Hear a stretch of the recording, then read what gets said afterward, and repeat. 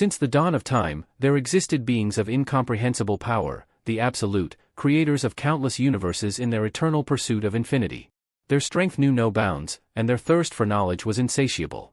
These beings gave rise to everything: laws, souls, matter, and existence itself. But despite all their creations, the vastness of their power, and the endless possibilities of the cosmos, none of it could stave off their deep and persistent boredom. One absolute being, in particular, turned to a new form of entertainment. He began observing the creatures he had crafted, closely studying their endless struggles, battles, and the intricate web of schemes they spun. Each conflict, each skirmish, fascinated him. He sought answers within their chaos, answers to questions that had plagued him since the first universe was born. He marveled at the creatures' capacity for destruction, the endless cycle of war, death, and rebirth. To him, this violent spectacle was more than just amusement, it was a glimpse into the mysteries of existence. But something unimaginable happened. During one of these wars, a creation, one of his own, struck down its creator. For the first time, an absolute had been killed by the very life he had shaped. When the news of this unprecedented event spread, other absolute beings from dimensions beyond reckoning turned their eyes toward the universe left without its master. The death of an absolute at the hands of his creation was a sign, an ill omen. It signaled the awakening of a hidden potential within those crafted beings, a power that had long been dormant. However, this revelation did not stir the other absolutes with concern. They had only one thought in mind: the power left behind by their fallen kin was now free for the taking. And whoever claimed it first would wield unimaginable might. Meanwhile, in a world far removed from these cosmic events, a young boy named Suho received unexpected news. He had been accepted into the prestigious Korean National Institute of Arts. For Suho, it felt surreal, an achievement he never thought possible. His friends, upon hearing the news, were equally stunned. Their faces reflected disbelief, struggling to process what he was telling them. None of them could fully accept the truth, their expressions betraying a mixture of surprise and skepticism, as if they were grasping at the impossible. Suho's friends couldn't believe it. They all doubted that someone as rough around the edges as him could have passed the entrance exam to the Art Institute. One of them even broke down in frustration, insisting that Suho should have retaken the exam. But Suho, laughing along with them, shrugged it off. "Well, I'm finally free from this hell," he joked, feeling a weight lift off his shoulders. Just then, a voice from behind interrupted the moment. "So, you actually passed the exam?" the voice said with a hint of mockery. Suho turned to see who it was. It was Kim Song-kol, or so he thought. The boy standing there was smirking, clearly intending to stir up trouble. "Since when did you get good at drawing?" Kim Song-kol sneered. But Suho's lightheartedness took a turn as the boy's expression soured. "My name's not Kim Song-kol, it's Lee Un-kol," he snapped, clearly agitated that Suho had messed up his name. However, Suho remained unfazed, pretending he hadn't mixed it up on purpose. He just grinned, playing it off. "Whatever. Anyway, because of you, my plan to get into a good high school was ruined," Un-kol continued, anger bubbling up. Suho, still calm, replied coolly, "And thanks to you, I graduated." Their classmates began to notice the rising tension. They knew Un-kol had a habit of provoking Suho, and it looked like this was going to be another one of those moments. Graduation was just around the corner, yet Un-kol continued behaving immaturely, clinging to his grudges rather than embracing the responsibility and maturity expected of them at such a critical time. The other students couldn't understand why Un-kol still harbored so much resentment towards Suho, especially after everything he'd gone through. Suho had endured the loss of his parents and was simply trying to find a path to happiness in his life. Why was Un-kol picking a fight now? Unable to contain his anger any longer, Lee Un-kol's face twisted with rage as he shouted Suho's name and lunged at him, fist raised, ready to strike. But Suho didn't flinch. He remained completely calm, his body poised as if he had expected the attack all along. The moment Un-kol made his move, Suho reacted with lightning speed, delivering a precise counterstrike on his face. Suho glanced down at him, his expression still composed. "Stay quiet until graduation," he said firmly. But Un-kol wasn't done. With a flash of defiance in his eyes, his resolve only growing stronger. Though he'd been struck on the face, he refused to give up. Lee Un-kol stood tall, a fierce glint in his eyes as he told Suho, "That didn't hurt at all." His hand was enveloped in a strange, glowing energy that Suho had never seen before. It was an unfamiliar power, foreign and unsettling. The mysterious aura pulsed around Un-kol as he unleashed a devastating punch, faster and stronger than anything Suho had ever encountered. It was only by sheer reflex that Suho managed to dodge the attack. Fear and shock were written across his face, and the other students stood frozen, just as stunned by the display of raw strength. Uncall's punch, brimming with energy, wasn't just powerful, it was terrifying. The force of it sent shockwaves through the room, shattering nearby iron lockers as if they were made of paper. Suho, lying on the floor in a daze, was completely paralyzed by what he'd just witnessed. Terror gripped him, rendering him unable to move as Uncall's entire body became shrouded in a brilliant, glowing aura. This energy radiated off of him with such intensity that it made him appear almost otherworldly, like a force capable of destroying anything in his path. The overwhelming power he exuded was something Suho had never thought possible. 2 years passed since that fateful day. Suho, now a second-year university student, walked down the street deep in thought. That day still haunted him, replaying over and over in his mind. While he tried to focus on his studies, the memory of Uncall's terrifying power often crept into his thoughts, leaving a lasting impression on him. As he strolled through campus, Suho overheard a conversation between two men. One was telling the other that all classes in the main building had been moved to a neighboring facility. All students should head there, the man said. Suho assumed this was due to a gate sweep being conducted by hunters nearby. Glancing around, he noticed security personnel stationed everywhere, instructing people to avoid the danger zone. One of the guards asked, "How long has it been since the hunters arrived?" A staff member responded, "Just over an hour. Considering the gate is D rank, they should be finishing up soon." An announcement rang through the area, stating that only authorized hunters could approach the gate. Suho sighed to himself, realizing that yet another gate had appeared. The increased security measures and restricted access served as a stark reminder of how much the world had changed in just 3 short years. 3 years ago, strange, otherworldly gates began opening all across the globe, altering the course of humanity. These gates led to dangerous realms filled with monsters and mysteries, forcing the rise of hunters, individuals trained to combat the threats that emerged from within. Since then, Suho's life, like the rest of the world, had been shaped by this new reality, with no signs of things ever returning to normal. The world as they once knew it was gone, replaced by a reality shaped by the emergence of mysterious gates. These portals, like doorways to another dimension, opened into dungeons teeming with demonic beasts. If left unchecked, these creatures would spill out, wreaking havoc and destroying everything in their wake.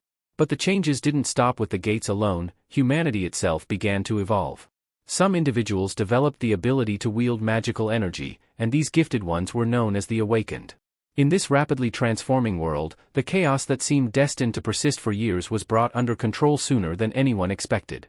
An awakened man by the name of Wu Jinchul took the initiative, founding the Hunters Association.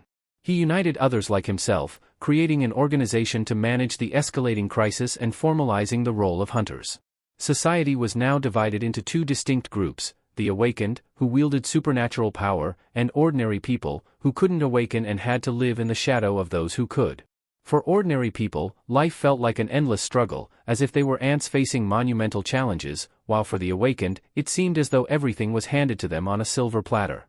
The gap between the 2 groups was undeniable, and those on the weaker side were acutely aware of their limitations. Suho understood this more than most. No matter how hard an ordinary person tried, they could never compete with even the lowest-ranked hunter. In fact, it was the hunters who stood as humanity's last line of defense. If they didn't close the gates, their world would be wiped out. This led Suho to a sobering realization: while the awakened were essential for survival, the ordinary people, like him, were not. Despite his gratitude toward the hunters for making it possible for unawakened people to live in peace, a lingering sense of anxiety gnawed at him. Could he ever accept the fact that he lacked the power he so desperately wanted? His unease stemmed from the feeling of being powerless, a vulnerability that had haunted him ever since his parents disappeared. It gnawed at him, filling the space left by his lost sense of security with helplessness. He often thought about his mother's words, how she would tell him he had taken after his father. Suho found himself wondering what his father would have done in his place. How would he have handled the loss, the dependency on others for survival, the sense of inadequacy? These questions weighed heavily on him. Just as he was lost in thought, a voice snapped him back to reality. His teacher had approached, breaking through his memories. "You were really focused today," the teacher said with a smile. Suho blinked, still caught between the past and present, before nodding in acknowledgement. The teacher glanced at Suho's drawing, tilting his head with mild curiosity. "Is it fun drawing like this?" he asked. Suho, looking at his work, shrugged. "I didn't really think about it. I just drew whatever came to mind." The teacher chuckled softly, then leaned in for a closer inspection. "Your aunt is quite imaginative," he mused. But then his expression changed. "Wait, it's not just an ant, is it? It's a human ant?" Suho stared at the sketch, confused. Why had he drawn such a strange image in the first place? The unsettling picture left him with an odd feeling, as though it carried a meaning he couldn't grasp. Meanwhile, outside near the gate, the staff were preparing to meet the returning hunters. The atmosphere was calm and relaxed, signaling that the raid had been a success. People gathered around the gate, exchanging relieved glances. One of the staff members approached a hunter and greeted him. "Thank you for your hard work, Hunter Kim Jong-soo," he said gratefully. Kim Jong-soo nodded, wiping sweat from his brow. "The dungeon's been cleared successfully. We'll need to report to the association right away." "There's something new to report," he said, his voice tinged with unease. "We encountered a new species of demonic beasts. They looked humanoid but had blue flames spewing from their eyes and mouths. They fought with claws and fangs, but they weren't very strong. Just low-level monsters. I got hurt a little, but it wasn't serious. No complications." The hunter paused, reflecting on the creatures. "We've never seen anything like them before, but luckily they don't seem too dangerous," he added. The staff member nodded, suggesting that all the details be included in the official report. But before the conversation could continue, something alarming happened. Out of nowhere, blue flames ignited from the wound on Kim Jong-soo's arm. He winced, feeling a sudden, sharp pain that seemed to spread throughout his body. His sword fell from his grip, his hands trembling as if seized by some invisible force. The staff member nearby noticed something strange. Kim Jong-soo's eyes were glowing with the same eerie blue flames. "Are you all right?" the staff member called out, concern lacing his voice. But there was no answer. Kim Jong-soo stood still, his head bowed, completely unresponsive. Then, without warning, the hunter turned and lunged at him. The flames had taken control, and Kim Jong-soo, now consumed by their power, was no longer himself. The staff member barely had time to react as the possessed hunter attacked, his actions driven by the mysterious blue fire that seemed to strip him of his will. The force that enveloped him was unlike anything they had faced before. The blue flames consumed the employee in an instant, leaving nothing but devastation in its wake. The hunters trailing behind Kim Jong-soo were frozen in disbelief. Their leader, who had just cleared the dungeon alongside them, had now annihilated a man who posed no threat. It became painfully clear to them that the flames within this dungeon weren't ordinary. The fire had infected Kim Jong-soo, turning him into a vessel of destruction, capable of spreading the affliction to anyone he bit. Panic erupted. The crowd near the gate realized the gravity of the situation and began to flee in terror, fearing that the infected hunter would turn on them next. People scrambled, searching desperately for shelter, trying to distance themselves from the chaos. Meanwhile, back in the classroom, the peaceful routine of the drawing lesson was abruptly shattered by the commotion outside. The noise grew louder, and the students rushed to the windows, curious and anxious to see what was causing such a disturbance. Suho glanced up from his drawing, confused by the rising shouts. Looking outside, the students were horrified. What they saw defied logic: people attacking each other in a frenzy, their bodies wreathed in blue flames. The flames had an eerie glow, and the people's eyes burned with the same unnatural light, filled with demonic energy. The students quickly deduced that the dungeon hadn't been fully cleared after all. Panic began to spread within the classroom as well. Outside, people were in chaos, some trying to find shelter, others shouting for help, calling for the hunters to save them. But fear was mounting.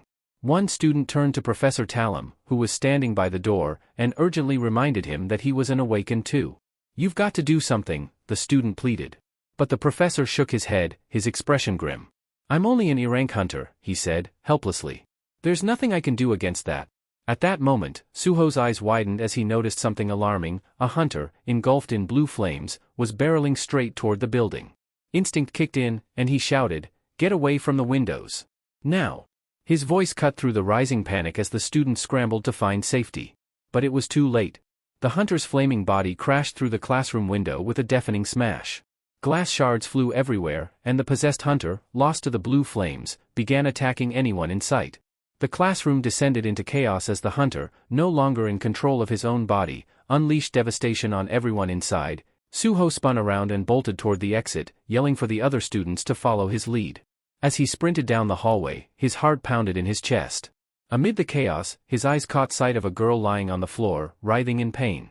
She was crying, her voice barely audible over the panic, pleading for someone to help her. Her legs were injured, leaving her unable to escape. Frozen for a moment, Suho didn't know what to do. His mind raced. How could he possibly save her? Fear gnawed at him, and without thinking, he turned away and continued running, shouting over his shoulder, "I'll get help. I'll bring the hunters." The words tasted bitter as they left his mouth. He was running away, abandoning her to her fate. But as he fled, the weight of his actions pressed down on him. Guilt clawed at him, the thought of leaving the girl behind gnawing at his conscience. What good was he, an unawakened person, in a situation like this? He couldn't fight, couldn't save her. His powerlessness filled him with frustration. It's all because I'm not awakened, he thought bitterly. Yet, deep down, Suho knew that blaming his lack of abilities wouldn't change anything. If he wanted to make a difference, he had to act. He closed his eyes for a brief moment, remembering his father's words, imagining what his father would have done. His father would never have left someone in danger, no matter the risk. Determined, Suho turned back, eyes wide with fear but also resolve. The possessed hunter was already closing in on the girl, who was screaming, her hands shielding her face as if they could ward off the inevitable. She was alone, completely vulnerable. Without hesitation, Suho grabbed a fire extinguisher from the hallway, charging back into the fray. With a desperate swing, he struck the hunter, the impact enough to knock it back. He continued his frantic assault, using the extinguisher to keep the beast at bay, his heart racing with every blow. The hunter staggered, giving Suho enough time to grab the girl and pull her to safety. Breathing heavily, Suho looked down at her, relieved that he had acted in time. He realized in that moment that this was exactly what his father would have done. He wouldn't have run. He would have faced the danger, no matter how powerless he felt. As Suho helped the girl to her feet, a sudden notification flashed before his eyes.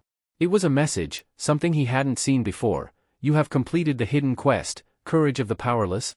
For a split second, Suho remembered a strange dream he once had, a dream so vivid it felt real.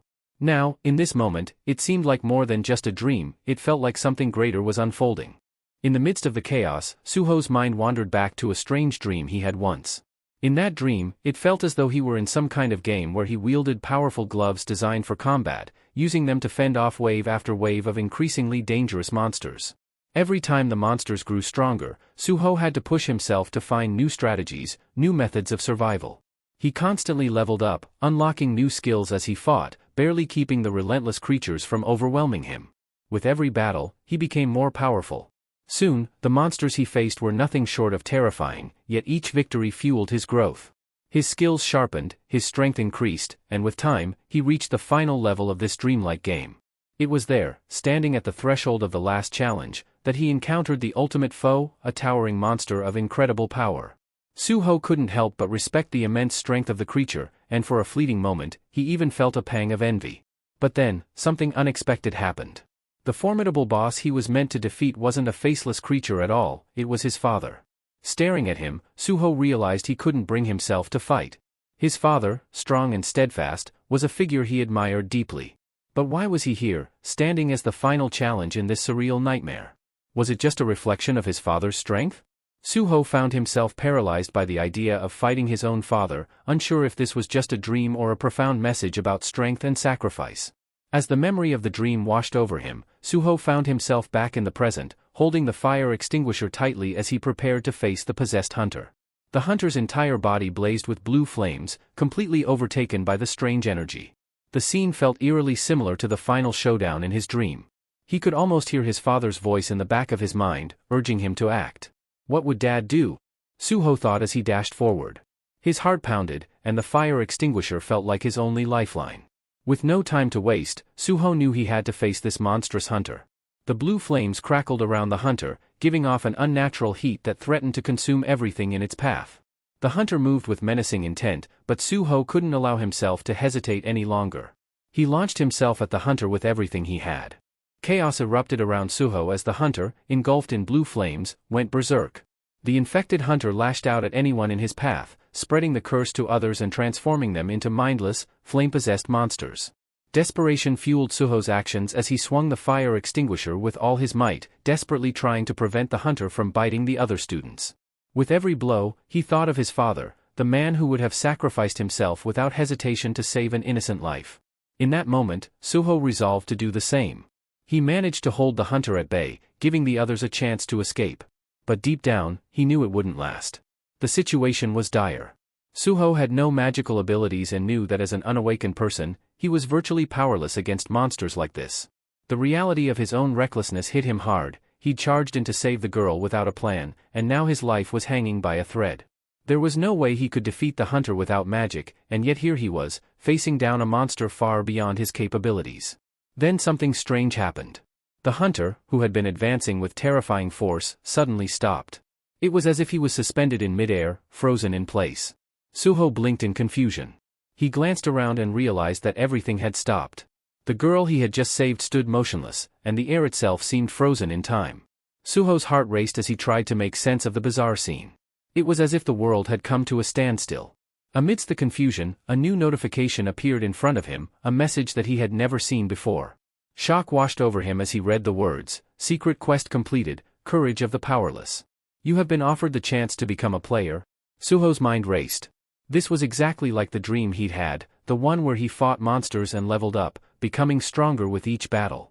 And just like in the dream, here was an opportunity to gain the power he never had. The power to fight back, to protect others. To become something more than just an ordinary person caught in a world filled with monsters. A smile crept onto Suho's face as he realized what this meant. The system was offering him a way out of his helplessness, a way to finally fight back. The choice was clear. Without hesitation, Suho accepted the offer to become a player. Suho's entire world shifted in that instant. The system congratulated him for becoming a player, signaling that his life would never be the same again. Though the future was uncertain, Suho felt ready to embrace it. As a reward for completing his first quest, the system gifted him a powerful spell from the mage Candiaru. Along with the spell came a profound blessing. Suho was now immune to all illnesses, poisons, and harmful effects, and he would enjoy long life free from disease. However, the system warned him this was no longer a dream. He only had one life, and he needed to tread carefully. Curiosity flooded Suho as he examined his new stats, the window before him resembling the game-like interface from his recurring dreams. It filled him with a sense of familiarity, and surprisingly, he felt a thrill at the possibilities it offered. The system notified him of his next mission. He was tasked with destroying the mist burns and increasing his level. Mist burns were hunters infected by the mysterious blue flame, cursed after a failed attempt to close the gate. As Suho absorbed the notifications, time resumed its natural flow. He glanced at the girl, still frozen in fear, and urged her to run while she had the chance. Looking around, Suho noticed something new. Names and titles floated above the heads of the infected hunters. All of them were now identified as mist burns, marked for him to eliminate. Most were ordinary people, cursed by the flame, but there were also a few who had been hunters before the infection took hold. Among them, Suho spotted 2 mist burns charging toward him, their eyes glowing with that same eerie blue flame.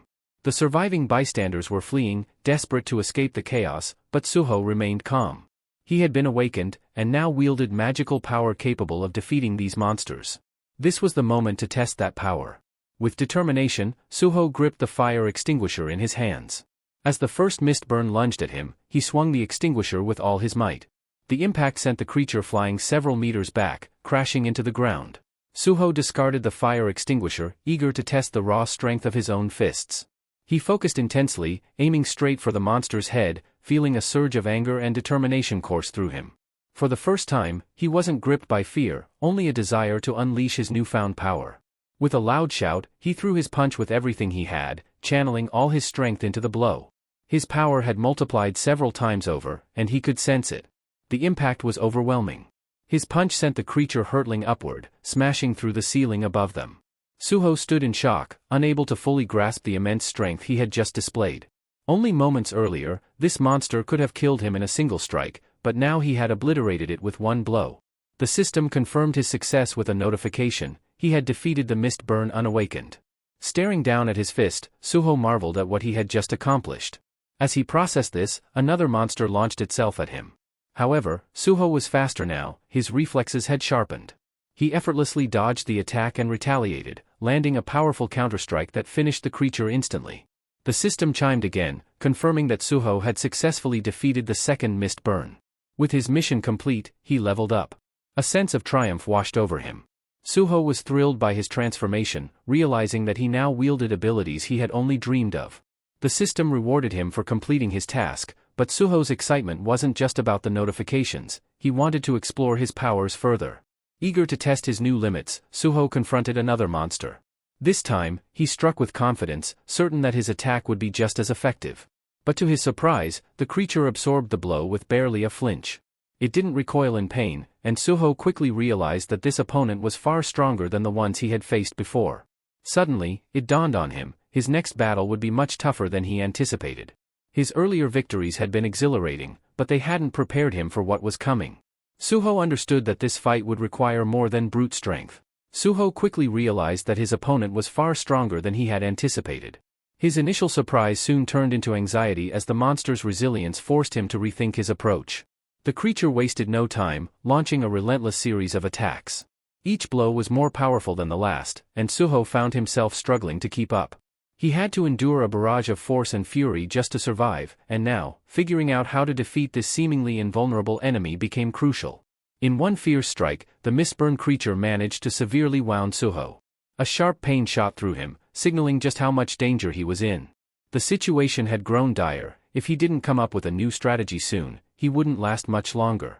Gritting his teeth, Suho gathered all his strength and kicked the monster, creating just enough distance between them for him to jump back to safety. As he staggered to a safer position, he took a moment to catch his breath and assess the situation. His body was heavily injured, and he feared that these wounds could cause him to transform into one of the demonic creatures himself. The thought terrified him. He had only just awakened, and now he faced the grim possibility of turning into the very thing he was fighting. Then, the system notification broke through his thoughts. It warned him that his life was in serious danger and that the long life without sickness ability had been activated. Suho had almost forgotten about this reward, one he had received for slaying monsters earlier. Now, it was his lifeline. He wasn't sure exactly how the skill worked, but he hoped it could give him the edge he desperately needed. Suddenly, the monster lunged at him again, knocking him to the ground with immense force. Suho struggled under its crushing weight as it tried to tear him apart. The creature's strength was overwhelming, and Suho could barely fend off its attack. He realized, with a bitter clarity, that he was still too weak compared to even a D-ranked demonic beast. That meant he was likely ranked as an E, which explained why he was struggling so much. Despite this grim realization, Suho was determined to fight back. His awakened power might not be fully developed, but he refused to give up. He did everything he could to keep the monster at bay, grappling with it to stop its fangs from reaching him. Each second was a battle for survival, but deep down, Suho knew he had to find a way to turn the tide before it was too late. Suho had no clear strategy for defeating the monster, but he refused to surrender. He knew that every move he made could decide his fate in this life-or-death struggle. Just as the situation grew more desperate, a system notification flashed before him. He had received a reward, additional skill points and a boost to his strength. This unexpected surge of power renewed his hope, giving him the edge he needed in the fight. Feeling the newfound strength coursing through him, Suho struck the monster with all his might, managing to break free from its crushing grip. With a powerful shove, he hurled the beast across the room, sending it crashing to the ground. He knew he had to act fast. The monster wouldn't stay down for long, and Suho needed to finish it off before it could recover. True to his expectations, the creature quickly regained its footing, and their brutal battle resumed. Suho realized he had to defeat it quickly, or he might not survive another round of attacks. With a deep breath, he launched a devastating strike, hitting the monster so hard that it reeled from the impact, visibly stunned. Sensing an opportunity, Suho pressed on, refusing to let up as he pummeled the creature with everything he had. Despite the relentless barrage, the monster stubbornly endured each blow. To Suho's disbelief, it still fought back with a fury that seemed unshakable. He was beginning to doubt whether he could actually overpower this beast, even with his enhanced abilities. That's when a thought struck him. He hadn't fully utilized his skill points yet. Without hesitation, Suho invested all the points into increasing his strength, hoping it would be enough to turn the tide. As his power surged once more, Suho felt a sense of confidence. He prepared himself for the final showdown, knowing that this boost might be the key to defeating his formidable opponent. The creature charged at him again, but this time Suho was ready. He dodged the attack with newfound agility, countering with a heavy strike that shook the ground. He had never heard of an awakened being able to increase their strength and leveling up, and it defied everything he knew about ranks. But rank didn't matter now, survival did. Suho put everything into his next move, determined to end the battle once and for all. He may not have understood all the mysteries of the system, but he wasn't about to let that stop him. All that mattered was bringing down the monster before it had a chance to inflict a fatal blow. Suho faced the monstrous threat before him, determined to end it once and for all. As he stood there, he realized something important. He was no longer bound by the unfair limitations of the system. He felt a surge of new power coursing through him, giving him the strength to break free from the constraints that once held him back. His next punch was devastating, sending the creature hurtling across the room until it crashed into the far wall. Without hesitation, Suho charged at the downed monster, knowing he couldn't afford to give it a moment's respite. His blows were fiercer, faster, and more powerful than before. There was no stopping him now. The beast, overwhelmed, had no chance to fight back as Suho unleashed a relentless assault. Each strike landed with brutal precision, and the creature could only absorb the punishment. Suho's determination fueled him through the fatigue, his focus locked on one goal: to destroy the monster. After what felt like an eternity of relentless blows, Suho delivered a final, crushing strike, hoping it was enough to end the battle. Panting heavily, his body screamed in exhaustion, but he knew he had to confirm the monster's defeat. As he approached its motionless form, the system chimed in with a notification: he had defeated the creature. Relief washed over him as he realized he had leveled up, gaining not just strength but also new abilities that bolstered his confidence. Finally allowing himself to rest, Suho sank to the ground, catching his breath as the weight of the battle settled in. He glanced down at his hand, noticing the blood staining his knuckles. Clenching his fist, he felt an overwhelming sense of pride. He had awakened. He was no longer the powerless, insignificant person he once thought he was. This was just the beginning. Suho knew that his future had changed forever. No longer feeling like an ant in a world full of predators, he was filled with newfound confidence. Now that he had become an awakened player, he believed he could protect others and confront the chaos spreading throughout his world. With this power, he was certain that he would succeed in the challenges ahead. The unknown hunter moved silently through the sea of monsters, steadily making his way toward the building where Suho was hiding. In his hand, he dragged a massive sword, its weight evident as it scraped along the ground, leaving deep grooves behind. His movements, despite the heavy weapon, were unerringly smooth and agile. As he neared the building, the hunter launched himself into the air with incredible speed and precision, his focus locked on his target. Inside, Suho peered out of a window, trying to make sense of the chaos unfolding outside. Suddenly, without warning, a fierce attack was launched in his direction. Suho barely registered the swift motion of the fog burn, a fearsome, awakened monster, drawing its sword and moving toward him with deadly intent. In a brief moment of shock, Suho froze, unsure of how to react. His mind raced as he realized he had to act quickly or face a lethal blow. This creature wasn't just any monster, it was a C-rank mist burn, far stronger than Suho's current level, making the battle seem nearly impossible. The fog burn's attack hit with devastating force, sending chunks of debris and rocks flying in all directions. The impact left a cloud of dust swirling around Suho, obscuring his vision and throwing everything into disarray. The city was in turmoil, and he could hear an urgent announcement echoing from every corner of the streets. The warning was clear: a D-rank dungeon break has occurred near the Korean University district, and residents were ordered to evacuate immediately. High above, soldiers stationed on the rooftops watched the scene below, helplessly standing by as chaos consumed the city. They were ordered not to intervene, frustrating many of them as they saw innocent people falling victim to the madness. The commander, impatient and concerned, asked when the hunters from the association would arrive to help. His subordinate grimly answered that they were still waiting for word. In the midst of this escalating crisis, Suho realized that he was alone in this fight. The fog burn wasn't going to let up, and the authorities weren't coming to save him anytime soon. It was up to him to face this powerful enemy and survive the storm on his own. The commander received an unsettling update: they needed time to assign B-rank hunters to the situation. However, one of the soldiers was taken aback by this. In his mind, a D-rank should have sufficed. He voiced his surprise, but the commander explained that the Hunter Association feared the local hunters might have encountered far greater threats than expected. Scanning the list of infected hunters on his tablet, the soldier's eyes widened when he recognized a familiar face. It shocked him that even a C-rank hunter, with their advanced training and formidable defenses, could fall victim to the infection. Meanwhile, Suho faced a much more immediate threat: a dangerous mist burn had leapt onto his floor. Its eyes burned with malevolence as it gripped a massive sword, ready to strike at any moment. Suho could hardly believe this enemy had ascended from the lower levels to confront him. What made this encounter even more terrifying was the realization that this was no ordinary monster, it was a C-rank, corrupted by the fog. The fact that it wielded a weapon, unlike most other creatures, marked it as something far more dangerous and intelligent. Despite the fear clawing at him, Suho felt a surge of confidence. He had recently leveled up and felt a new sense of strength coursing through him. The mist burn charged forward, swinging its sword in a blur of deadly precision, but Suho narrowly dodged the blow, his pulse racing from the close call. His heart pounded, not from fear, but from a strange exhilaration. Quickly regaining his composure, Suho braced himself, preparing for the next assault.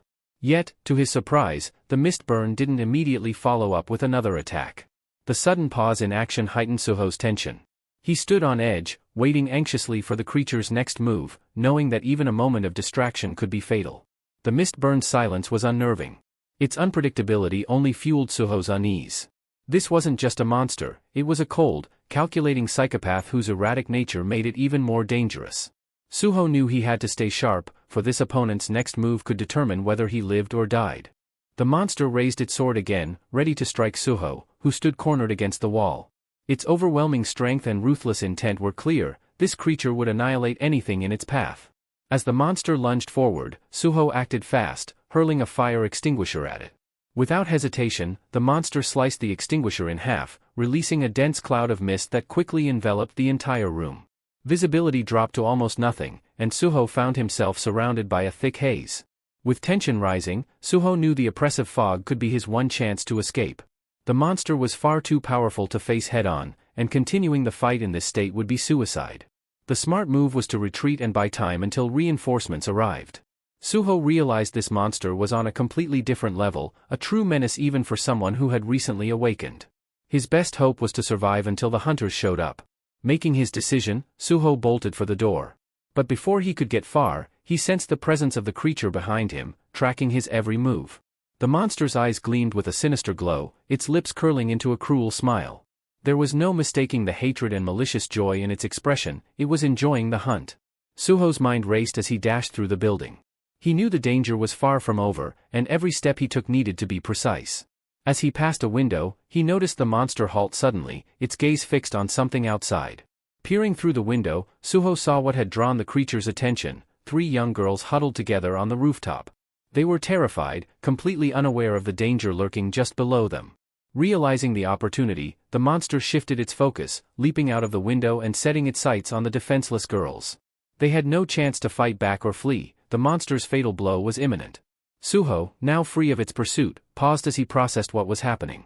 The monster had abandoned its hunt for him and was about to attack innocent bystanders. He watched in horror as the creature closed in on its new targets. This was no longer just about survival, he now had to make a choice. Would he flee while he had the chance, or would he intervene and risk his life to save them? The monster swung its sword at the girls, but they managed to dodge, their terrified screams echoing through the city. Hearing their cries, Suho's anger surged. He knew he couldn't just run anymore, he had to confront this powerful foe. Without a second thought, he sprinted and leaped from the window, pursuing the monster that was chasing the fleeing girls. Waiting for the hunters was no longer an option. If anyone was going to save them, it would have to be him. The monster, oblivious to Suho's pursuit, was caught off guard when Suho attacked from behind. The sudden strike only momentarily fazed the beast, who quickly spun around, eyes blazing with fury. Suho, bracing himself for a counterattack, realized just how outmatched he was. The monster barely seemed to register his blows, and with a swift swing of its sword, it launched a devastating attack. Suho narrowly dodged, the blade passing just inches from his body. Breathing heavily, Suho took a step back to evaluate the situation. He was keenly aware that a single hit from this monster would be fatal. Glancing around, he noticed the destruction the creature had already caused. Several girls on the rooftop had already fallen to its rampage. Anger flared again in Suho's chest, and he resolved not to let the monster take any more lives. Determined, he launched a relentless barrage of punches, aiming to slow the beast down. Blow after blow, Suho hit it with all his strength, his fist slamming into the creature's body. But no matter how hard he struck, the monster remained standing, unfazed by the onslaught. Suho's attacks began to weaken as fatigue set in, and the realization dawned on him: this monster was far tougher than he had anticipated. Just as Suho's strength was waning, the monster saw its opportunity. With frightening speed, it swung its sword and landed a brutal hit on Suho, cutting deep into his flesh. Staggering from the wound, Suho realized just how dangerous his situation had become. Suho writhed in agony from the deep wound as the monster closed in, determined to finish him off. With one powerful strike, it sent Suho crashing into the wall, his body collapsing to the ground. Struggling to move, he could barely register the pain. His health was critically low, and he felt the cold grip of death creeping closer. For a brief moment, Suho believed it was the end. He had lost. But strangely, he hadn't perished instantly. The system hadn't let him die, at least not yet. As the monster approached, it began to laugh, a dark and malicious sound that filled the air. It relished its victory, confident that Suho's defeat was certain. This sense of superiority only made it more dangerous, its malevolence fueling its power. Suddenly, a strange crack appeared. He raised his trembling hands. Suho was barely holding in. The crack intensified, it was like dimension itself was shattering. But there was no time to fully comprehend what was happening. The monster was already looming over him, ready to strike. The system's notifications warned that Suho's fatigue was at critical levels. His vision blurred, and his consciousness began to fade. He was too weak to defend himself, too exhausted to continue fighting. Just as the monster raised its weapon for the final blow, the sky above them started to crack. The sound echoed like a thunderclap, and before either of them could react, the entire structure began to collapse. Suho's eyes widened as the sky crumbled, and chaos erupted around them. The roof suddenly gave way as an unknown creature burst through, shattering the structure. Suho could barely comprehend what was happening. He had no idea what this new monster was, but one thing was clear, it had unintentionally saved him by interrupting the deadly battle. Both Suho and the monster plummeted down from the rooftop, unable to stop their descent. Suho's body, weakened and exhausted, had no strength left to brace for the impact. He hit the ground hard, the force of his fall sending shockwaves through the earth. The ground beneath him cracked, chunks of debris flying in all directions. His vision was blurred, and his strength was draining fast. Blood seeped from his wounds as he lay motionless, barely conscious. In those fleeting moments, thoughts raced through his mind, and oddly enough, he recalled an ant, a figure he often drew.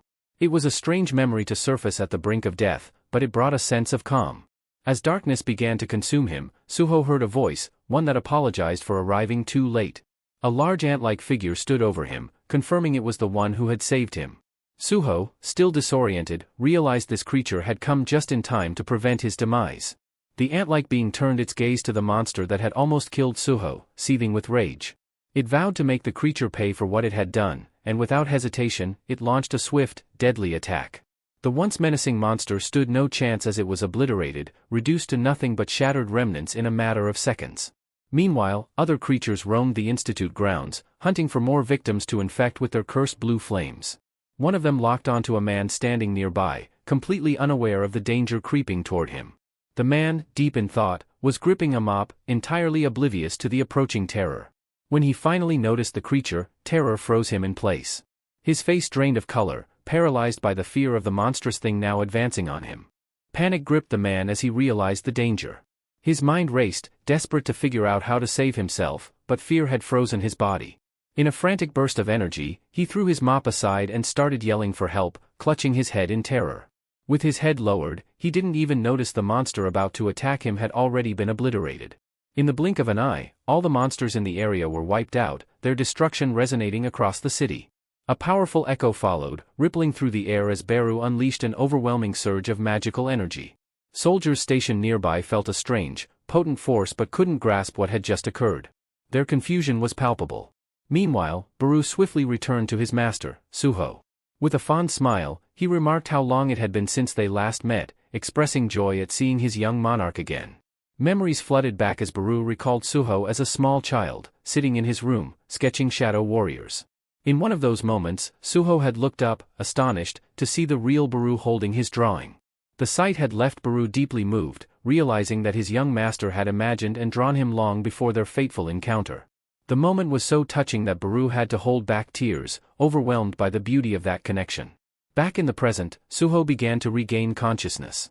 His eyes fluttered open, and for a moment, he struggled to make sense of his surroundings. Wrapped in a blanket and lying in a bed, he was disoriented. The first word he uttered was "Aunt?"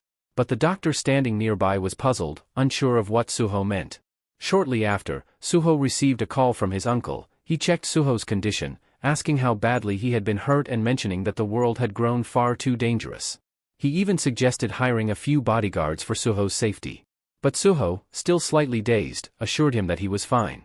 Turning his attention to the TV, he saw a news broadcast covering the recent incident at the University of Arts. The attack, which had left numerous people injured, was now the subject of intense discussion and government scrutiny. The mist burns incident shook the entire city when a mysterious creature appeared, charging at hunters and transforming them into monsters. Despite the chaos unfolding in the heart of the city, the Hunter Association struggled to respond quickly. By the time the hunters arrived on the scene, the city lay in ruins, engulfed in destruction. Yet, what baffled everyone was not the devastation, but the strange fact that all the monsters had already been eliminated. The burning question remained, who or what had wiped them out? Rumors began to circulate among shocked witnesses. Some claimed to have seen the transformed hunters, the the ones who had become monsters, suddenly reappearing, almost out of thin air. Suho sat on the hospital bed, barely able to believe what he was seeing. It felt too surreal, as though he was trapped in a dream. Yet, he soon realized that this was all too real. His thoughts drifted to the phenomenon of awakening and how it made individuals stronger as their levels increased. Suho was only level 5, and he vaguely recalled earning a small rank boost during a desperate fight with a hunter who had been infected by the mist burns. But he couldn't explain how he had managed to survive that encounter. Suddenly, a voice echoed in his mind, explaining that it was Beru who had saved him by eliminating the parasites responsible for the transformation. Startled, Suho glanced at the ground and saw a massive shadow with large, luminous eyes gazing back at him. Beru had returned to his shadow form, and his deep voice brimmed with emotion. "It's been so long, my young lord," he said, his tone warm with recognition. "You've grown into such an incredible person?" The sight of Beru stirred something deep within Suho, long-forgotten memories slowly resurfaced. He recalled how, as a child, he had a fascination with ants, and among them was a black creature that had been with him during his youth. But why were these memories only returning now?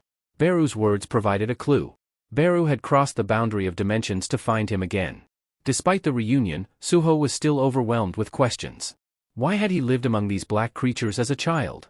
Why had his memories been locked away for so long? At that moment, Suho's memories became the most pressing concern. He realized he had grown stronger, yet something was still off. Beru, noticing Suho's confusion, explained that crossing dimensions demanded an immense amount of mana. When Beru first arrived, his appearance was imposing and grand, but the system had registered him as a mere common soldier. Upon learning this, Beru was enraged, displeased with the fact that his power had been diminished to such a lowly rank. The thought of being reduced to a common soldier insulted him. Suho quickly stood up, trying to reassure him. "I feel better now, was that because of you?" he asked, piecing things together. Beru confirmed this with a nod. "Yes, I healed you," he said. Suho, amazed by Beru's abilities, felt grateful, but the conversation soon shifted to something deeper. Beru revealed that Suho's true mission involved dispelling the Shadow Seal, a powerful restraint that had bound him. However, Beru also noted that Suho had already broken the seal on his own, perhaps unknowingly. This revelation unsettled Suho. What did the seal have to do with him, and why was Beru talking as if Suho had some greater destiny? Beru began to explain further. "Everything you've seen, everything you've lived through, it's all real. And you've grown much stronger since we last met. The great Shadow Monarch, Sung Jinwoo, sealed both your power and your memories long ago. He did this to allow you to live a normal life, free from the burdens of your lineage." Suho's mind raced, struggling to process what he was hearing. Sung Jinwoo, his father, was the one who had sealed away his powers? The realization hit him like a tidal wave. "My father? He did this?" Suho stammered, his voice barely audible. He had always assumed his father had simply left their family, abandoning them for reasons unknown. But Beru was quick to clarify. "No, your father didn't leave home. He ascended to another plane of existence, into the vast expanse of space," Beru explained, his voice filled with reverence. Suho's confusion deepened. Space? What did that mean? He couldn't comprehend what Beru was telling him. Beru continued, his tone serious. "The Shadow Army now fights a cosmic battle. Your father, Sung Jinwoo, is out there, defending our world. He's risking his life, fighting against unimaginable monsters to keep this realm safe. His opponents are powerful entities, and among them is Iterim, the absolute being seeking to conquer our world by sending its apostles to Earth." Beru explained that he had to slay countless monsters in his way to meet Suho.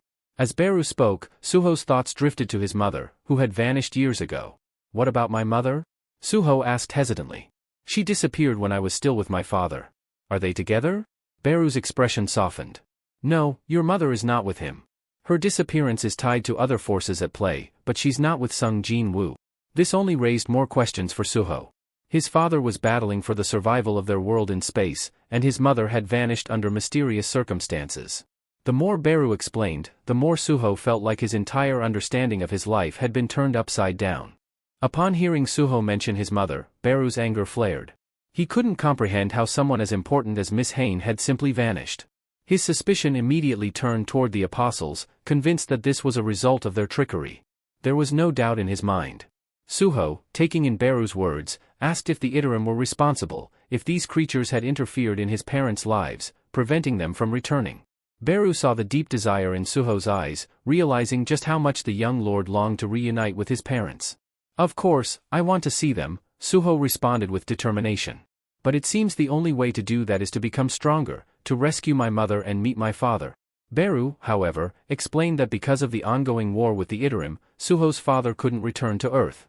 If Suho wanted to save his mother, he would have to grow powerful enough to do it on his own. Beru told him there was a path forward, a key to unlocking greater strength. As they spoke, a notification window suddenly appeared before Suho, outlining a new quest, Shadow Test. The system revealed that Suho, as the son of the great Shadow Monarch, had immense innate abilities, but they were all sealed away. To regain his power, Suho would need to prove himself. His first step was to enter the Dark Dungeon, where he would be tested. The key to the Dark Dungeon would grant him access, but it could only be used in the shadow of the Sacred Protector. Beru immediately urged Suho to use the key. You must place it in your own shadow, Beru instructed. As Suho followed the guidance, a shadow gate materialized before him. The portal inside it shimmered, waiting for him to pass through. Beru gave him one final piece of advice before Suho entered the portal. Go inside, young master, and reclaim the powers that are yours by right. But even as Suho stood at the threshold of the portal, doubt swirled in his mind. How could all of this be real? A cosmic war, gods, Shadow Monarch, it all seemed so impossible. Yet, despite his confusion, one thing was clear: he had to gather his strength, to reunite with his family. He knew that the only way to do this was by leveling up and becoming strong enough to face the powerful enemies standing in his way. Resolute, Suho stepped forward, determined to push his limits and gain the strength necessary to protect those he loved. No matter how long it took or how difficult the path ahead might be, he would fight to save his parents and uncover the truth behind the forces that tore them apart. As Suho gave his determined speech about growing stronger to save his family, Beru felt a surge of excitement. His thoughts drifted back to the moment when his master, the Shadow Monarch Sung Jin-woo, had entrusted him with a crucial task. He remembered Sung Jin-woo's instructions vividly: he was to travel to Earth and break the seal on Suho's memories. The monarch had warned Beru that the Iterim, a looming threat, could one day invade Earth, and Suho would need to be ready to defend it. Sung Jin-woo had given Beru the freedom to act according to the situation on Earth, trusting him to protect Suho and help him regain his strength. Now, Beru was fully committed to staying by Suho's side and guiding him on the path to leveling up. As Suho stepped through the portal into the unknown, Beru followed closely behind. On the other side, Suho emerged into a strange, dark realm. Beru explained the grim nature of this place. This is the Dark Dungeon, the abode of the dead, Beru said, his voice serious. No living being can enter here without the master's permission. It's inhabited by dangerous creatures, and surviving here is no easy task. Suho took in his surroundings and immediately felt a sense of discomfort. The dungeon didn't resemble a typical underground cavern. Instead, it looked more like a crumbling, abandoned city, filled with shadows and eerie silence. Despite his unease, something about this place seemed oddly familiar, as if he had been here before, though he couldn't quite place the memory. His thoughts were interrupted as a notification window popped up, displaying a status message. The message was blunt: the leadership of the Dungeon of Shadows would never recognize someone as weak as Suho as its master. To prove himself, he would need to survive for the allotted time, 4 hours. Suho read the notice and steeled himself for the challenge ahead. The moment the trial began, a creature lunged at him from behind. Suho barely had time to react, but his instincts kicked in. He spun around and delivered a swift kick, sending the attacker flying. As the creature tumbled to the ground, Suho saw that it was a goblin, but not just any goblin, it was a scout. Before Suho could fully process what had happened, Beru warned him. If there's a scout, more goblins are likely nearby. You need to deal with it quickly before it alerts the others. Realizing the danger, Suho tightened his fist and prepared himself for the oncoming fight. He had no choice but to stay sharp, knowing that the survival of this trial, and his quest to reclaim his powers, depended on his ability to defeat whatever enemies came his way. Suho charged into the fray with fiery determination, ready to face the goblins head-on. Beru, however, cautioned him to approach the situation carefully. Young lord, there are goblins here, but be mindful. Don't be reckless, Beru advised. He pointed out that this particular goblin was nameless and weak, lacking any special attributes or even a distinctive color. It's several times weaker than you, Beru added.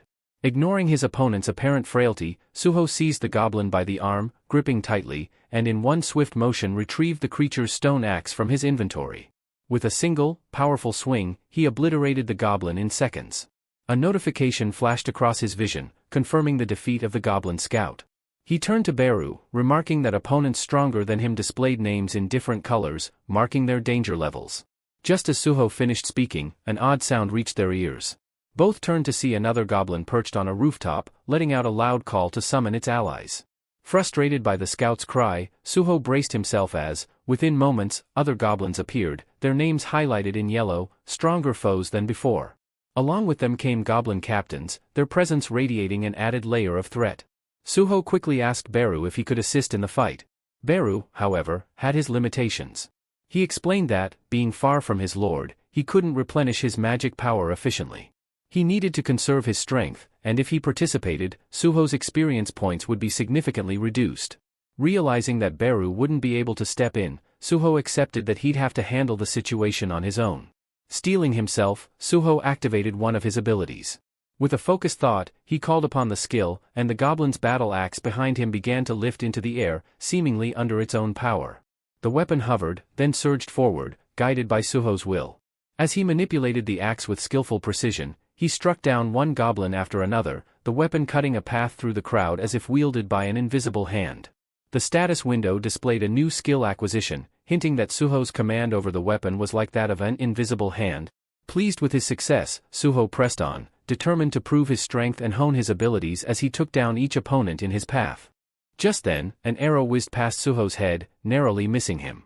Reacting swiftly, he raised his hand and caught it mid-air, his gaze snapping upward to locate the archer. Perched on a rooftop was a goblin with a magical bow, drawing back the glowing string for another shot. However, Suho didn't give it a chance. Within seconds, he launched a counterattack, obliterating the goblin archer with swift precision. Observing the unfolding battle, Beru felt a sense of adaptability, a reminder of the old memory. He recalled stories of the Little Lord, a mythical figure who wielded the power of the lords freely, which he inherited from Monarch. Although this power was immense, it brought unintended chaos to the peaceful lands around him. Now, however, with the apostles invading once again, Beru sensed that his power would be used to protect rather than destroy, a rebirth of the Little Lord's legend in his own hands. As Suho continued fighting, he felt a surge of strength within him, leveling up and unlocking even greater potential. He sensed that he could now exert more force, even if it was still modest. Just as he acknowledged this newfound power, another goblin stealthily crept up behind him and struck, grinning in twisted satisfaction as it believed it had gained the upper hand. But Suho was faster. He retaliated instantly, taking down the goblin in one decisive blow. Beru watched closely, assessing Suho's endurance and asking how he was faring. Yet Suho's attention quickly shifted as a new, intimidating presence entered the battlefield, emitting an overwhelming aura of red energy. It was a goblin centurion, towering over the others and radiating sheer strength. Suho kept his composure, barely acknowledging the goblin's might. He steadied his weapon, positioned himself in a defensive stance, and prepared for the swarm of enemies that now surrounded him.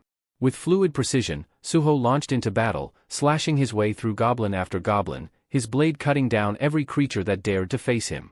In the heat of combat, he saw an opportunity and hurled his dagger straight at the goblin centurion.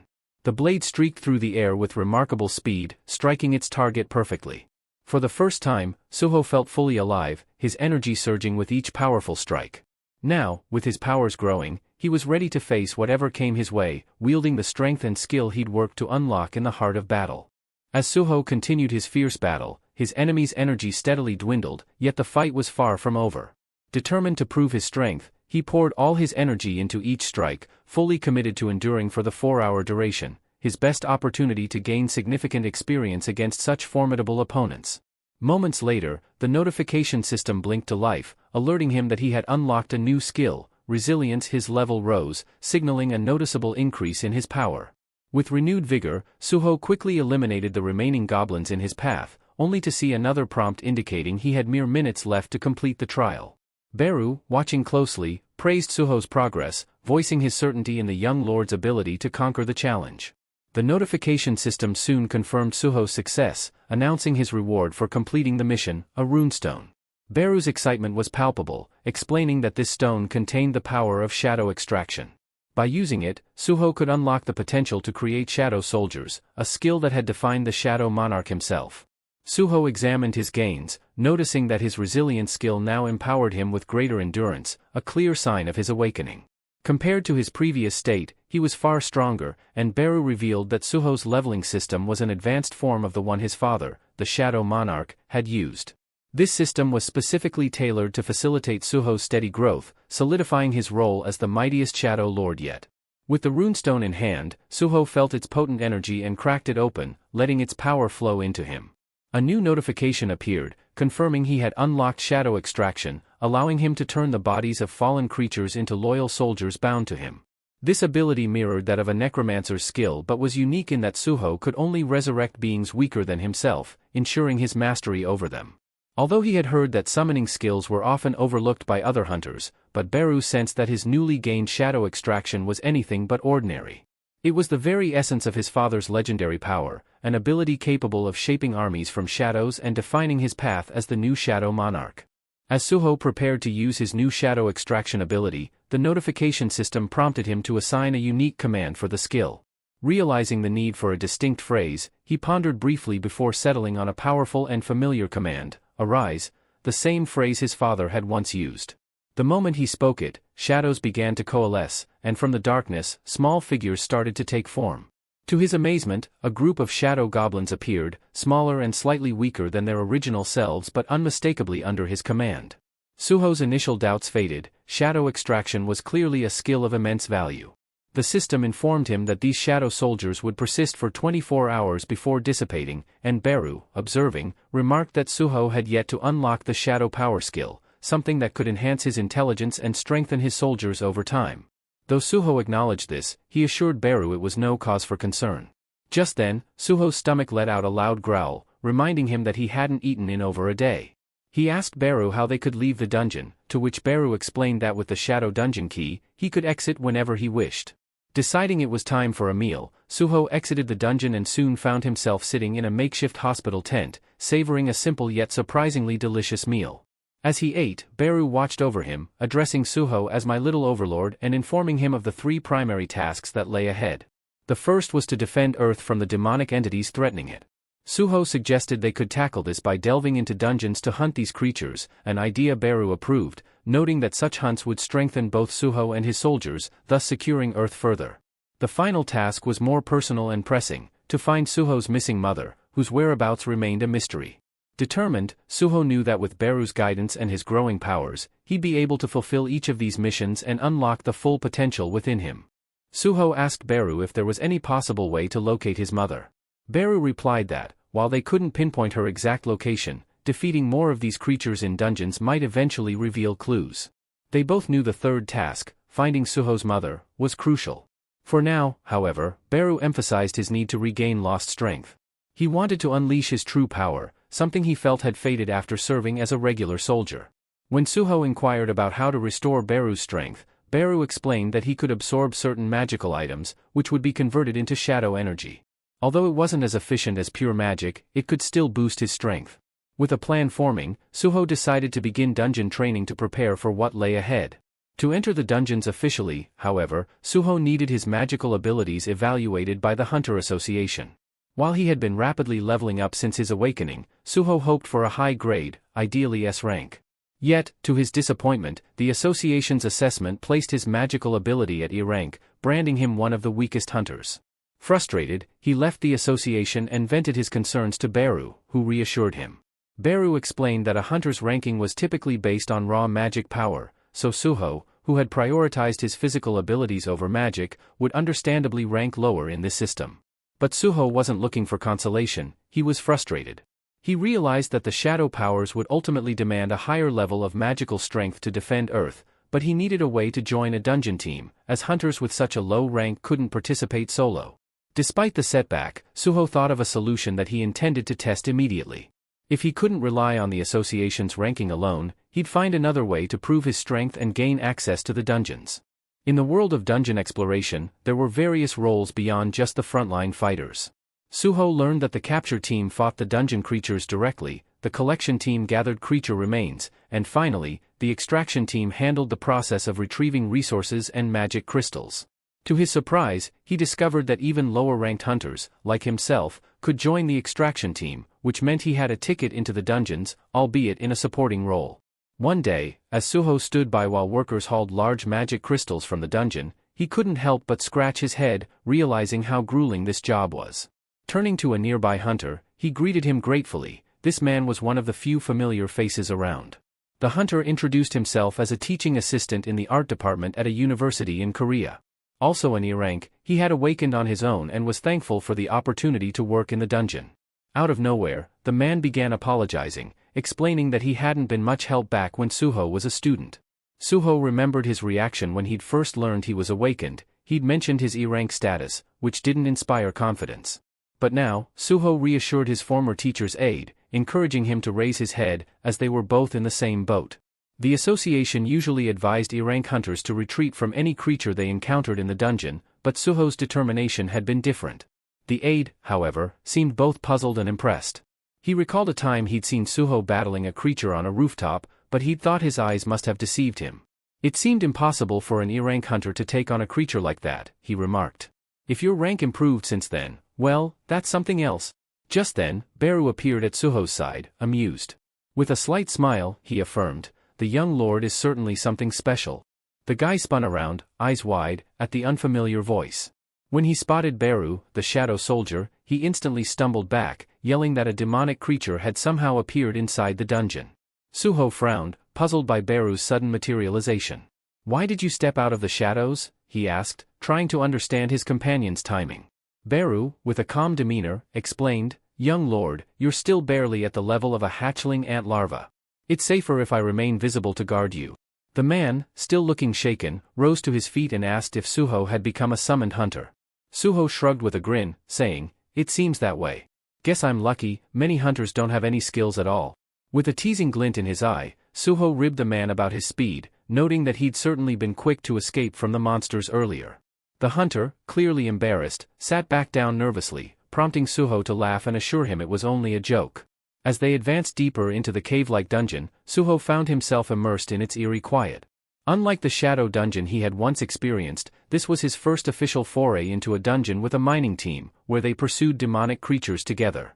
Few hunters peered into the dungeon, noting they had only encountered demonic wolves so far, but knew that wolf pelts fetched a high price on the market. They needed to gather these pelts and look out for valuable magic stones, too. The idea of a big reward kept them moving, eager to reach the dungeon's core to see what awaited them. Then, one of the hunters spotted something strange up ahead. As they entered the next chamber, they found themselves standing in a massive, brightly glowing room. The walls were covered in intricate symbols and carvings, but they couldn't make sense of what these ancient markings meant. Unsure what they were facing and suspicious of the room's unsettling silence, one of the hunters suggested calling for backup. Despite the vast, illuminated space, they could see no sign of demonic creatures, though the room had a foreboding atmosphere. Suddenly, their eyes were drawn to a peculiar object resting on a pedestal in the center of the room, a strange, ancient-looking weapon, unlike anything they had ever encountered. The entire team paused, sharing bewildered glances. Was this some kind of hidden treasure, or a deadly trap waiting to be sprung? Cautiously, they edged closer, determined to uncover its secrets. The hunters debated in excitement, wondering if the mysterious weapon embedded in the ground might be a rare treasure instead of the dungeon's boss. Most were captivated by the thought of treasure hidden here, especially as the weapon itself appeared to radiate power. One hunter, skeptical but curious, suggested they test it to see if it was real, though another quickly warned him to be cautious, such valuable objects could be booby-trapped. Ignoring the caution, the captain approached the weapon confidently, reaching out to grasp it. As his fingers wrapped around the hilt, the blade ignited in a brilliant flash, bathing the chamber in a dazzling glow. The captain murmured something about his C rank, certain he could handle anything the weapon threw at him. But as the light enveloped him, his surroundings morphed into a strange and unfamiliar realm, bewildering both him and the others. One of his comrades, standing nearby, noted that while no immediate trap was evident, the captain should tread carefully with the weapon. Just as they reassured themselves, the captain swung the sword, and, to everyone's horror, struck down one of his own teammates. The other hunters recoiled, struggling to process the brutality of his action. Slowly, they watched as the captain's form distorted and twisted, his voice morphing into something darker. Declaring himself as the Sword of Monarch of the Fang, he vowed to destroy any who dared intrude upon his domain, the Fang monarch's territory. With terrifying precision, he proceeded to tear through his former allies, striking them down one by one. Meanwhile, in another part of the dungeon, the support crew remained blissfully unaware that a gate had just sealed them off from the main team. In the midst of this, Suho turned to his companion, displaying his ability to summon goblins as allies. His comrade, astonished, remarked that most summoning abilities allowed for one or two creatures, yet Suho had conjured 3 with ease. This power was clearly out of the ordinary, yet his rank remained bafflingly low. He continued, noting the constraints of Suho's power. Shadow extraction required a body to work, which limited its usefulness. But with the goblin corpses strewn across the dungeon, Suho could use them as a steady supply of labor, ensuring his summoning skills were as effective as possible. Suho was beginning to appreciate the immense potential of his shadow extraction ability. Being a lower-ranked hunter, he knew the Hunter Association strictly prohibited solo dungeon entries for those classified in his tier. However, he also recognized that the classification system wasn't foolproof. Over time, more errors surfaced in the grading process, often due to malfunctions in the evaluation machines. Suho speculated that as he leveled up, he might get reassessed and earn a higher rank. Turning to Beru, he brought up their third mission. Remember our objective? If it involves gaining strength by consuming magical energy, these crystals are the perfect source, Suho suggested, gesturing toward the magic crystals strewn about. Beru agreed, affirming that the crystals, though usually left as loot, contained latent magical power that could be harnessed. Beru went to absorb mana from magic crystals. Just then, he sensed something. Turning to Suho, Beru told him that he felt the presence of a monarch. Curious, Suho then asked, Beru, could the monarch truly have appeared here? Was it my father? Beru shook his head, explaining that although Suho's father held the title of monarch, he wasn't the only one with that title. If it were your father, my powers would have been restored by now.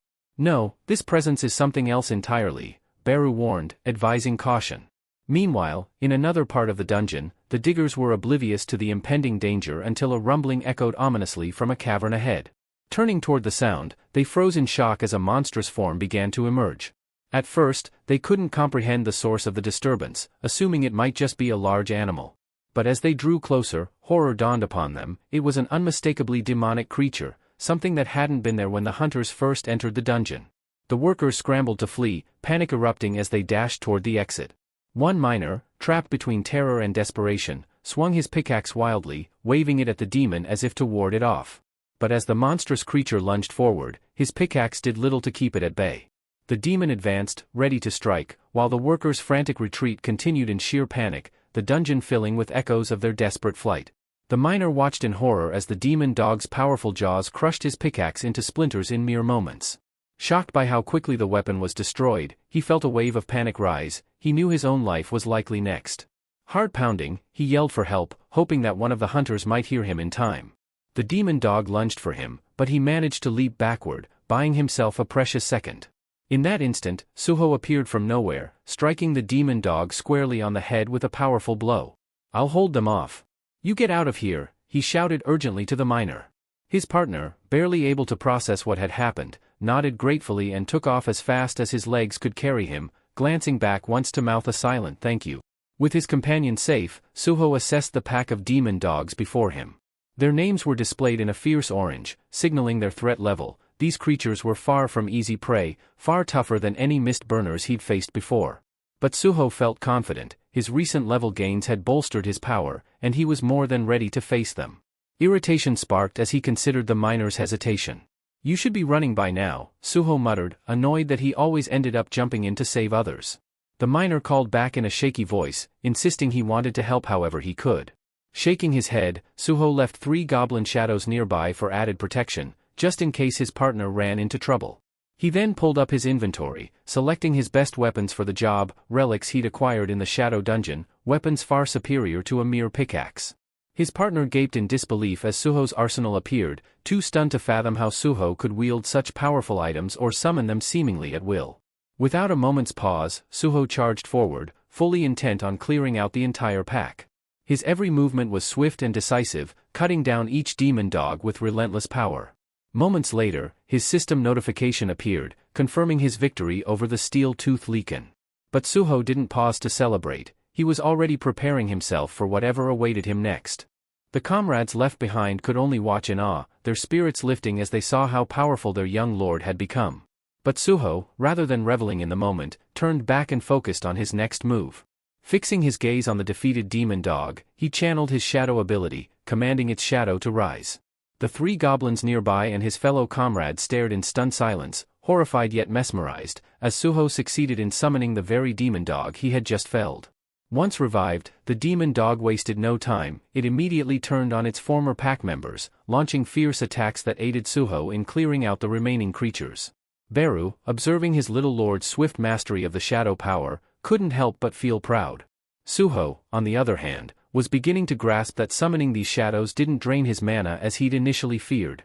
He realized that as his magic power continued to grow, he'd likely be able to summon entire armies, expanding his influence over even larger territories.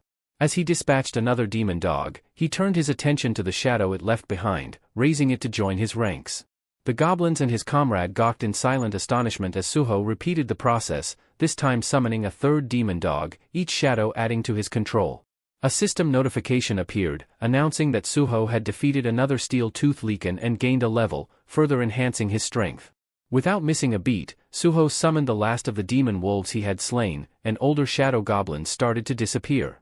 At this point, his comrade could no longer contain his disbelief. Suho, what kind of power is this? This can't possibly be a Ranky ability. How? How can you bring these demonic creatures back to life? Suho hesitated, realizing he may have pushed things too far this time, his abilities inadvertently drawing unwanted attention. He scrambled to explain, turning back with a half-smile and casually saying, "Oh, it's just a unique feature of my Ranky abilities." But his comrade seemed unconvinced, muttering something about how it all seemed far too powerful to be classified as rank E. Could it be that Suho had deliberately registered himself under a lower rank? He wondered aloud, eyeing Suho with a mixture of respect and suspicion. Suho quickly redirected his attention toward the cave entrance, where the demonic creatures had first appeared. Despite the clear path now, he felt a lingering presence and knew there was one enemy left. Scanning the dim cavern, he caught sight of a distant, strange silhouette, a figure that appeared distinctly human but ominously unfamiliar. He couldn't shake the feeling that this was his true opponent, though the exact nature of the threat remained unknown. As Suho and his comrade moved cautiously through the dimly lit cavern, they spotted what seemed to be a familiar face, a member of the capture team. Relief crossed Suho's comrade's face as he stepped forward, calling out, "You survived? How did you escape the ambush?" But the instant the figure turned to face them, his expression shifted ominously, sending a chill down Suho's spine. Realizing something was wrong, Suho yanked his comrade back just as a massive sword whizzed past, slicing close enough to shatter his comrade's glasses. The blade slammed into the ground with a powerful thud, barely missing them. Reacting swiftly, Suho ordered his summoned wolves to attack the crazed hunter without hesitation. The wolves lunged from all sides, each launching itself toward the hostile figure to keep him at bay.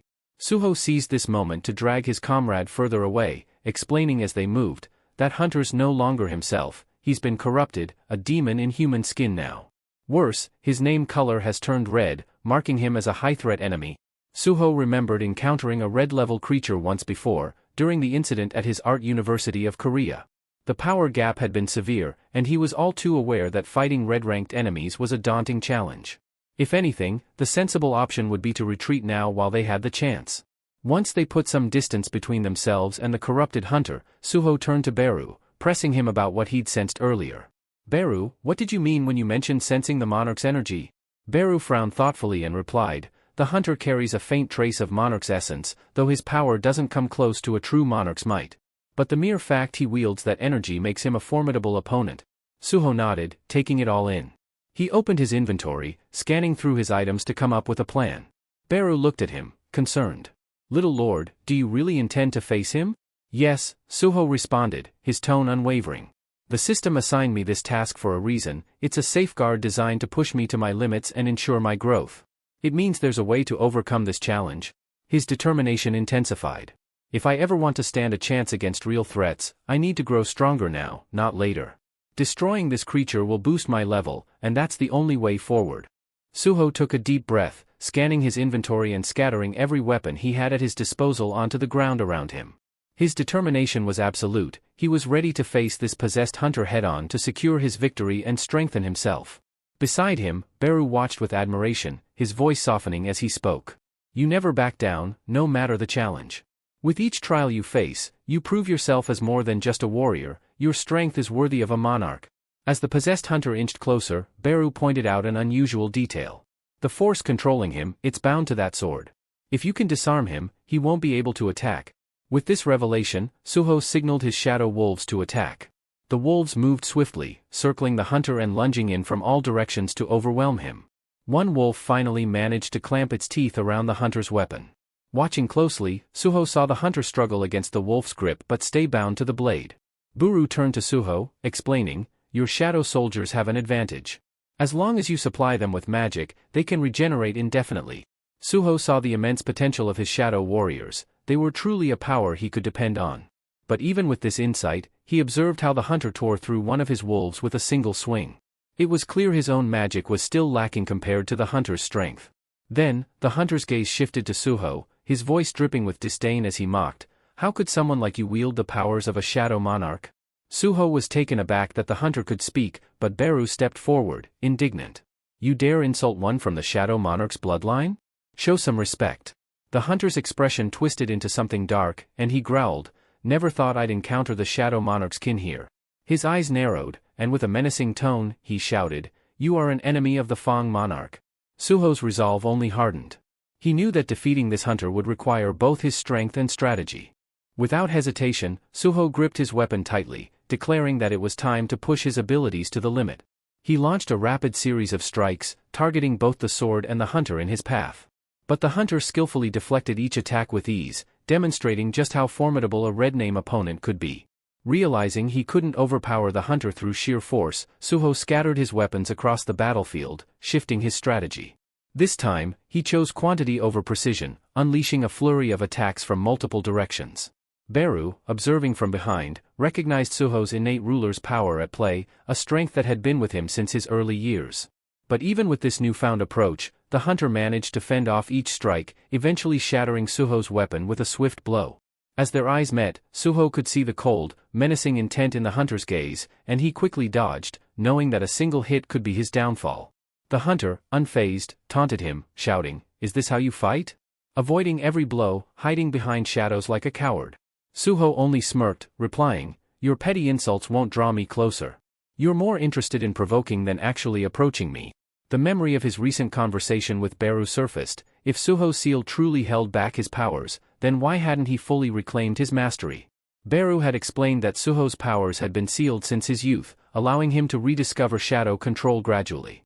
Now, facing this hunter, Suho felt his own strength building with every dodge and counter, and he knew he was on the edge of unlocking something even greater. Suho understood that with these powers, he could rival even the mightiest warriors, perhaps even Iterum himself. But this realm wasn't exactly reality, nor was it a dream, it was a trial, designed to see if he could truly wield such powers. Physical strength would fade regardless of success, and Suho realized it was all like a game. The experience in the Tower of Trials hadn't been for nothing. He could vividly recall each sensation, every struggle, and every victory. If only he had something like the iron gloves he once wielded there. Beru's words echoed in his mind. Shadow soldiers were practically indestructible, able to regenerate endlessly so long as magic sustained them. Beru himself could also shift forms when needed. With this flexibility, Suho devised a new plan. Once he had prepared, he summoned his shadow dogs again, but the red hunter laughed as he struck, taunting, "Back to these worthless shadows, Suho? Haven't you realized they're useless against me? I'll slice you down so they won't even dare to approach." Just then, the battlefield shifted as Suho called forth shadows, compressing them into solid matter that enveloped his fists. The red hunter lunged with a powerful strike, an explosion ripping through the air on impact. As the dust cleared, the hunter noticed his attack had been stopped cold. Lowering his gaze, he saw Suho standing firm, fists cloaked in shadow armor, absorbing the blow. "Leaken steel Fang," Suho murmured with a grin, acknowledging the weapon's strength. He glanced at his hands as the notification system confirmed his success. He had unlocked the iron glove transformation. With a newfound confidence, he understood that this skill was exactly what he needed to bring down the hunter for good. The clash between Suho and the red hunter erupted with such force that the very air in the dungeon shifted, becoming charged with tension and raw energy. Watching from behind, Beru's eyes widened in disbelief as he witnessed Suho wielding the weapons of his shadow soldiers. This was no ordinary feat. Only a true shadow monarch, one who had achieved absolute mastery, could command shadows with such precision. Yet, here was Suho, who seemed like a novice just discovering the depths of shadow power, managing to unlock abilities even Beru himself had never known existed. The way he handled his newly gained shadow powers, fluid and flawless, was nothing short of remarkable. His martial arts were refined, his movements precise.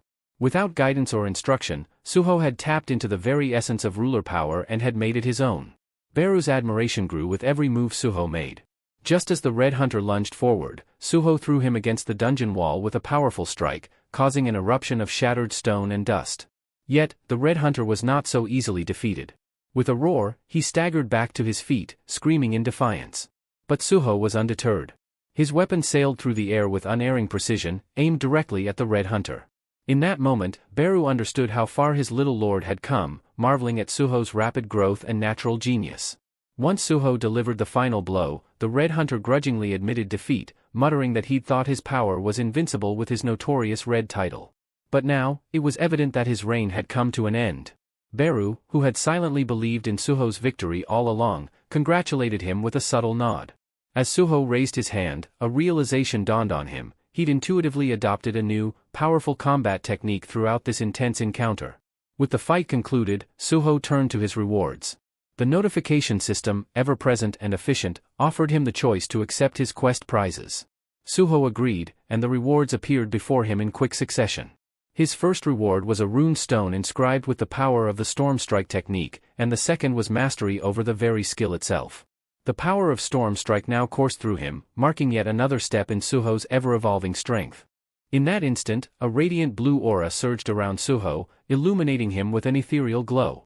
He sensed immediately that this new skill was an invaluable gift, one many would envy. Yet, with an intuitive grasp, he already understood how to wield it, as if the knowledge had been etched directly into his mind. Deciding to make the most of the time he had, Suho prepared to test his newfound power. Looking down, his gaze fell on a weapon at his feet. A voice echoed in the air, mocking the Red Hunter's failures and calling it all the result of unbridled human greed. But Suho paid little attention to the taunt, focused instead on the powerful weapon before him. Sword thought. It can take control of Suho's body, but as he lifted it, the notification system chimed, revealing that he had obtained a new item, the Rakan's Fang. It was an elegant, formidable blade, far superior to the crude goblin sword he'd wielded in his early days within the dungeons. However, he could still feel the remnants of the sword's own will, as though the weapon were astonished that someone had inherited it yet resisted its control. With everything set, Suho began training with his new sword, sending devastating swings in every direction and pulverizing the rocks around him. Testing the strength of his Storm Strike skill, he noticed the hefty drain it placed on his mana reserves. Even so, the sheer impact and power thrilled him. Reflecting, Suho mentioned to Beru how different this felt compared to shadow manipulation alone. Beru, declaring that shadow power, in its rawest form, was magnitudes, thousands of times, stronger.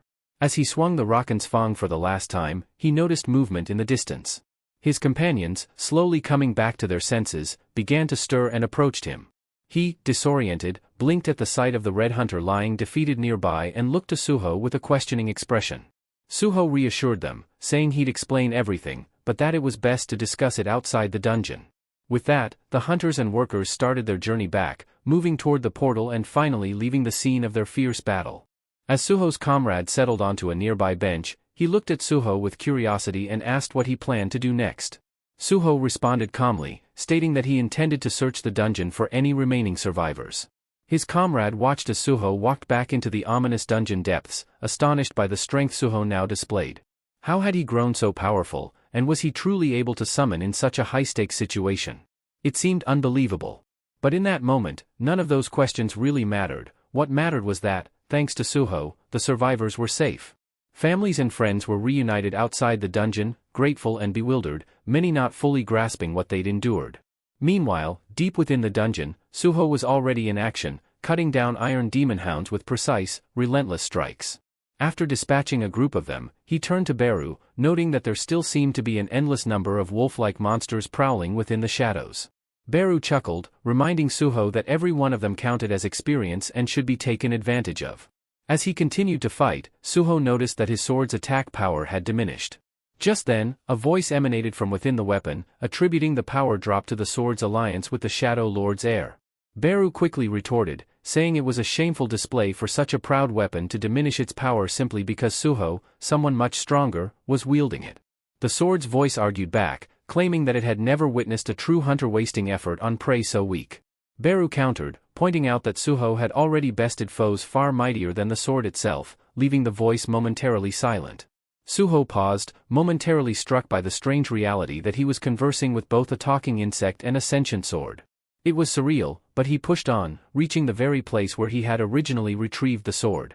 Observing his surroundings, he discovered a grim scene. All of the hunters who had been in that area had been utterly wiped out. Just then, the sword's voice echoed ominously, stating that anyone who dared enter this space would face destruction. The sword pulsed with an ancient resolve as it spoke, "My duty is to guard the sanctuary of the Fang monarch."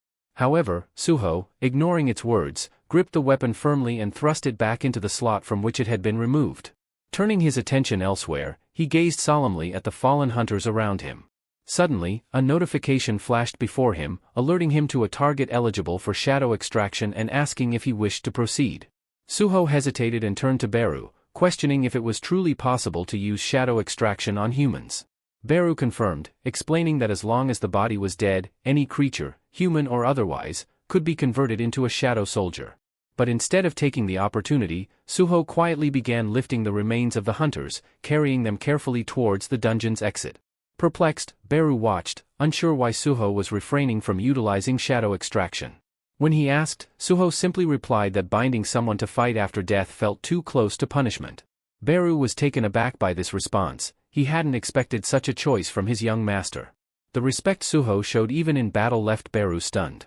Then, Suho asked another question, confirming with Beru that this place was indeed a sanctuary for the Fang monarch.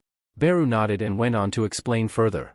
Suho mused aloud about his father and how the defeated lord, whom he had confronted earlier, was somehow entangled with a group known as the Teetering. Beru took a moment and then elaborated, "The Teetering are current enemies of the Shadow Monarch. But other monarchs are the past enemies." Beru continued, detailing the 9 great monarchs, each of whom was powerful beyond imagination. Among them was Suho's father, Sung Jinwoo, the king of death and monarch of shadows, a revered protector who had saved the world countless times. Beru recited their titles with solemn respect: the Beast King, also known as the Fang monarch, who wielded a power equal to any of the monarchs, the Queen of Insects, the Plague monarch, the iron-bodied monarch of monstrous humanoids, the King of Demons, known as the Monarch of White Flames, the Colossal Giant Monarch, Lord of the Beginning, the Frost Monarch, ruler of the Snowfolk, the Monarch of Transfiguration, sovereign over spectral demons, and finally, the Berserk Dragon King, Monarch of Destruction. 8 of these monarchs had fallen when they sought to conquer Earth, leaving only Sung Jinwoo, the Shadow Monarch, victorious over them all. And it was this same Shadow Monarch who had defeated the Fang Monarch, Suho's current opponent.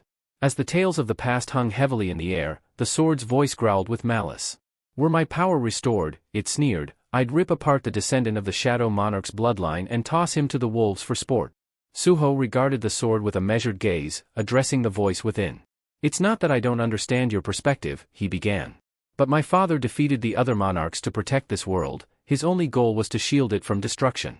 In the same way, aren't you here to guard this place from invaders? Whatever side we stand on, we're both simply defending what matters to us. You wish to fight me purely because of our blood connection, but that seems pointless if your mission is to defend this sanctuary." He paused, then added, "I want nothing more than to meet my parents, those whom I can't see because of past invasions. For that purpose, I'm willing to draw on any strength.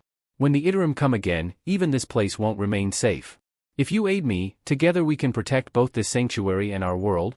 The spirit within the sword fell silent, contemplating Suho's unexpected proposition. Could this young heir of the Shadow Lord truly mean to join forces? Suho grasped the sword's hilt firmly, waiting to see if it would submit to his resolve, prepared to unite shadows and fangs in a common cause. For a moment, an aura of understanding seemed to pass between them, as though the sword were weighing Suho's words deeply.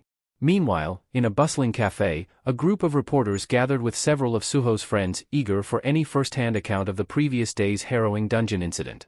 They had been keen to speak to anyone who could give them the full story, and one of the survivors, Lim Dog-yoon, who still bore signs of exhaustion, took the opportunity to share his experience. Holding his coffee, he addressed the reporters, wanting to bring attention to Suho's bravery, despite his rank as an E-class hunter. "It's important people hear what happened," Lim said. He detailed how Suho had stepped forward without hesitation to protect the others, painting a picture of courage that would be hard to overlook. The reporters listened closely, capturing every word to relay in the next headline. Not long after, articles began circulating, highlighting the unlikely hero, a rank E hunter who had shielded his fellow hunters from certain doom. The reports recounted Suho's selfless stand against the dungeon monsters, featuring interviews from many survivors who owed their lives to him. Elsewhere, editors and writers gathered to discuss their next steps, pens tapping thoughtfully as they selected the best story angles to bring this extraordinary event to the public. Suho's resolve had begun to echo far beyond the dungeon walls, giving rise to a story of heroism that would inspire many more. In a bustling guild management office, murmurs filled the room as the team discussed recent staffing needs. One of the assistants noted that the intel department was short-handed and would benefit from hiring a few additional E-rank hunters. The second-in-command, seated at the main desk, quickly agreed, instructing his colleague to find a suitable candidate. The man at the computer scanned through profiles, stopping at one that caught his attention, an E-rank hunter who had recently faced down monsters in a dungeon, coordinated the evacuation of a minor team, and single-handedly rescued an injured hunter. Upon realizing the candidate's rank, those around him were visibly surprised. But the second-in-command merely shrugged, assuring them, "Don't be so quick to judge. Bringing him into a high-ranking guild like ours could be beneficial. It wouldn't hurt to have him here and resolve a minor scandal or two." A staffer then inquired if Hunter Suho had responded to their initial outreach. The mention of Suho's name drew interest, particularly because they had learned he'd received an invitation from the prestigious Black Turtles Guild. He must be thrilled, one of them assumed. However, the colleague at the desk turned, stating, "Actually, Suho declined the offer." The second-in-command blinked in disbelief. "Declined? An E-rank rookie refusing a guild like that? What's he thinking?" He shook his head, grumbling. "Does he believe he's some kind of S-rank hunter? It doesn't make any sense." Another staffer chimed in, "Apparently, Suho has no interest in joining any guild." The leader's irritation deepened, unable to grasp how a rookie with such a low rank could afford to pass up such opportunities. "Mark my words, he'll come around," he muttered. "Sooner or later, Suho will realize how challenging it is to survive without a guild support." Meanwhile, back at his apartment, Suho checked the notifications popping up on his phone. Since his last dungeon expedition, he had been inundated with guild invitations. A flood of offers filled Suho's inbox, though he noticed that nearly every guild wanted him for menial roles as a porter or gatherer. He couldn't quite understand the overwhelming interest, but he dismissed the offers. To him, joining these guilds would only limit his potential and slow his progress with the system. There was simply no reason to waste time on tasks that would sidetrack his path to growth. Turning his focus to his sword, Suho looked at Fong Raken. "About what we discussed in the dungeon," he began, combining Shadow and Fong. "Are you still open to that?" Fong Raken's voice responded skeptically, clearly stunned. "Are you serious? You think a Shadow can become a true ally and not an adversary?" After a pause, he added, "But there is one condition, take me to another of the Fong monarch's sacred lands." Suho raised an eyebrow. "You know where to find it?" Fong Raken replied confidently, "I know the locations of all the Fong monarch's holy sites, regardless of distance. But there's a problem, a gate leading to one of them has already vanished. It's most likely undergone a dungeon breach." Realization struck Suho. This holy ground must now be an open dungeon, a place where vicious, powerful monsters roam freely. Once a breach forms, creatures spill out, transforming the area into a desolate wasteland. Gripping his phone, Suho quickly messaged his uncle, saying he'd be unreachable for a while and not to worry. He knew he needed to seize this chance to gain strength and elevate his level as rapidly as possible. Later, Suho glanced over at Beru, asking if they were close. Beru nodded. "Yes, we're here." But in the parking lot, they immediately spotted signs prohibiting entry. Suho noticed that the Hyena Guild, a notorious group known for recruiting former gang members, had claimed the area, adding a layer of tension. Understanding that a direct approach might be met with hostility, Suho steeled himself, ready for whatever awaited him beyond the barrier. Beru advised Suho to ignore the petty creatures and focus on leveling up. As Beru and Fong bickered, Suho cut them off, irritated, demanding to know what they were doing. He stated he was ready to break in and would use his powers to make it happen. With that, he began shattering the surveillance cameras one by one. Beru questioned what would happen if the guild noticed, but Suho confidently responded that he had a plan for that. When he broke the final camera, it shattered into tiny fragments, ensuring there'd be no evidence.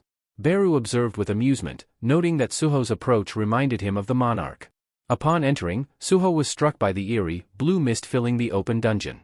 Beru explained that this mist was actually mana from another realm, seeping through dimensional walls and leaving a trail. The mist originated from the monarch's sanctum, filtering to Earth through a dimensional rift. Beru continued, revealing that beings from the outer worlds were trying to tear a large breach between realms to send their armies through. Due to the dense concentration of mana required, only the weaker creatures could currently slip through, the strongest forces hadn't arrived yet. Realizing the urgency, Suho knew he had to level up fast, especially before other hunters could interfere. Suddenly, he glanced up and noticed colossal creatures lurking in the trees, a sharp-clawed Briga and a shadowy figure known as Ramon. Fang eagerly encouraged Suho to unleash his strength, but Suho replied that while he appreciated the support, he wouldn't use Fang as his main weapon, leaving Fang momentarily puzzled. Suho had decided to take a different approach, one he had thought through carefully. Instead of relying solely on weapons, he would integrate his training by using his fists for mid-range combat, with his monarchical powers as a backup. To keep his tactics versatile, he would swap weapons as needed, employing his extraction ability to gain more gear and further enhance his skills and attributes, leveling up independently. Hearing this, Beru was thrilled with the young monarch's determination and strategy. Fang recognized that this was the true power of the Shadow Monarch's bloodline at play. The more adversaries Suho faced and the longer a battle endured, the stronger he grew, drawing strength from the very demons and monsters he defeated. With his heightened intelligence, Suho realized he could now summon 5 shadows. However, Beru was quick to point out that it was a far cry from the mighty monarch, who could command thousands. Embarrassed, Suho told Beru to keep quiet. As they ventured further into the forest, Suho noticed a peculiar building in place of the Holy Land's gate Fang had mentioned. Fang explained that this was indeed where the gate was supposed to be, but now a strange warehouse stood in its place. Suho observed people still bustling about the area despite the late hour, wondering what was keeping them out here at night when hunting was typically safer during the day. Just then, a vehicle arrived, and several individuals were escorted out, their hands and legs bound. Realizing he was witnessing a kidnapping, Suho felt a surge of anger. Beru suggested caution, reminding Suho that, being here illegally, they would be vulnerable if these hunters realized they were trespassing. But as Beru finished his warning and turned, he found that Suho had vanished. Surprised, Beru wondered if Suho was seriously about to engage with those people. With a background of justice ingrained in him by his father, a dedicated police officer in violent crimes, and his legendary firefighter grandfather, Suho couldn't stand by idly. Acting on instinct, he dashed forward, closing the distance in an instant, and with a powerful kick, struck the nearest hunter, sending him reeling. The shadows watching were stunned by Suho's decisiveness. The other hunters, seeing their comrade taken down by a single, unexpected strike, were equally astonished. After the forceful kick, the hunter's face smashed into the ground, and the others only saw a fleeting shadow, the silhouette of Suho. The hunters couldn't immediately tell who had attacked, but Suho quickly assessed the situation, realizing that his body had reacted faster than his thoughts. Realizing he had unintentionally invaded another guild's territory, Suho wasn't entirely sure of his next move.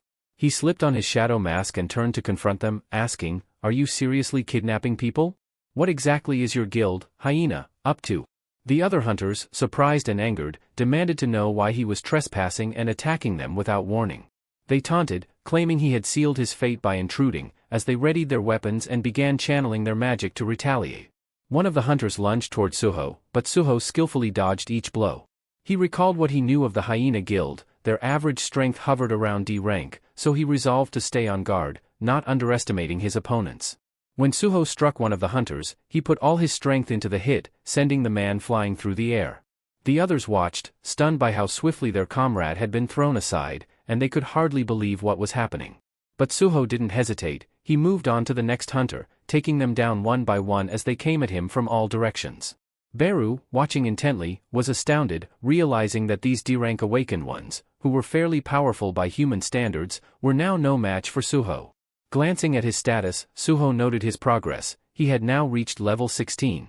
Once the last hunter was subdued, Suho tied them up tightly to prevent any escape. Satisfied, he turned his attention to the people who had been bound by the guild and began untying them. As they were freed, they expressed their deep gratitude to Suho for rescuing them, while Beru, watching the aftermath, couldn't help but comment on the graceful way his young monarch had wrapped up the battle. The freed captives, uncertain but curious, asked Suho if he was part of the Hunter Association. He nodded and said they could assume so, instructing them to get to safety while he handled the situation here. Once they hurriedly got into their car and drove off, Suho lingered, puzzled about why the Hyena Guild would go to such extremes as to kidnap people. Just then, Fang's voice echoed in his mind, saying he could sense something nearby. Intrigued, Suho asked what Fang meant, and Fang hinted that this was the reason he had insisted on coming here in the first place. Suho and his companions moved toward a building on the other side of the fence. Entering the dimly lit room, Suho was taken aback by what he found. Rows of cages lined the walls, and a faint, strange energy filled the space, barely noticeable yet present. Beru pointed this out as well, though the source of the energy was difficult to pinpoint. As Suho scanned the room, his gaze settled on a small creature locked in one of the nearby cages. Initially, he thought it was a mere dog, but Fang quickly corrected him, suggesting that the creature was, in fact, a young wolf, a descendant of the legendary beast monarch, Fang. Hearing this revelation, Suho could hardly believe his ears. Fang then elaborated, explaining that after a brutal conflict with the Shadow Monarch, the beast monarch Fang had given the order for the last of his bloodline to be hidden in a shrine. He had hoped that one day, if his lineage survived, another Fang monarch might rise. Fang admitted that he hadn't expected to find a Fang descendant here of all places. Moved by the story and the little wolf's plight, Suho broke open the cage and gently lifted the wolf cub into his arms, feeling the faint traces of a noble aura that had suffered greatly and was almost depleted. Fang warned him that the young wolf's energy was so low it wouldn't survive if left in its weakened state. Beru then asked Suho what he planned to do next. Suho, eyes blazing with newfound resolve, muttered that while he had expected to find a few minor figures here, he now understood there was one last foe he would have to deal with. At that moment, Suho sensed a twisted aura. Turning, he spotted a demonic figure emerging from the shadows, its voice dripping with malice as it sneered that trust in others was a futile sentiment. The creature introduced itself as Brokey and claimed to have survived by any means necessary. Instantly, Suho asked Fang if he knew this creature. Fang confirmed, explaining that this was the guard responsible for taking care of the descendant he had just described. Brokey smirked as he approached Fang, sneering that it had been ages since they last saw each other and taunting Fang Rakan by mentioning how glad he was to see him still alive. Fang's expression grew darker, and he responded sharply, reminding Brokey of his duty to protect the descendant. All this time, while this wolf cub was in chains, what exactly were you doing, Brokey? Fang demanded, his voice thick with contempt. Suho held the wolf cub protectively, but before he could react, Brokey lunged at him with blinding speed. With a menacing glare, Brokey growled, "How dare you touch what's mine?" Without warning, Brokey swung his tail, striking Suho with a brutal force that sent him crashing through the wall and into a pile of containers outside. Beru, witnessing the violent impact, flew to Suho's side, shouting out to see if he was all right. Dazed and wincing, Suho managed to grin despite his injuries, muttering, "That's the hardest hit I've taken in a long time. And yes, I'm bleeding, so please, Beru, stop yelling. My head's throbbing enough without the extra noise." Beru nodded, then looked toward Brokey, narrowing his gaze. "I sensed a lingering energy when I arrived here," Beru said. "It's Iterim's energy, unmistakably connected to this one." His words caught both Fang and Brokey's attention. Turning to Brokey, Beru asked, "Do you realize what you've done to the monarch's descendant?" Brokey interrupted with a twisted laugh, explaining smugly that his strength was no mere coincidence. "Even after losing my sanctuary, I've grown strong by following nature's law of survival. The weak feed the strong, it's the way of the world," he declared coldly. "This cub, though weak, carries the bloodline of the Fang monarch, making him an ideal source of power." Brokey then admitted to draining energy from the young wolf periodically, using him as nourishment to amplify his own strength. After relishing his explanation, Brokey fixed his eyes on Fang with a malevolent grin. "When I'm finished here," he vowed, "I'll be strong enough to eliminate you too, Fang. Mark my words." Suho raised his hand, calmly stating, "Death is merely the result of weakness," but Brokey cut him off, sneering. "Strength is the only law that matters. Only the powerful are fit to endure," he said, casting an assessing glance at Suho as he boasted about how the next Fang monarch would only respect strength. Seizing the moment, Suho lunged forward with his sword, delivering a fierce blow. At the same time, Beru swooped in, swiftly lifting the wolf cub from harm's way and retreating to a safer distance. As Suho's blade found its mark, it returned to his hand, poised for another strike. Glancing at Fang, Suho added, "I thought you were upset with me. But right now, we're on the same side. I have unfinished business with this one, too." The tension between Fang and Shadow Clan felt almost tangible, but Suho's focus held. He continued, "This battle may bring me closer to my father's trail." Just then, Suho's system chimed with a new assignment, an urgent hyena hunt, tasking him with stopping this threat and ensuring public safety. He connected the dots, realizing the true meaning behind the hyena guild's name. Brokey wasn't simply another monster, he had founded an entire organization, kidnapping people to grow his influence, all intertwined with the same sinister energy linked to Iterim. The hunters nearby, once loyal to Brokey, struggled against their restraints. "Brokey, release us," they yelled. "This guy isn't someone to face alone. Let us help." but Brokey turned on his own followers in a heartbeat, silencing them with a brutal, dismissive blow. "You think I need help with him?" he snarled. "The minute you forget your place, you become prey." Witnessing Brokey's merciless strike against his own people ignited Suho's fury. He charged forward, fist clenched and ready to strike. As he launched his sword, Brokey countered instantly, blocking with an unyielding grip. Suho demanded, "Did you slaughter those people just for amusement?" Brokey's response was cold. "The strong need no reason. We decide who lives and dies, as we see fit." Brokey followed with another powerful swing, but Suho managed to dodge just in time, shifting to the side and steadying himself, more determined than ever to bring down the monster before him. Launching himself into the air, Suho dove down at Brokey with a fierce determination, his body descending like a storm. Mid-flight, he activated his recently acquired skill, Storm Blade, summoning gusts of slicing wind around his weapon. But as Suho's attacks rained down, Brokey barely flinched. Smirking, he sneered, "Is that it? You're not even close to honoring the name of the Fang heirloom." Just then, a blade came whizzing through the air from a different angle, catching Brokey by surprise as it sliced close to him. Suho, standing a few steps back, extended his arm, revealing his control over the flying sword. "We're just getting started," he warned. Fang, watching closely, took the chance to question Brokey. "What happened to you? You once pledged loyalty to Rakan with such pride. Why betray that oath?" Brokey's expression hardened, his eyes narrowing as he responded. "Loyalty," he scoffed, letting out a cold laugh. "There was never honor, only fear. I respected Rakan's power, nothing more. Living like that, shackled by fear, I couldn't bear it any longer. So, when the chance came, I decided to seize my own future by any means necessary." Brokey caught Fang, and destroyed it. With a sudden burst of speed, he struck Suho with a devastating punch, sending him reeling. Suho felt pain tear through his body as if every bone were fractured, but his mind latched onto a powerful memory. Images of his father flashed before him, a figure battling somewhere unknown, never backing down. That memory rekindled a strength within Suho. It reminded him that surrender was not an option. Steeling himself, he summoned the shadows around him, cloaking his fists in shadowy armor. Channeling all his remaining strength, he launched a powerful blow straight into Brokey, determination blazing in his eyes. Watching from a distance, Beru marveled at his young lord's resilience and power. Despite his age, Suho was wielding strength beyond what anyone expected. Fang, lying battered on the ground, glanced at his shattered sword and the memory of its former power. Everything, the survival of his descendants, the future of the Fang lineage, all rested on Suho's shoulders now. The fight wasn't over, it had only just begun. Fang could sense that Suho, just like him, was ready for the battle still to come. At that moment, the young wolf cub began to stir, slowly rising to its feet despite the strain and pain it felt. Fang Rakan watched, understanding that this cub, the last descendant of Lord Rakan, was summoning the strength to stand. Inspired by Suho's fierce determination, the cub struggled to its paws, its resolve mirroring Suho's own. Realizing what he had to do, Fang Rakan thought, "The least I can do now is offer the remainder of my power to the next generation." As Suho continued his fight, each clash echoing through the battlefield, he barely held off his opponent's relentless onslaught. With a powerful strike, Brokey sent him crashing to the ground. Lifting his head with difficulty, Suho noticed a system notification displaying his remaining hit points.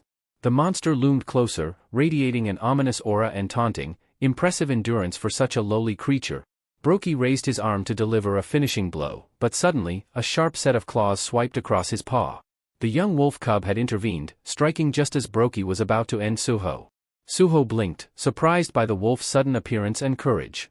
Standing firm, the cub positioned itself protectively in front of Suho, its eyes blazing with determination.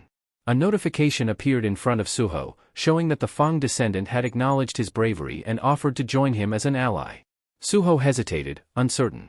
Is this little cub really the descendant of the Fang? The monster, equally shocked, glared at the cub, snarling, "Is that truly a descendant? Has he absorbed the power of Rakan Fang?" At that moment, Suho pieced it together. The cub had inherited the essence of Rakan Fang, who must have sacrificed himself to infuse his power into this young wolf. Suho had intended to align with the Fang from the start, and after a quick look at the system's notification, he decided there was no reason to hesitate. Accepting the Fang descendant as an ally, he confirmed the bond. Almost immediately, a new system window appeared, indicating that data synchronization was underway. Suho felt a strange influx of energy, memory seeping into his mind as if he were tapping directly into the wolf cub's past. The images formed into fragmented memories, an ominous cave, where Brokey told Fang's descendant that they lost the war to Shadow Monarch and he must become stronger. Soon after, shadowed figures gathered around a small, trembling wolf cub. Among them, Suho saw beings vowing to challenge the powerful lord, declaring that the survival of the fittest ruled their world. The Fang clan member asserted that, no matter the risk, they would grow stronger to secure a future for their kind. As one figure extended a hand, the little cub cowered, and a creature laid a hand on the cub's head, transferring some mysterious energy while muttering, "I choose you. Use this power wisely, it's a gift that will help you survive, depending on your resolve." The memory then shifted as Brokey's sinister plot came into focus, his henchmen tasked with capturing people alive and delivering them to fulfill the monster's twisted purposes. The memories showed how Brokey, fueled by power, fell further into darkness, and how the little wolf grew more fearful with every passing day. Witnessing the memories, Suho realized that these beings, who marked the wolf's mind with such fear, were somehow linked to the dark force of Iterim.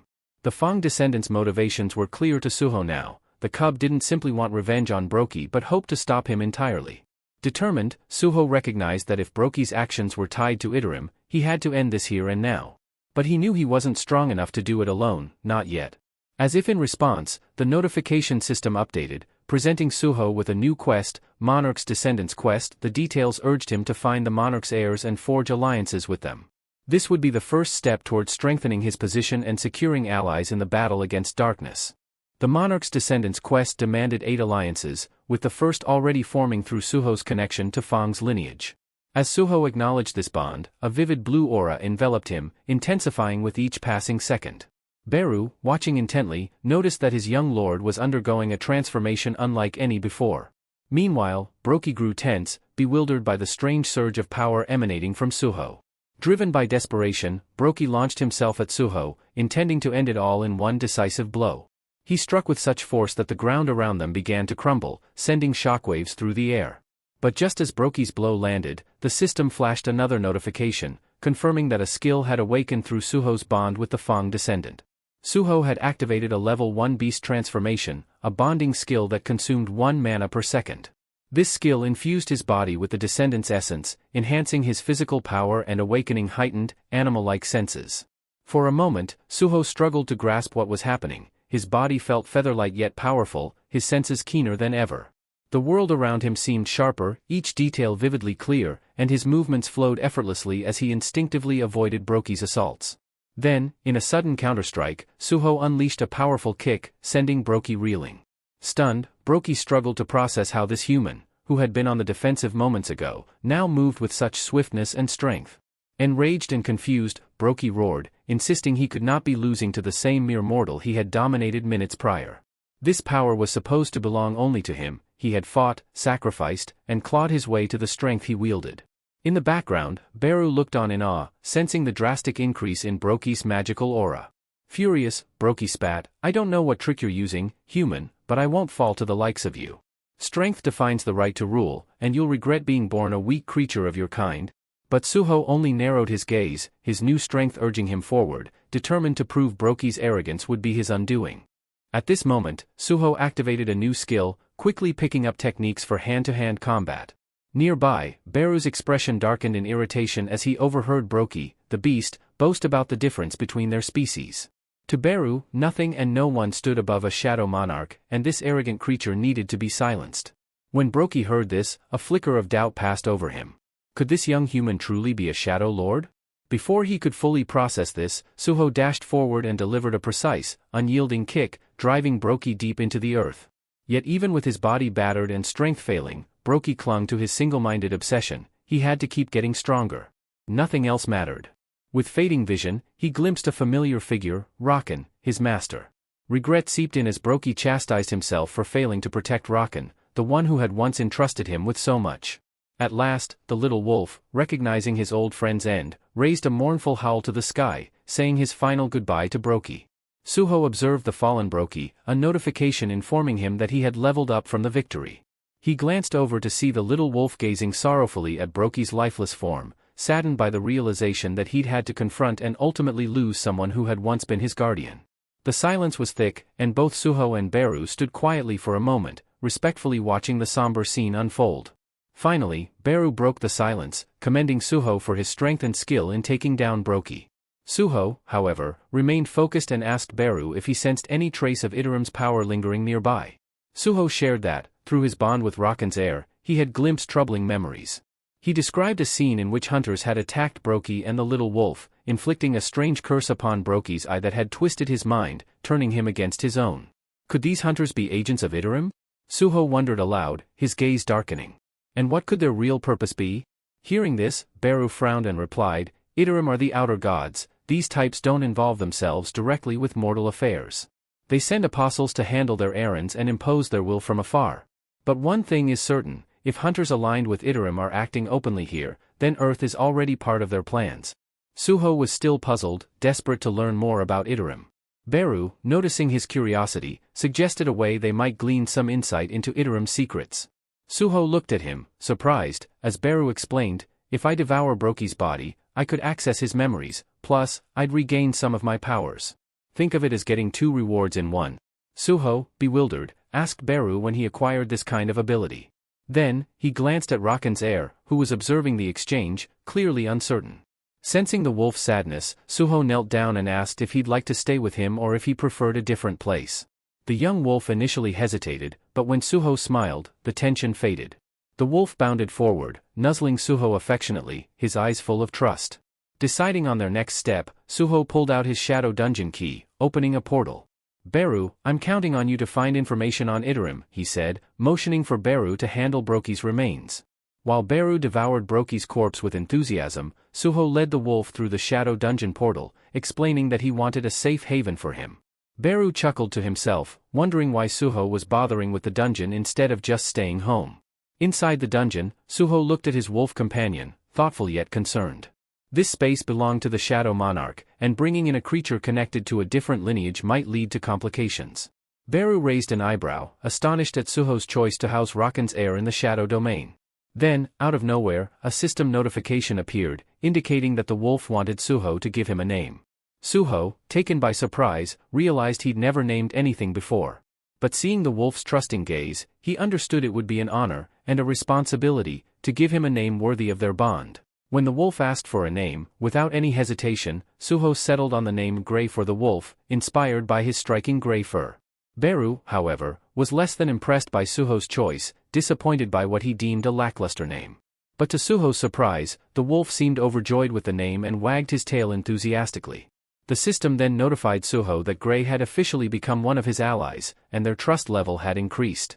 The system also designated a portion of the Shadow Dungeon as Grey's new territory. Suho, still concerned about his new companion, wondered aloud what Grey would eat in the dungeon.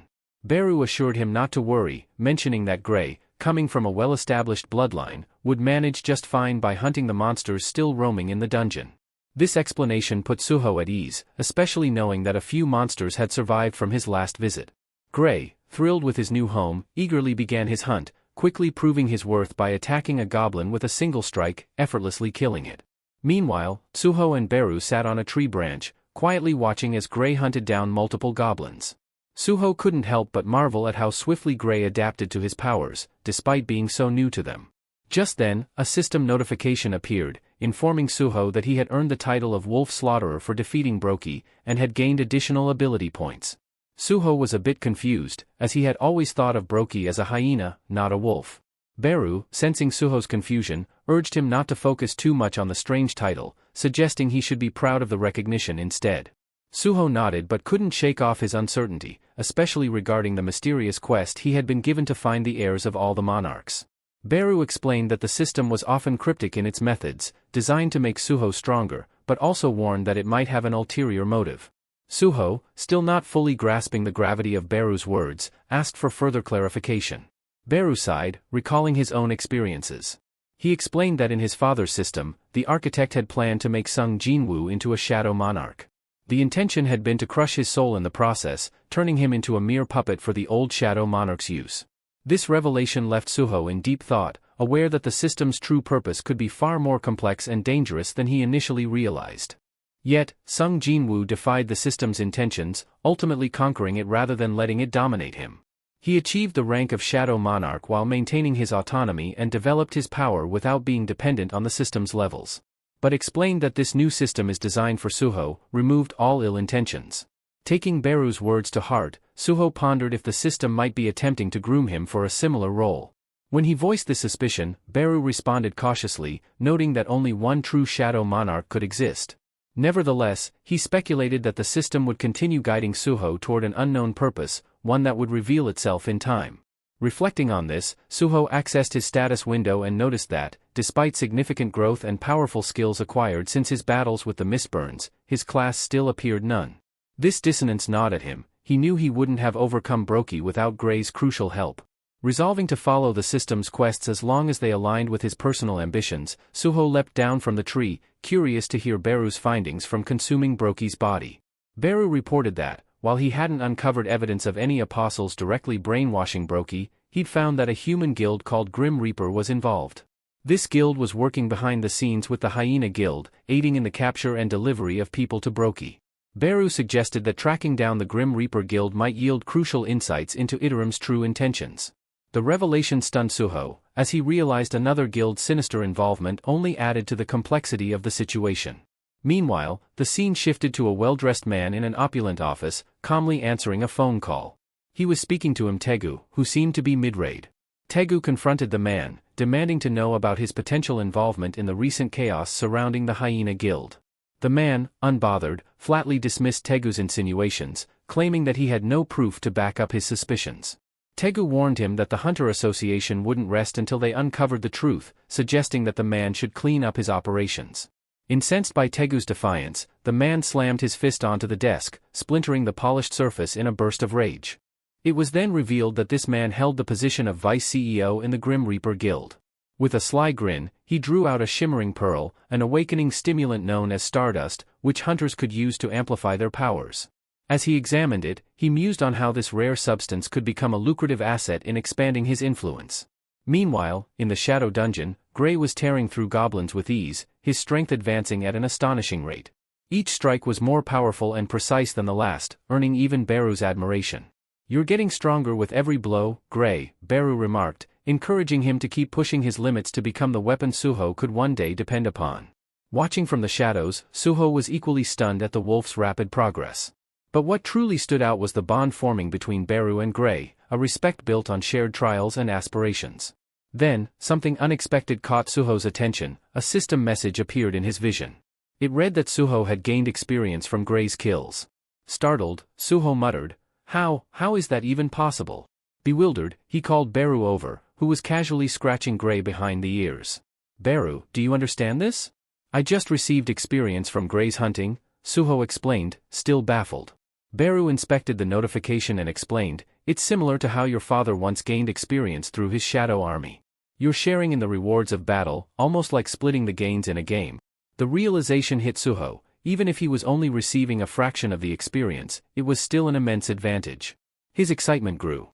"Gray, from now on, you're in charge of clearing out the enemies," Suho announced, his eyes glinting with anticipation. Gray, overhearing this, was hit by a mix of shock and exhaustion, but before he could react, a new system notification appeared: "Dungeon cleared. New quest unlocked. Daily quest." "Finally," Suho said, eager to see the next challenge. The daily quest seemed straightforward: defeat goblins and clear the dungeon. Yet a question lingered in Suho's mind: why was he now receiving daily quests? Then, the answer dawned on him, hinting at the system's deeper intentions. Daily quests meant daily rewards, which meant Suho had an opportunity to grow stronger each day. Beru chimed in, noting, "It looks like the system wants you to seize control of this entire dungeon as part of your domain." Suho nodded, but then he faced a new challenge. How am I supposed to gather 100 goblins in such a massive place? A thought struck him as he recalled an item from a previous dungeon, a horn flute that could summon nearby goblins. Wasting no time, Suho pulled the flute from his inventory and blew into it. Within seconds, goblins began charging from every direction. Perfect, he thought, feeling the adrenaline kick in. Beru, watching his master's strategy unfold, gave an approving nod. With a confident grin, Suho launched himself into the fray, his fists crashing down on the goblins with crushing force. As he tore through the swarm, Suho realized the thrill of fighting goblins was fading. They no longer presented a real challenge. But he had a quest to complete, and he'd make it interesting. Suho blew the horn again, summoning an even larger horde of goblins, and decided to take things up a notch. Raising the bodies of the defeated goblins, he called forth a shadow goblin army to join him. What started as a simple battle had now escalated into an all-out war within the dungeon. Beside him, Gray and the shadow soldiers charged with relentless intensity, mowing down the goblins with ruthless precision. For 3 grueling hours, they fought, transforming the dungeon into a battleground littered with goblin remains. By the end, Gray was utterly spent, collapsing to the ground, drained of energy. Suho, however, spotted another system message and couldn't help but smile. Quest complete. But something unusual caught his eye. The counter hadn't stopped at 100. It kept rising. Could this mean more rewards? Suho wondered, his grin widening. What if I push this even further? Gray, already exhausted, could barely process what Suho was planning, but they pressed on, hunting down goblins relentlessly until the system finally confirmed the quest's completion, bringing Suho a sense of satisfaction and anticipation for what lay ahead. Gray looked utterly drained, as if his spirit had left him, while Suho could barely contain his excitement. His gamble had paid off. He had unlocked hidden rewards from the system, a full status recovery, 3 stat points, and 2 rare items, the blessed random box and the cursed random box. The full heal alone felt like leveling up, restoring his strength, and the extra stat points were a great bonus. Now, he faced a choice: should he go for what he needed or what he desired? After weighing his options, Suho decided on practicality and opened the cursed box. His eyes widened in astonishment as Vulcan's gauntlets emerged, weapons that boosted his attack power by 40% and increased physical damage by an additional 30%. Incredible, he murmured, slipping the gauntlets on. I can't turn my shadow soldiers into weapons forever, but with these, who needs that? They're perfect. Eager to test his new gear, he was interrupted by a system message. To his surprise, Gray's status had shifted from admiration to fear. Suho's excitement turned to concern. What's wrong? He asked, looking toward Beru. With a heavy sigh, Beru replied, Gray's not an endless shadow soldier, he's a living creature with limits. Realizing he had overexerted Gray, Suho nodded with a hint of guilt. You're right. Let's take a break. Exiting the shadow dungeon, Suho's thoughts quickly shifted to the Grim Reaper Guild. They needed answers, but where to begin? Just then, his phone buzzed. It was Senior Lim, sounding unusually urgent as he asked for Suho's help. The scene shifted to the hazardous Soul Station field, where Suho met up with Lim. Lim explained his problem. My team was supposed to show up for hauling duty, but they've all gone AWOL, probably still recovering from last night's party. Understanding the predicament, Suho agreed to step in. He donned the protective gear necessary for handling monster corpses, preparing for the labor-intensive work. Soon, the hunting squad arrived, but their leader immediately looked displeased at the lack of handlers. As Suho readied himself for the task, he couldn't shake the feeling that something bigger was brewing beneath the surface. The leader of the hunting party scowled, clearly unimpressed. This dungeon was tough to secure from the Reaper Guild, he growled. If you're understaffed and that causes any issues, I'm reporting this straight to the Hunters Association. Suho studied the situation carefully, observing that the leader, a healer, of all things, was also the highest-ranked member here. As he took in the details, it all began to fall into place: Lim's urgent call, the Reaper Guild's involvement in this dungeon, and the system nudging him forward. This couldn't just be a coincidence, something much larger was at play. Meanwhile, deeper in the dungeon, shadowed figures moved silently in the darkness, their presence obscured by a mist that clung to monstrous shapes. They appeared to be conducting some strange experiment. Suho sensed that this was no ordinary dungeon venture. Whatever lay ahead, he knew the real challenge was about to begin. As the hunters prepared to advance, the dungeon's atmosphere shifted. Flames crackled as the mages in the party cast fireballs, illuminating the pitch-black halls. We've got visibility now, one mage said, his voice steady but tense. The party leader, a veteran hunter with a sharp eye for danger, quickly ordered the team into formation. From the shadows, the enemy emerged, lizard-like creatures, their eyes blazing with a fierce hunger as they approached in packs. The leader turned to Suho and Senior Lim. Stay close to the strike team, he commanded firmly. Collect the bodies the moment they drop, we can't afford any delays. Lim frowned, obviously uncomfortable with the idea. You want us to be right in the middle of the fight? He muttered, but the leader's attention had already shifted back to the approaching creatures. Suho, however, was deep in thought. Lizard monsters? He murmured to himself, unimpressed. These creatures were hardly the kind of threat he had been hoping for, especially after recently acquiring Vulcan's horn. He had anticipated facing a more formidable opponent, something truly worthy of his evolving skills. Yet, he recognized an opportunity here. By watching the hunters handle the lizard monsters, he could learn something valuable about team-based combat, a skill he rarely practiced due to his preference for solo battles. As the hunters faced off against the monsters, Suho braced himself. While this might not be the challenge he expected, there was still much to gain from the coming skirmish. As the strike team clashed with the monsters, Suho crouched low, pressing his hand against the damp earth. In a quiet voice, he whispered, "Arise." Instantly, from the shadows, his summoned army of goblins materialized, each ready and waiting. Suho couldn't help but feel a surge of pride. Summoning 7 shadow soldiers now was proof of his growing power. Without a moment's hesitation, the goblins got to work, collecting the fallen monster bodies with surprising speed and precision, even leaving Suho impressed by their efficiency. Meanwhile, the hunters continued their fierce battle, swords and spells meeting the resilient hides of the lizard creatures. As the fight reached its conclusion, the team leader glanced over his shoulder and froze, dumbfounded. The collection work was already finished. Suho's shadow goblins had completed it all in record time. What are those?" the leader managed, his eyes wide with astonishment. Suho stood calmly amid the aftermath, a slight smile playing at his lips. "They're my summons," he replied, as if it were perfectly ordinary. Senior Lim, nervously watching the exchange, braced himself, hoping the leader wouldn't start a confrontation. But to their surprise, the leader suddenly grasped Suho's hand, his expression shifting to excitement. "Join our strike team as an exclusive collector," he said eagerly, his tone filled with enthusiasm. "I'll pay you top rates." Suho raised his brows, momentarily surprised by the offer. "I don't see collection work as a long-term path," he replied carefully, though he couldn't help but appreciate the offer. Unfazed, the leader pressed further. "Then name your price," he insisted. Before Suho could respond, a team member approached them hastily, his face pale and voice trembling. "Captain, we found something unsettling." Curious and alert, the leader and his team followed the man to a small clearing. There, a human corpse lay on the ground, its body shrouded in a strange, ethereal blue flame. Despite the flames, it was evident that this person had been dead for a while. The leader knelt beside the body, his expression darkening.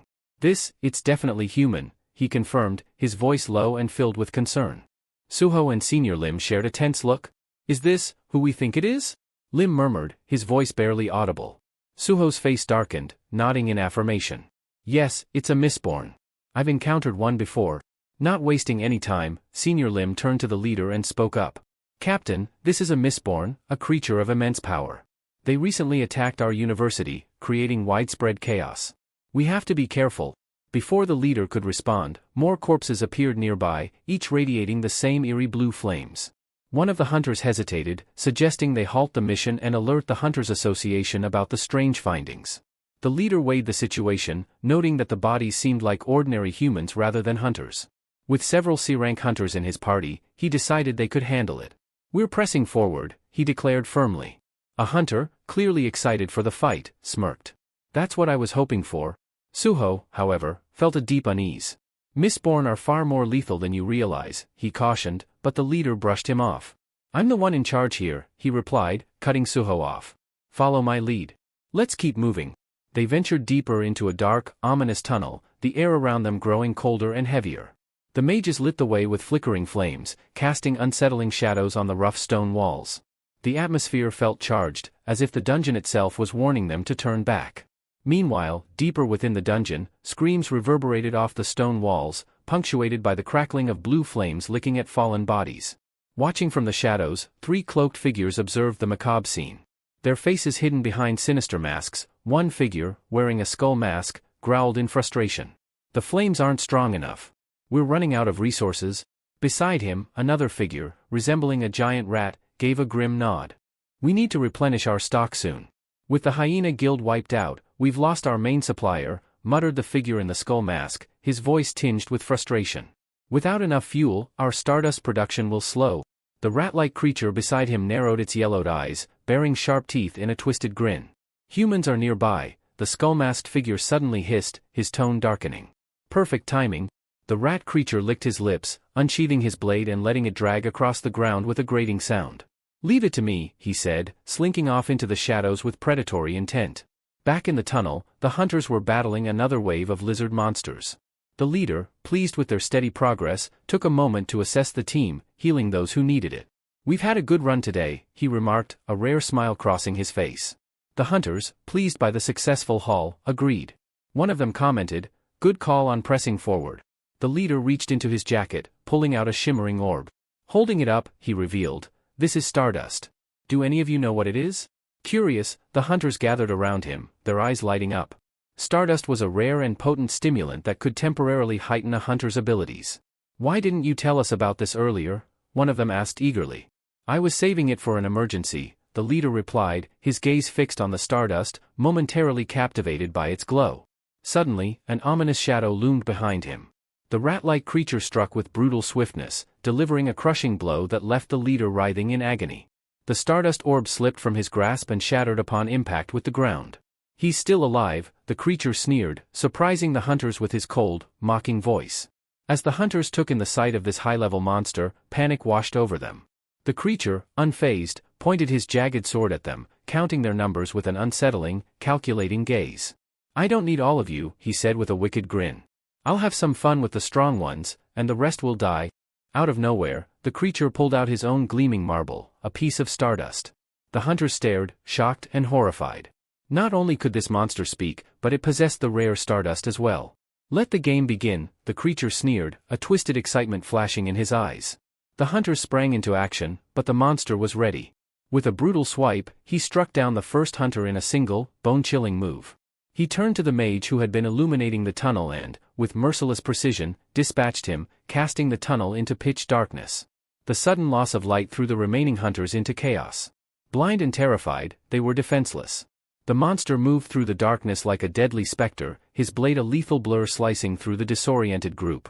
Their cries echoed briefly before fading into silence. When the carnage ended, the creature seized the fallen leader by the collar, dragging his body across the blood-stained ground. Firewood secured, he muttered coldly, abandoning the other wounded hunters to their grim fate. As he vanished into the shadows, a chilling silence filled the tunnel. In that moment, a system message blinked into Suho's view, a new quest notification. He quickly scanned it, a rescue mission. His mind reeled as he took in the devastation around him. "What in the world happened here?" he murmured under his breath, feeling a heavy weight settle in his chest.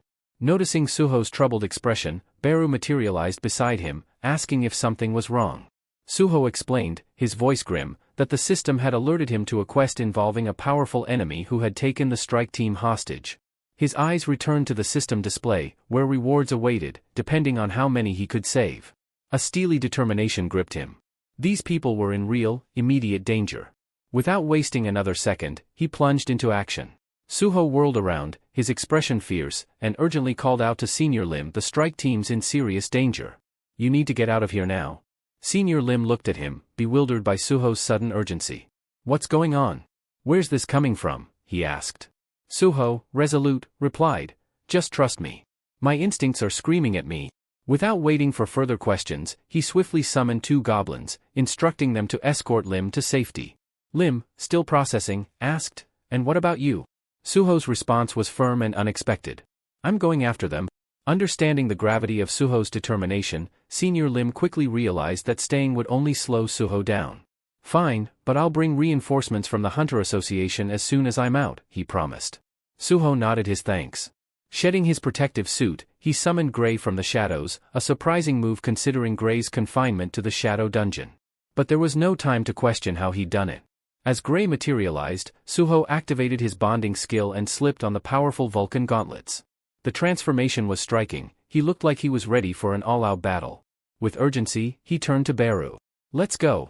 The two raced through the dungeon, silence pressing in on them, tension building with every step. Finally, they reached a door bathed in an eerie green glow, and the air was thick with the coppery scent of blood. Inside, a grim sight awaited. The floor was littered with bodies, discarded without care. Nearby, a monstrous rat-like creature was boasting to his companions. "Got more firewood," he sneered. One of his comrades glanced at him, commenting on his quick return. The rat creature replied with cold indifference, "The humans were no match." Another creature murmured with satisfaction, noting that soon the dungeon would open further, allowing them to summon demons. As a reward for his efforts, the rat-like creature was assigned the task of preparing the bodies for the flames. Grumbling under his breath about the fairness of it all, he got to work. Among the trio, it became clear that the towering brute was the leader, while the rat-like one was the youngest. The middle figure, sharp-eyed and clearly the strategist, praised the rat creature's efficiency, noting that his efforts had allowed them to produce stardust without interruptions. The middle creature went on to explain, his tone smug, that this stardust was a dark art, derived from a lethal combination of poison and an awakening stimulant extracted from berserk poison. His eyes glinted with a familiar, ominous cross pattern, unmistakably linked to Iterim's dark influence, much like Brokey's handiwork. He added that while stardust could grant a temporary surge in magical power, it drained the life force of its user, leaving them as hollow as a husk. This forbidden method of refinement, using the Mistborn's flames, had been taught to them by an apostle, who had also provided instructions on corrupting souls to create monsters. Suddenly, one of the monsters froze, sensing something approaching rapidly. Suho was closing in, faster than expected. The trio looked at each other, puzzled. They believed the rat creature had already eliminated all the intruders. Their confusion was short-lived as the door suddenly exploded inward with a powerful kick, crashing into the room. The rat creature reacted swiftly, slicing the door in half with a flick of his sword, his narrowed eyes fixing on the intruder. Suho and Beru made a striking entrance. But before Suho could even speak, he froze momentarily, stunned by the sight before him. 3 demonic figures stood around the Mistborn, who were bound to stakes, flames licking at their bodies in a ritualistic, horrifying scene. His mind raced to make sense of it all, but a sudden system alert interrupted his thoughts, confirming that no survivors had been lost yet. He had no time to process this revelation as a blade suddenly sliced through the air toward him. Suho arched back just in time, narrowly dodging the strike aimed at his neck. The rat monster, who had launched the attack, looked surprised at Suho's reflexes. Suho steadied himself, his gaze intense, and demanded, "Are you the one responsible for the hunters I found dead outside?" His voice cut through the tension, ready for the battle that was about to unfold. Before the rat creature could even respond, Suho landed a powerful punch, sending the monster flying back. The rat managed to brace himself with his sword, absorbing some of the impact, but he still staggered. Recognizing Suho's formidable strength, the demon leader and the strategist knew that the rat couldn't face him alone. Without delay, they pulled out their own pieces of stardust and consumed them, enhancing their magical power. Locked in fierce close combat with the rat, Suho sensed another attack approaching. The boss charged at him with a massive fist, ready to unleash a devastating blow. Sensing the trap, the rat creature quickly sidestepped, clearing the way for the boss's punch. Instinctively, Suho executed a swift backflip to avoid the oncoming strike, only to land directly in another ambush. The middle demon, who had been gathering energy, unleashed a crackling surge of electricity the moment Suho touched down. Pain surged through Suho's body as he was electrocuted, leaving him momentarily stunned. Before he could fully recover, the rat creature lunged at him again, sword poised to strike. Gritting his teeth through the pain, Suho summoned his shadow goblins. They materialized with menacing expressions, surprising the trio of demons and momentarily throwing the middle demon off his focus. Seizing this chance, Suho grabbed the middle demon's arm and threw him across the room. Regaining his footing, the middle demon exchanged a wary glance with the boss, voicing an uneasy question. "Is this the same power we saw years ago, when our kind was obliterated by that man?" The boss nodded grimly, but added, "Yes, but he's not as powerful as the Shadow Monarch. Together, we can take him down." With renewed confidence and a sharpened strategy, the 3 demons coordinated their attacks and quickly decimated Suho's goblin forces. Watching his shadow army crumble, fury boiled inside Suho. He could tell that resurrecting his fallen goblins would be pointless, they simply weren't strong enough to contend with these enemies. Individually, each demon was weaker than Brokey, but combined, they became a fearsome adversary. The scene briefly shifts to earlier that day, where Beru had asked Suho why he hadn't yet revived Brokey as a shadow soldier. Having absorbed Brokey's remains, Beru could access fragments of his memories, but Suho had held back from taking the final step. In response, Suho had explained that he needed to be fully prepared to handle Brokey's immense strength and lingering emotions from his last moments. It just hadn't felt right to Suho. Brokey had been little more than a puppet under Iterim's control, and Suho wanted to be certain that bringing Brokey back as a shadow wouldn't dishonor his memory. So he held off, wanting Gray's approval before taking that step. Then, unexpectedly, Gray approached Suho with a soft smile, offering his blessing. Gray longed to be reunited with his friend, even if it meant in death. Returning to the present, Suho gripped his shadow dungeon key, channeling a surge of dark energy through it as he invoked his shadow extraction ability. Shadow energy pulsed violently, filling the space with a foreboding atmosphere. Suho called out with a resolute voice, "Brokey, if vengeance is what you seek, I'll give you the chance now. Arise." With that command, the shadows stirred, and Brokey emerged, a towering, terrifying presence, even at his base level. His roar shook the dungeon walls, echoing with primal rage. The trio of demons froze, their faces etched with horror as they recognized the shadow. The middle demon's eyes widened, disbelieving. Brokey had returned, and standing by his side was the very man who had once defeated him. Beru, refusing to be overshadowed, quipped, "Seems the numbers are fair now, with Brokey and me on Suho's side." Suho's expression was cold and unyielding as he gave the signal. "Then let's get started." With that, he and Brokey lunged forward, clashing fiercely with the demon trio. The battle began in earnest, each side pouring their strength into every strike, shaking the dungeon's foundations. Then, suddenly, the entire dungeon's blue glow shifted to a sinister red. Everyone could feel it, something major was coming.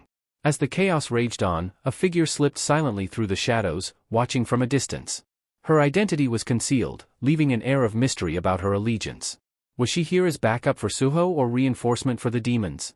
Her answer, hidden beneath her calculating gaze, would soon become evident in the escalating conflict.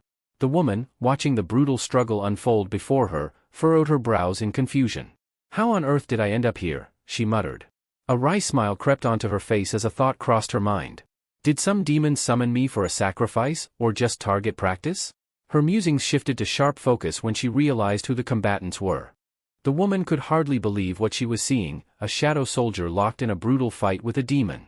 Things were definitely taking an odd turn. Meanwhile, Suho and the youngest demon clashed in a battle that felt like something out of legend, their blows ringing loud and sharp in the dark. Suho, with his Vulcan gauntlets gleaming, looked like a true brawler, deflecting the demon's sword strikes as if they were nothing but pesky insects.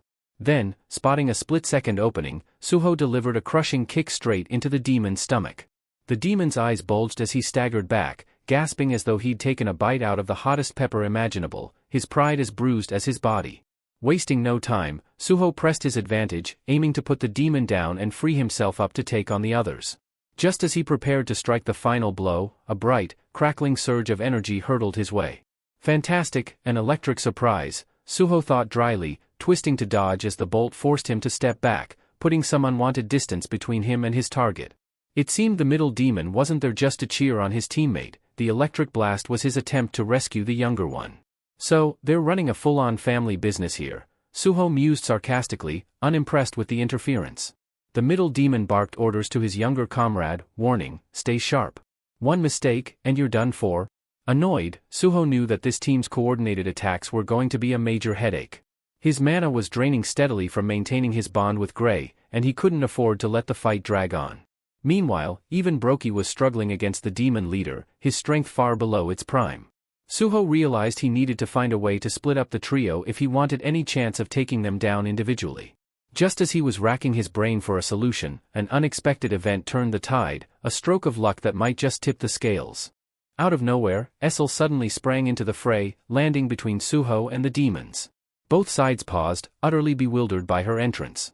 With a fierce expression, she declared, "Tell me where Mr. Sung Jinwoo is, or prepare to face the consequences." Suho blinked, caught off guard. "Wait, she's looking for my dad?" he thought, astonished. He had no clue who this stranger was, nor why she appeared as if she'd just stumbled out of some disaster. Meanwhile, Beru, Suho's faithful shadow ant, looked more disappointed than any giant insect had a right to. He approached her cautiously and managed, with an almost painful amount of restraint, to ask, "Essel, what are you doing here? Why did you come?" Essel's face brightened at the sound of his voice.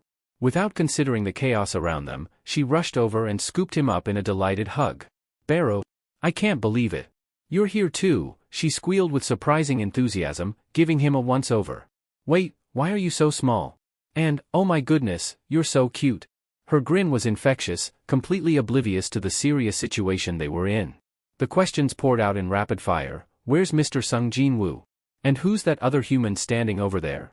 She pointed at Suho, who now looked like he was struggling to process everything happening around him. Beru, teetering on the edge of patience, managed to hold his irritation in check, replying simply, "It's a long story." The two demons, meanwhile, exchanged skeptical glances, wondering who exactly this newcomer was. After a few moments of assessment, they reached a quick decision. "Yep, she'll make the perfect sacrifice for our next batch of Stardust." But the middle demon, the strategist, warned, "Hold on. If she knows our enemies and joins them, things could get complicated." Essel, however, remained entirely oblivious to the demon's calculations and thrilled to be reunited with her old friend Beru. To her, this was nothing short of a happy reunion. If Beru was here, surely Jinwoo must be alright too. But Beru, ever the realist, cut through her enthusiasm with a hint of urgency, muttering, "Hey, Essel, we can catch up later. Right now, we have a battle to finish. We're kind of in the middle of a fight here, so since you're already here, why not give us a hand?" Beru said, as if Essel had just shown up with a surprise delivery. He waved her toward the demons at the back, casually assigning her to deal with them like it was no big deal. Essel blinked, her expression shouting, "Wait, what?" Meanwhile, Suho was still standing there, his mind racing to catch up. Who is this person? And where have I seen her before? He thought, thoroughly confused. But the demons weren't about to let her arrival throw off their plan. The middle demon sneered, "Let's take her first. She's injured, and we could use her blood for more stardust." With that, he signaled to the others, clearly eager to move. Just then, Suho's memory sparked faintly. "Hold on, I think I've seen her before, but I can't quite place it," he murmured, scratching his head. Then, noticing her weakened state, he questioned, "Can she even take on these guys?" But Beru's confidence was unwavering. "No need to worry," he assured, almost smugly. "Low-ranking demons like these are no threat to her. That's Essel, the eldest daughter of the latter household, a noble demon. The Shadow Monarch spared her when he wiped out her world. Her strength is equivalent to an S-rank hunter." Suho's eyes lit up, practically buzzing with excitement at the thought of seeing an S-rank hunter in action. But just as he was anticipating an impressive display, reality took an abrupt turn. The youngest demon lunged at Essel, and with one swift, brutal strike, sent her sprawling. Her weapon flew from her grip, and she skidded across the ground like a forgotten rag doll.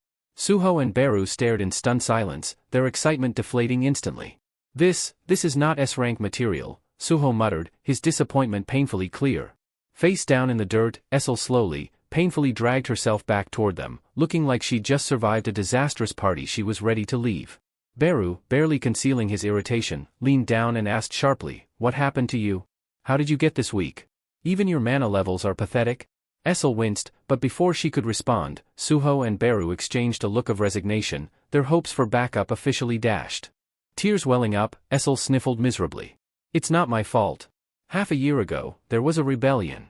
My entire household fell, and while I was escaping, they took my blood, my powers, everything," she whimpered, looking up at Beru with the saddest puppy dog eyes. "Can you lend me some of your power?" Beru didn't even bother responding. He simply turned his back with a withering, disappointed glare that could rival any disapproving dad. Essel's lip quivered, and she pouted as if denied her favorite candy. "You're so mean," she whined, while Suho looked on, deadpan. "Perfect. Now there are two people around here with no powers. Just fantastic." Suddenly, the boss demon, who had overheard every word, laughed darkly. "Did you hear that, boys? She's from the later household. A survivor, huh?" He stepped forward with a gleam in his eye. "If we consume her blood, we'll grow even stronger?" Suho groaned. "Right back to square one. If only I could separate them for a one-on-one fight, I'd take them down without a problem." But then, Beru, ever the tactician, raised his hand with a smirk, red energy swirling around him. "I think I have a brilliant solution," he said, voice dripping with smug confidence. "I've got some mana back, and I'm about to put it to good use." He activated his skill, Harsh Orders, directing a surge of red aura into Essel. Her stats shot up by 50%, but as a trade-off, she also got hit with a nasty side effect, a curse of insanity. "Go get M, you useless demon!" Beru barked, thoroughly enjoying himself. Foaming at the mouth, Essel charged forward, her eyes blazing with fury as she hurled herself at the demons like a force of nature. Suho, wide-eyed, couldn't help but think, "She looks utterly miserable, but hey, if it gives me a shot at some one-on-one fights, I'll take it." Seizing the chance, Suho ordered Brokey to engage the demon boss while Essel, in full berserk mode, launched herself at the middle demon with unmatched ferocity. The fight quickly turned chaotic as the rat demon leaped in, sword swinging wildly toward Essel. But just as he was about to land a hit, Suho dashed in, grabbing the rat demon in a swift headlock like he was about to pull off a wrestling move. In that moment, he knew the real fight was just beginning. With a surge of strength, Suho lifted the rat demon high and hurled him straight into the blazing mistborns. The demon smashed into the flames, shrieking in agony as the fire spread across his body. But Suho wasn't finished. He seized the demon's fallen sword and, with a powerful strike, cleaved the rat in two, ending its life with finality. Standing amidst the chaos, Suho caught his breath while Essel, still lost in her berserk fury, continued her reckless charge at anything within range. A system notification blinked before Suho's eyes, congratulating him on defeating a low-ranking demon and immediately granting him a level up. Another alert informed him that his Vulcan gauntlets had absorbed the demon's soul, boosting his physical damage by 31%. The newfound power coursed through him, an electric surge that amplified his strength. Nearby, Essel fought like a whirlwind, relentlessly assaulting the middle demon. Her attacks, though uncoordinated and wild, forced the demon on the defensive. He suddenly realized, with rising horror, that his rat companion had been slain. As he processed this, a system message popped up, indicating Essel's exhaustion. Harsh orders had worn off. The moment the skill faded, Essel collapsed face-first into the dirt. The middle demon hesitated, surprised at her sudden fall. But before he could act, Suho closed the distance like a wraith in the shadows. With a swift, iron grip, he locked the demon in a crushing headlock and twisted sharply, breaking the demon's neck with a sickening crack. Another notification flashed, a level up, and once again, his gauntlets absorbed the demon's soul. 2 down. Now, only the boss demon remained. Furious at the loss of his allies, the demon let out a thunderous roar and launched a devastating blow, sending Brokey hurtling into the dungeon wall. Dust and debris scattered in all directions as Brokey's body collided with the wall, shaking the ground under Suho's feet. The boss demon, realizing he was now alone and outnumbered, cursed his fallen allies. Useless, every last one of them, he snarled, surveying his situation. With Brokey on one side and Suho on the other, the demon was trapped. But his eyes quickly darted to Essel, lying unconscious and defenseless nearby. She was the key, her blood held the power he needed to turn the tide. Desperation drove the demon forward in a frenzied rush toward her, but Suho was quicker. He intercepted with a brutal kick, landing directly on the demon's arm. The impact twisted it with a sickening crunch and cracked the ground beneath them. The demon reeled back, howling in agony, his attack completely thwarted. Suho stepped forward, calm yet lethal, a faint smirk on his face. "Your turn, Brokey," he commanded, stepping aside. Brokey lunged without hesitation, his fangs bared as he tore into the demon in a savage attack. The boss demon's scream echoed through the dungeon before finally fading into silence. A flood of system messages appeared before Suho, notifying him of yet another level up. With his progression past level 20, a new feature had unlocked, store access. Curious, he deactivated the bond with Gray and began browsing the system's offerings, his eyes lighting up with interest at the options. Meanwhile, Essel began to regain consciousness, letting out a groan as she rubbed her temples. She shot a withering look at Beru. "That ridiculous skill nearly killed me," she snapped. Then, spotting Suho, she narrowed her eyes suspiciously. "Who is this?" "Another human with shadow soldiers, besides Sung Jin Woo." Beru, unperturbed, tilted his head and replied coolly, "Perhaps if you were a bit more loyal, you'd have remembered who could be a worthy successor." Essel's gaze snapped back to Suho, her expression shifting as the realization dawned on her, hitting her like a jolt. Essel's expression transformed entirely, her eyes filling with tears as she looked at Suho. Slowly, the realization washed over her. He's the young monarch," she murmured, her voice trembling. Her gaze was locked on Suho, disbelief and awe mingling in her features. Suho stiffened, caught off guard by the sudden recognition. Questions raced through his mind. How did she know? Did she really just call me, the young monarch? Before he could respond, laughter rang out from the corner where Brokey and Gray, apparently untroubled by the serious moment, were sharing a light-hearted exchange. Essel's voice quivered, thick with emotion as she blinked up at Suho, tears spilling over. "I didn't recognize you. You've changed so much." Her voice broke. "You look so much like your father, the Shadow Monarch." Her lips trembled as she continued, her words barely a whisper, and then, without warning, she collapsed, falling into unconsciousness. A tense silence fell over the room. Suho's eyes widened as the shock registered, and he quickly turned to Beru, his voice urgent. "Beru, check her condition. Is she all right?" Beru stepped forward, shaking his head with his usual dramatic flair. Kneeling beside Essel, he examined her carefully before shrugging. "She's fine," he said, his tone almost dismissive. "Not dead, just completely drained." His calm statement seemed to ease the tension. "No need to worry, she's just worn out." Relieved, Suho turned his attention back to the hunters they had rescued. Setting his jaw, he looked to Beru again, his tone resolute. "Heal them just enough to stabilize. I want everyone to make it out of here alive." As Beru set to work healing the injured hunters, the system chimed, confirming the completion of Suho's quest. A small smile crossed his face. Mission accomplished. He glanced at the group of 7 survivors, a deep sense of satisfaction washing over him as he saw them still standing. Saved them all, he thought. Then, the system notification popped up again, awarding him 3 ability points and an unexpected bonus, 700 gold. His eyes widened in surprise. Gold, he muttered, hardly believing it. They're giving me gold. Curious, Suho opened the system store and found an array of items at his disposal. Potions, weapons, tools, everything he might need was there, waiting to be bought. He chuckled, a nostalgic smile crossing his face. Feels just like getting pocket money after chores when I was younger, only now, it's like Dad sending me rewards through the system. The thought filled him with warmth. Essel, still unconscious on the ground, caught his eye. Suho bought a basic healing potion from the store, frowning as he read the label. Restores 500 HP, but only works on me.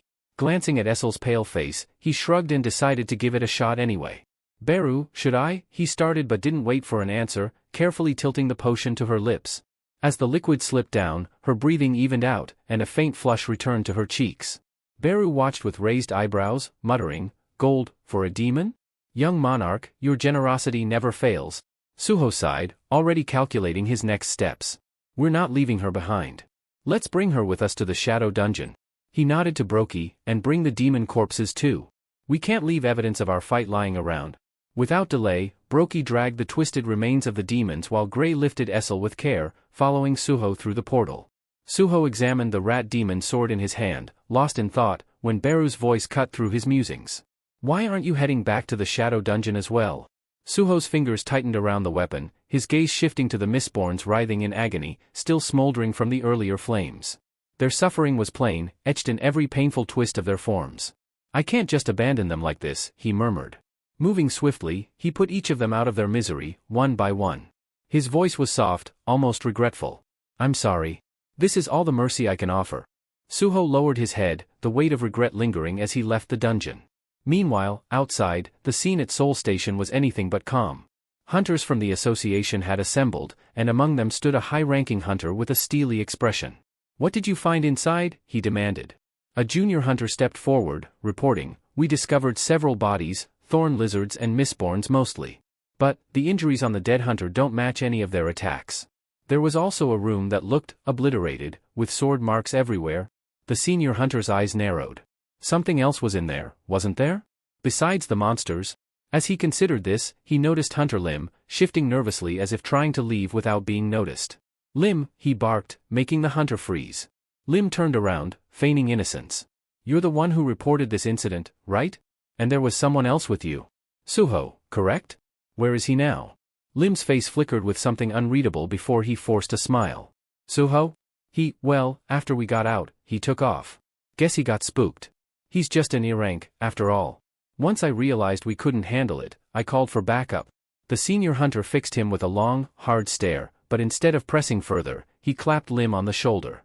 "You did your part, Lim. Good job following protocol." Then, turning to his team, he ordered, "Spread out. I don't want anything missed." Relieved, Lim exhaled deeply, glancing up at the sky. He thought, Suho, he saved everyone. Trusting Suho's decision to stay silent, Lim was filled with gratitude. Back in the Shadow Dungeon, Suho regrouped with Beru and the others. Essel, now conscious, had just been caught up on recent events, Jinwoo's ongoing battle, the invasion of the Outer Gods, and Suho's awakening. She looked stunned. After everything, Sung Jin was still fighting? Beru nodded with a somber expression. "The Shadow Monarch doesn't rest. He entrusted me with breaking Suho's seal. But honestly, our young monarch," Beru glanced at Suho, pride evident in his gaze. "He didn't even need it. He's already stronger than we ever anticipated." Suho turned to Essel. Suho's curiosity was piqued. "Wait, have we met before?" he asked, eyeing Essel closely. Essel's face brightened with excitement. "Yes. Back during the tutorial your father created for you. Don't you remember?" Suho scratched his head, trying to piece together the memory. His mind felt foggy until a flash of recognition hit him.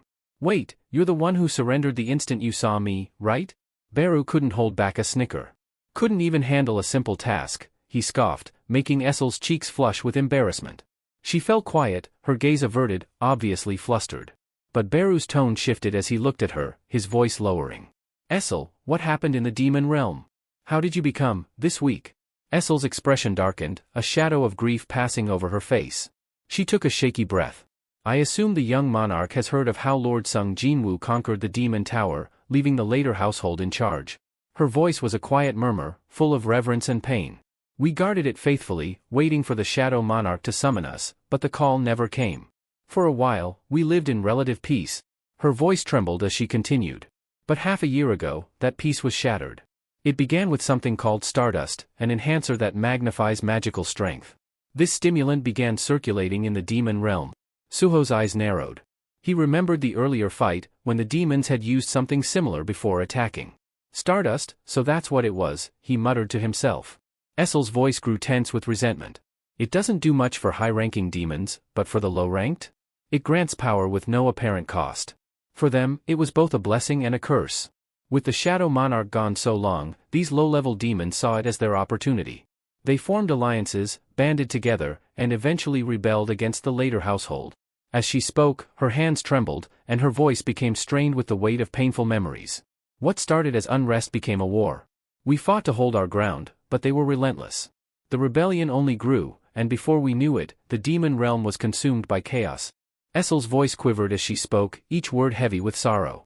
We fought, my family, my entire household fought with everything we had to protect the demon castle, the stronghold entrusted to us by the Shadow Monarch himself.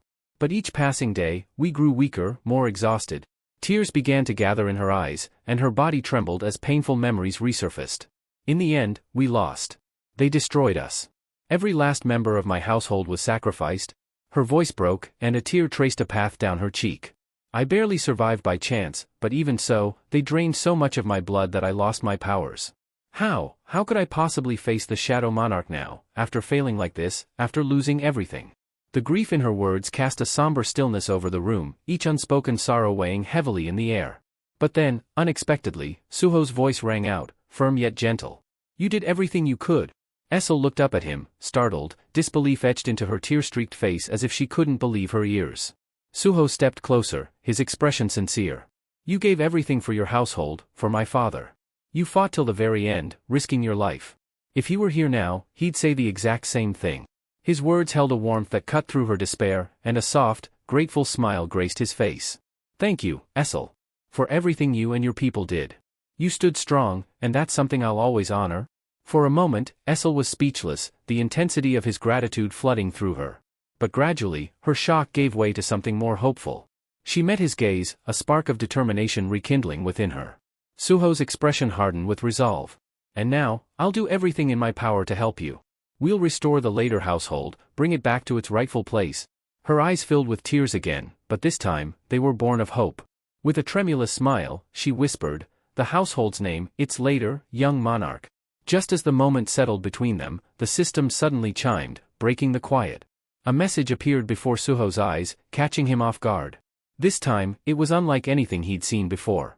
The notification informed him that the last surviving member of demon nobility had formally expressed her thanks.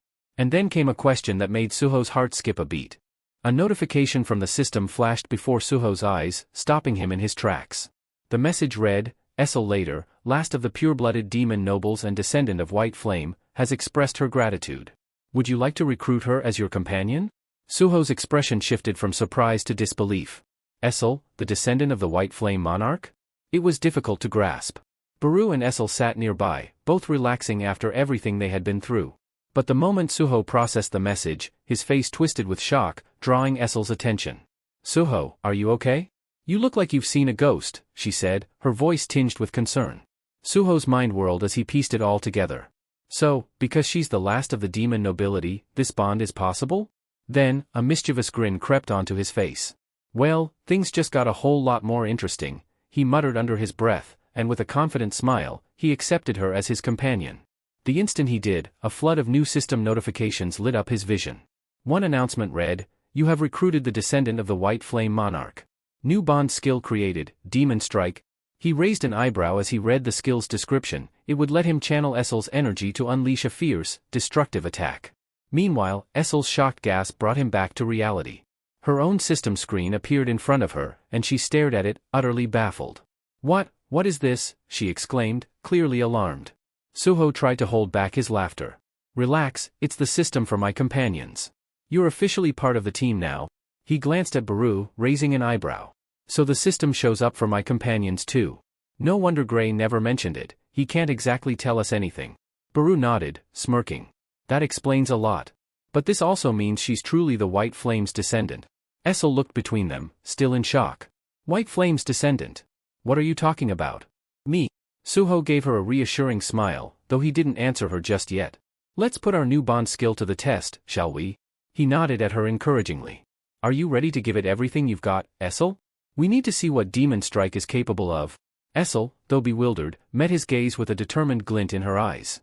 Essel, not entirely confident in her abilities, nodded reluctantly. All right, I'll try, but no promises. The system notified Suho that the bond skill was now active, and suddenly, Essel's entire aura shifted.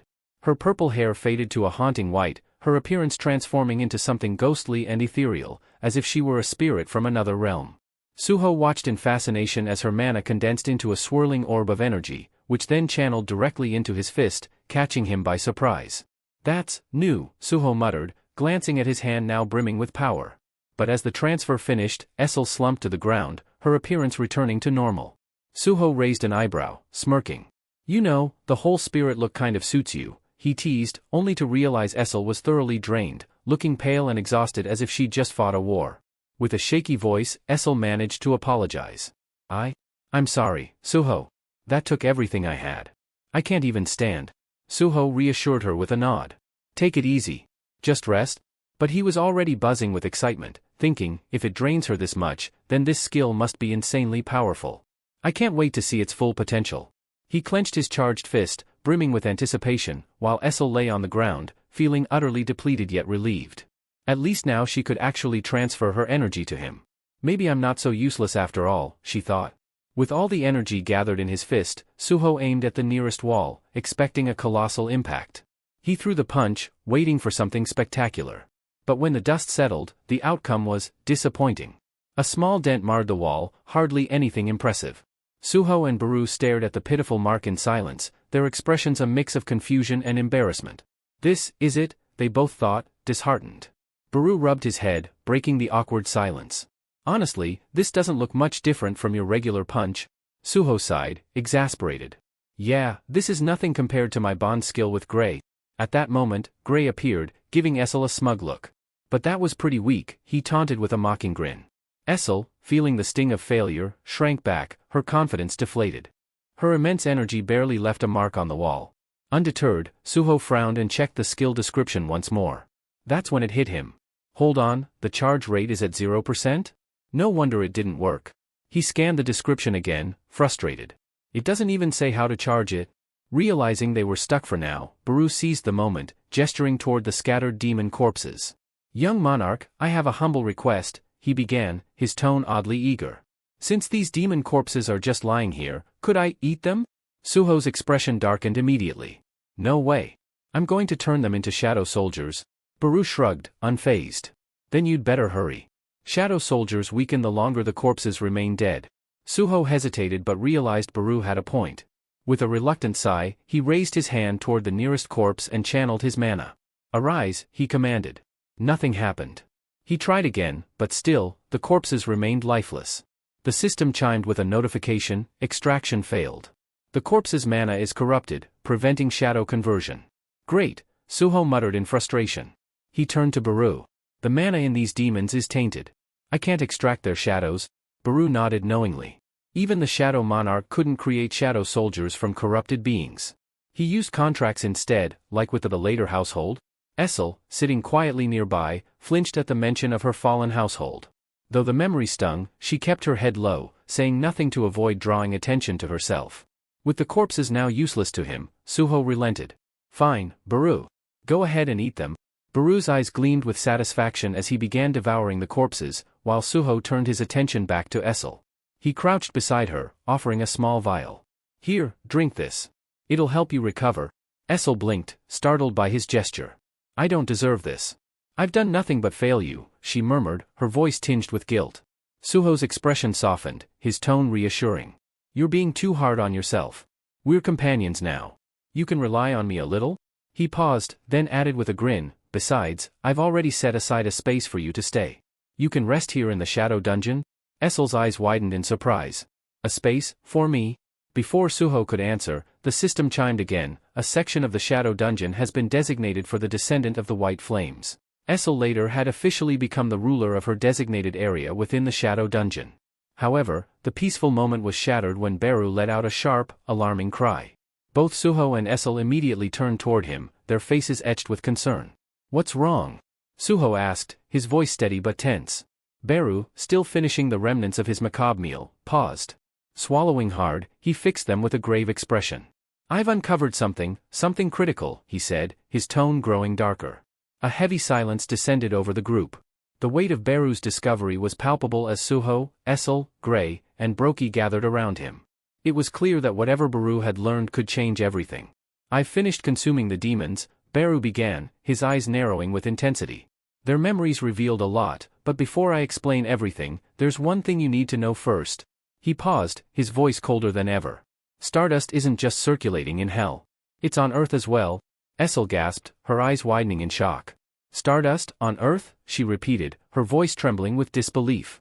But Beru wasn't done. He turned to Suho, his expression unreadable. "And the Mistborn? They aren't just some random monstrosities. They're creatures, from outer space."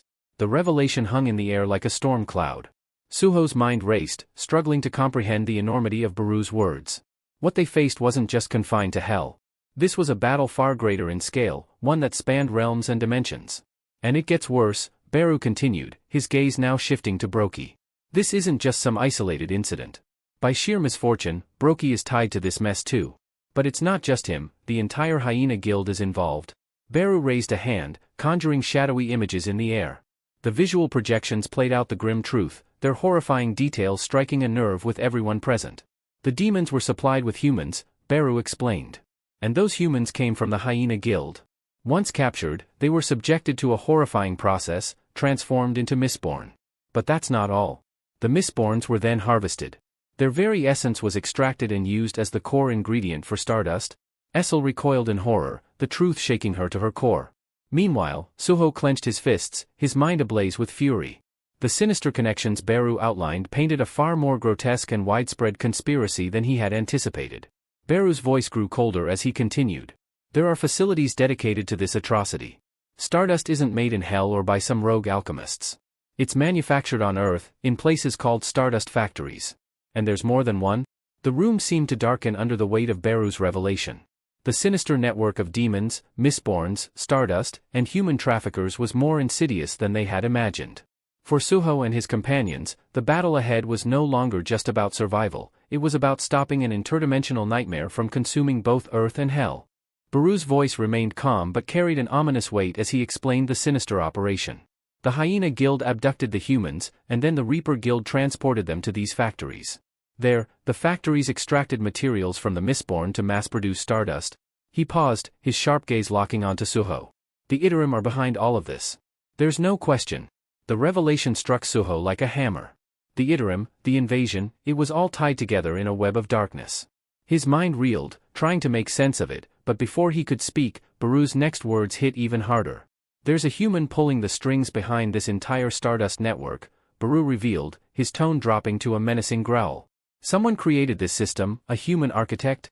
Suho's eyes widened in shock. "A human," he echoed, disbelief coloring his voice. "How could a human mastermind something this vile?"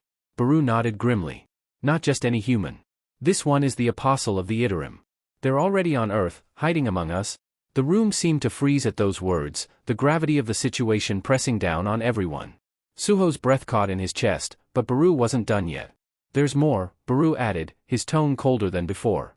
"The apostle isn't working alone. Another human is aiding them, a high-ranking one. Lee Minsung, the vice guildmaster of the Reaper Guild. If we investigate him, we might uncover the apostle's location." As if on cue, the scene shifted to the bustling exterior of the Hunters Association building. A throng of reporters had gathered, their anticipation palpable as they waited for a significant development. Suddenly, the crowd stirred, cameras clicking and microphones thrust forward as a figure emerged from the building. Lee Minsung, the vice guildmaster of the Reaper Guild, stepped into the chaos. His movements were brisk, but his face betrayed unease. The reporters swarmed him, firing relentless questions. "What's the status of the investigation into the Reaper Guild's activities?" one called out. "Are you aware of the Hyena Guild's involvement in the kidnappings?" another pressed. "What's the connection between your guild and the Soul Station dungeon?" The barrage of inquiries clearly rattled Lee. He raised a hand, attempting to calm the storm, but his voice trembled as he responded. The Reaper Guild has been doing everything it can to navigate this chaotic world since the cataclysm 2 years ago. We've worked tirelessly to maintain order. His words, though delivered in a measured tone, lacked conviction. As he pushed through the crowd, his discomfort grew more evident, leaving the reporters and the public with more questions than answers. Lee's voice trembled as he addressed the crowd, feigning remorse. We partnered with the Hyena Guild because they specialize in public service. Most of their hunters are D-rank, and they've always been efficient, he explained, his hands subtly shaking to emphasize his supposed distress. Regarding the Soul Station dungeon, he continued, we saw it as an ideal training ground for new hunters to hone their skills. But now, after all that's happened. His voice cracked, his head bowing slightly. It's clear I made terrible misjudgments. This disaster is my fault. The reporters, momentarily caught off guard, exchanged glances as Lee's words hung in the air. Then, as if on cue, tears welled up in his eyes. He began to sob, his shoulders shaking as he choked out, if only I had been better. No one should have had to die because of my incompetence. He wiped his face, the image of a broken man crushed under guilt. The crowd of reporters softened, their initial skepticism melting into sympathy. Camera flashes slowed, and murmurs of understanding rippled through the throng. Many began nodding, convinced by his apparent sincerity. Lee turned and slowly walked toward his car, his steps heavy with false regret. Yet, as soon as he was out of the spotlight, his entire demeanor shifted. A sly grin curled on his lips, his posture relaxed and arrogant. Fools, he thought smugly. They swallowed every word. His tearful act had worked perfectly, as it always did. Though the Hunters Association's leniency puzzled him, he dismissed it with a shrug. They'll never tie the Stardust operation to me. I'm untouchable. He approached his car, radiating confidence. In the shadows nearby, Suho observed him silently, his presence masked. Beru, he whispered to his loyal companion standing at his side, do you sense any trace of the Iterim's influence on him? Beru focused for a moment before shaking his head. No. He's not controlled by the Iterim like Brokey was. Suho's expression darkened, his mind racing. Then we'll find out the truth another way, he muttered, preparing to act. Beru's hand shot out, gripping Suho's arm firmly. Don't act recklessly, he cautioned, his voice low but firm. I've seen your strength, Suho. I've watched you overcome enemies no one else could face. But this is different. If you rush in now, it could cost us everything. And if it comes to that, I'll stop you myself, even if it costs me my life. Suho's gaze locked onto Beru's, a flicker of frustration flashing in his eyes. But beneath that, he saw the unwavering loyalty in his companion's expression. After a tense moment, Suho relented, his clenched fists relaxing at his sides. All right, he said, his tone measured. We'll wait, for now. As Lee Minsung approached his car, he suddenly stopped, his body tensing unnaturally. His crimson eyes flickered, scanning the surroundings with a penetrating gaze.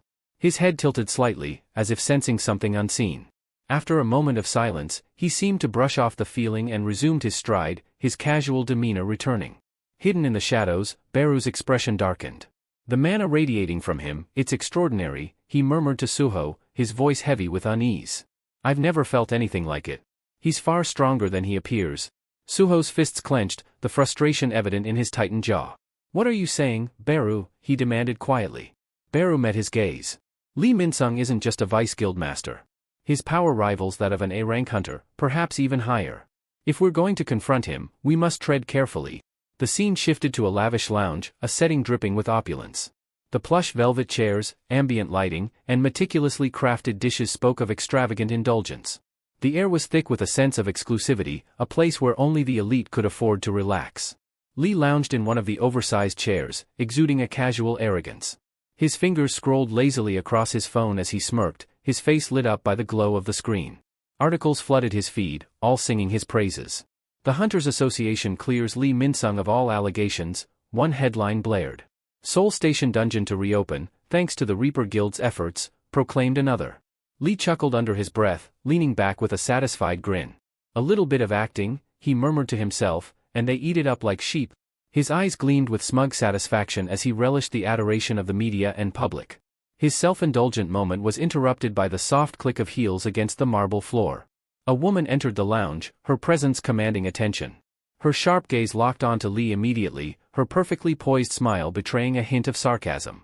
Well, she said smoothly, her voice carrying a biting edge. What's the hero of the hunter industry doing lounging here instead of basking in the public's admiration?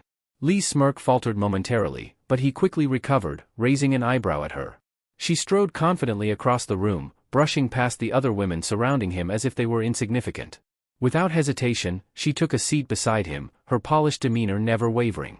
With a simple flick of her hand, she dismissed the girls lounging around him. They hesitated for a moment but obeyed, casting curious glances as they left the room. Her gaze remained fixed on Lee, sharp and unyielding. "You should have contacted me first when you got here," she said, her voice calm but laced with authority. The woman maintained her sweet smile, her tone light but her gaze sharp as she poured Lee a drink. "Still, you could have let me know," she added. Lee shrugged her off with a dismissive wave, his eyes never leaving his phone. "I don't need to report every little thing to you," he replied coolly, his tone laced with indifference. The woman chuckled, masking her contempt with a veneer of politeness. Arrogant fool, she thought, her mind painting a picture of the man before her. Born into privilege, he was blind to his flaws, too full of himself to recognize how far he had fallen. As she handed him the drink, her thoughts drifted to the aftermath of the cataclysm. His pride had taken a hit when he awakened as only an A-rank hunter. The once celebrated star of South Korea's hunter world had been overshadowed by his former driver, Lim Tae-yu, one of the rare S-rank hunters in the country. The power dynamic had shifted dramatically, and Lee's ego had yet to recover. What puzzled her most was why Lee had joined the Reaper Guild, a guild established by Lim Tae-yu himself. Still, she pushed the thought aside and leaned in closer, her voice dropping to a near whisper. "Shall we talk business now?" Lee's expression didn't change as he scrolled through his phone. "What business?" he asked flatly, disinterest dripping from his tone. Her lips curled into a cunning smile as she leaned closer, her voice soft and conspiratorial. "Stardust," she said, her eyes glinting with calculation. "You know what I mean. I want to buy it in bulk." Lee's demeanor shifted, his fingers tightening around his glass before he slammed it onto the table, irritation flashing in his eyes. "Haven't you heard?" he growled, his voice low and tense. "I've lost a distributor and a factory recently. Meeting demand is out of the question right now." The woman's smile didn't waver. If anything, it widened. "Oh, come now," she said sweetly, ignoring his frustration. "A man of your resourcefulness must have other options. Surely, the vice guildmaster of the Reaper Guild can find a way to meet his client's needs." Lee studied her for a long moment, weighing his options. Finally, he leaned back in his chair, his expression cold. "I could put some pressure on my business partner," he said slowly, his tone calculated. "I knew you wouldn't disappoint," she purred, satisfaction gleaming in her eyes. But Lee's thoughts were already elsewhere, his mind churning with frustration. "I'll have to deal with him again," he mused, irritation bubbling to the surface. "That damned partner of mine has grown too defiant lately." The scene transitioned to a high-rise office overlooking the glittering Seoul skyline. A figure stood silently by the window, his back turned, the city lights casting an eerie glow around him. His yellow eyes gleamed unnaturally, exuding a menace that could chill even the bravest soul. This was no ordinary man, he was the apostle of the Yttrium, Lee's enigmatic and dangerous partner in the Stardust operation. Meanwhile, deep within the shadow dungeon, chaos reigned as waves of goblins surged forward. Gray moved like a phantom, his blade slicing through the air with lethal precision. He darted between the goblins, each strike finding its mark, leaving a trail of lifeless bodies in his wake. His movements were fluid, efficient, a testament to his growth as a hunter. Nearby, Essel held her ground, her spear a blur as she struck down multiple goblins at once. Her skill had improved significantly, her attacks were sharp and controlled, though they lacked the raw brutality that defined Suho's combat style. And Suho was a force of nature. With his Vulcan gauntlets glowing faintly, he charged into the fray, each punch obliterating clusters of goblins with ease. His relentless assault turned the tide of battle, leaving destruction in his path. As the last goblin fell, Suho's expression remained grim. He wiped sweat from his brow and surveyed the carnage. "This still isn't enough," he muttered, frustration flickering in his eyes. Suho's expression darkened as his thoughts churned. Gripping the summoning horn tightly, he turned to Beru, his voice cold and commanding. "Call the next horde," he ordered, his tone leaving no room for argument. Beru, standing silently beside him, studied Suho intently. He's getting impatient, Beru thought, recalling the conversation they had earlier. But given everything that's happened, it's understandable. Earlier, Beru had gathered Suho and his companions, his shadowy figure looming over them as he outlined their mission. His voice was low and steady, carrying the weight of his authority. "Our objective is to uncover information about the Apostle of the Yttrium from Lee Minsung. He controls the Stardust distribution chain, and his knowledge could lead us directly to the source. But know this, contact with him will likely lead to a confrontation, and it won't be an easy one." Suho had asked the question on everyone's mind. And if he refuses to talk? Beru's response was chilling. If he refuses, I'll have no choice but to consume him. The Shadow Monarch has granted me permission to devour those who are irredeemably evil. But remember, this only works if we can defeat him first. Beru's gaze swept across the group, assessing their capabilities. Suho, he said, his tone direct, without your bonding skill, your current strength is equivalent to a C-rank hunter. Gray, you're at D-rank without enhancements. Essel, Beru's voice trailed off, and his expression hardened. You're barely at C-rank. Essel's face fell, her eyes shimmering with unshed tears.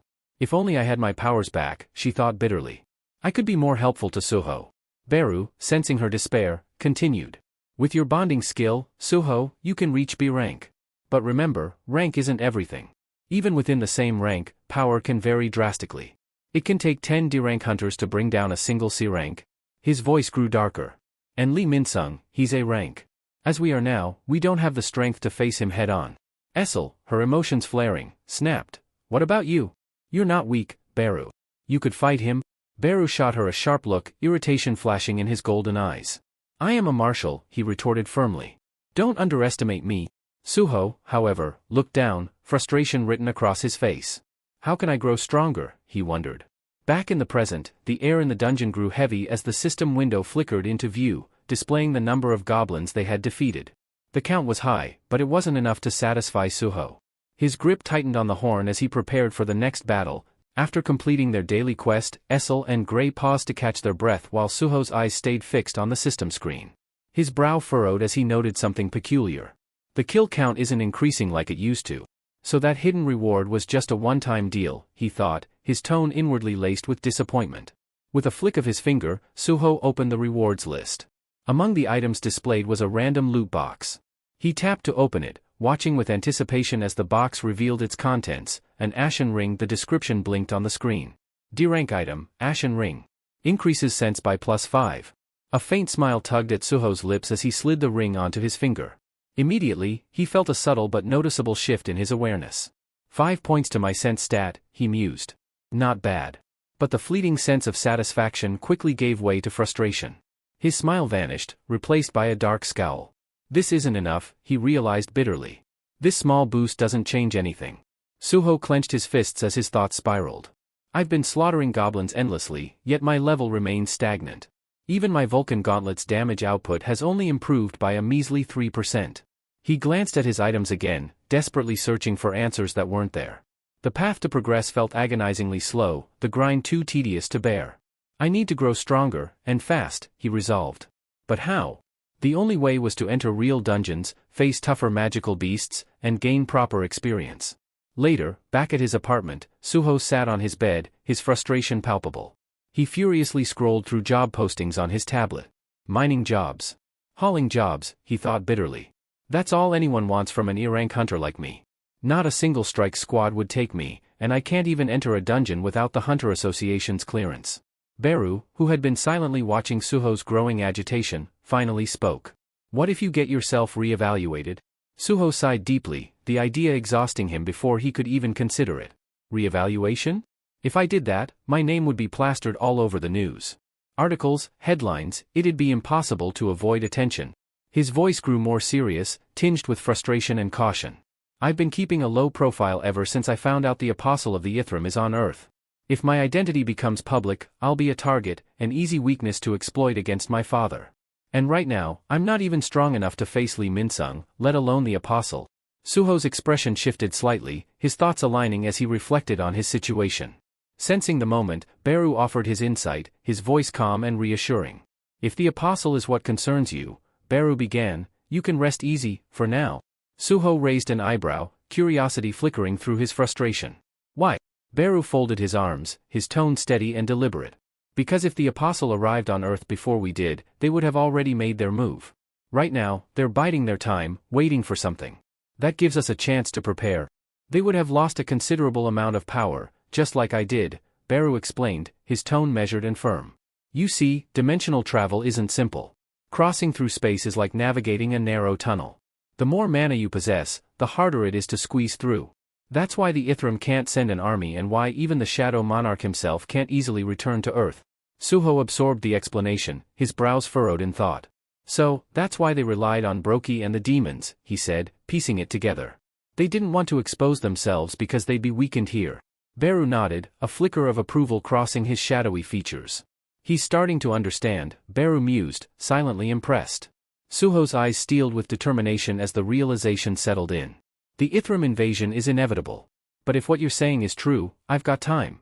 I need to get stronger, before they make their move. Beru observed Suho closely, a sense of purpose evident in his glowing gaze. The Shadow Monarch entrusted me with guiding him, he thought. And he gave me a Shadow Dungeon key, along with the option to request aid from him. Perhaps now is the time to share this with Suho. Beru's mind flashed back to the moment the Shadow Monarch handed him the key, his words still resonating. This will be a lifeline, a powerful ally for Suho. Use it wisely. Just as Beru opened his mouth to speak, Suho stood abruptly, his eyes alight with realization. How did I miss this? He murmured, his voice tinged with shock. Beru hesitated, choosing to remain silent, curious about what had sparked Suho's epiphany. Suho quickly fished his phone out of his pocket, his fingers flying across the screen as he searched for something. A slow grin spread across his face, his earlier frustration replaced by excitement. I've got it. A way to enter a dungeon without breaking any of the Hunter Association's rules. The scene shifted, revealing the sleek interior of a towering office building. Suho sat across from a well-dressed man in a tailored suit, seated behind a polished mahogany desk. The man leaned back in his chair, studying Suho with a bemused smile.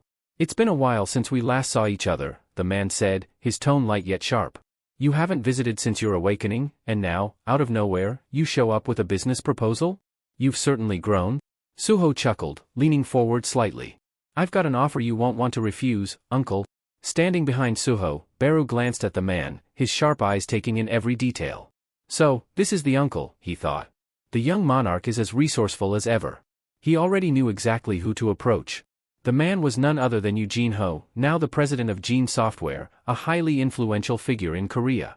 Gene Ho smiled, his amusement barely hidden as he steepled his fingers. So, Gene Ho said, his tone half teasing, you've come to ask for your dear uncle's help sneaking into a dungeon, haven't you? Suho leaned back in his chair, exuding quiet confidence. Exactly.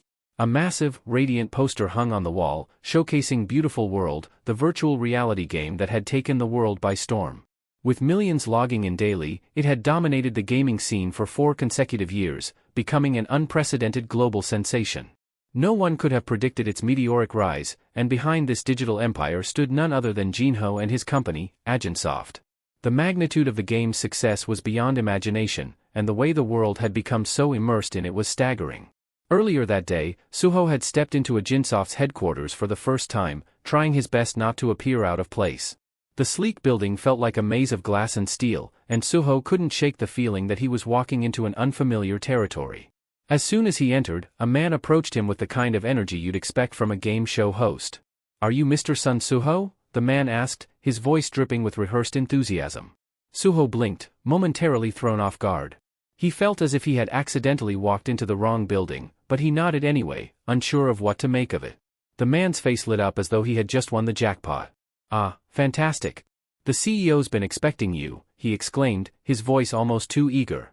Suho followed the man, trying his hardest to maintain a neutral expression, though he couldn't help but wonder why he was being treated as though he were the guest of honor. What was going on? As they walked through the corridors, Suho's eyes were drawn to a group of awakened individuals lounging casually in the hallways. These were tough, battle-hardened individuals, people who had the look of warriors, yet here they were, idly hanging around a tech company. Shouldn't they be out fighting monsters or something? Suho thought, feeling oddly out of place among them. It felt strange seeing people with such immense power working at a tech firm instead of battling through dungeons, wielding their abilities for something more heroic. Just as Suho was pondering this, the man in front of him turned around with a knowing smile, as if reading his thoughts. The man ahead turned with a friendly grin, his eyes twinkling with amusement. Let me guess, you're wondering why we've got so many awakened employees hanging around, right?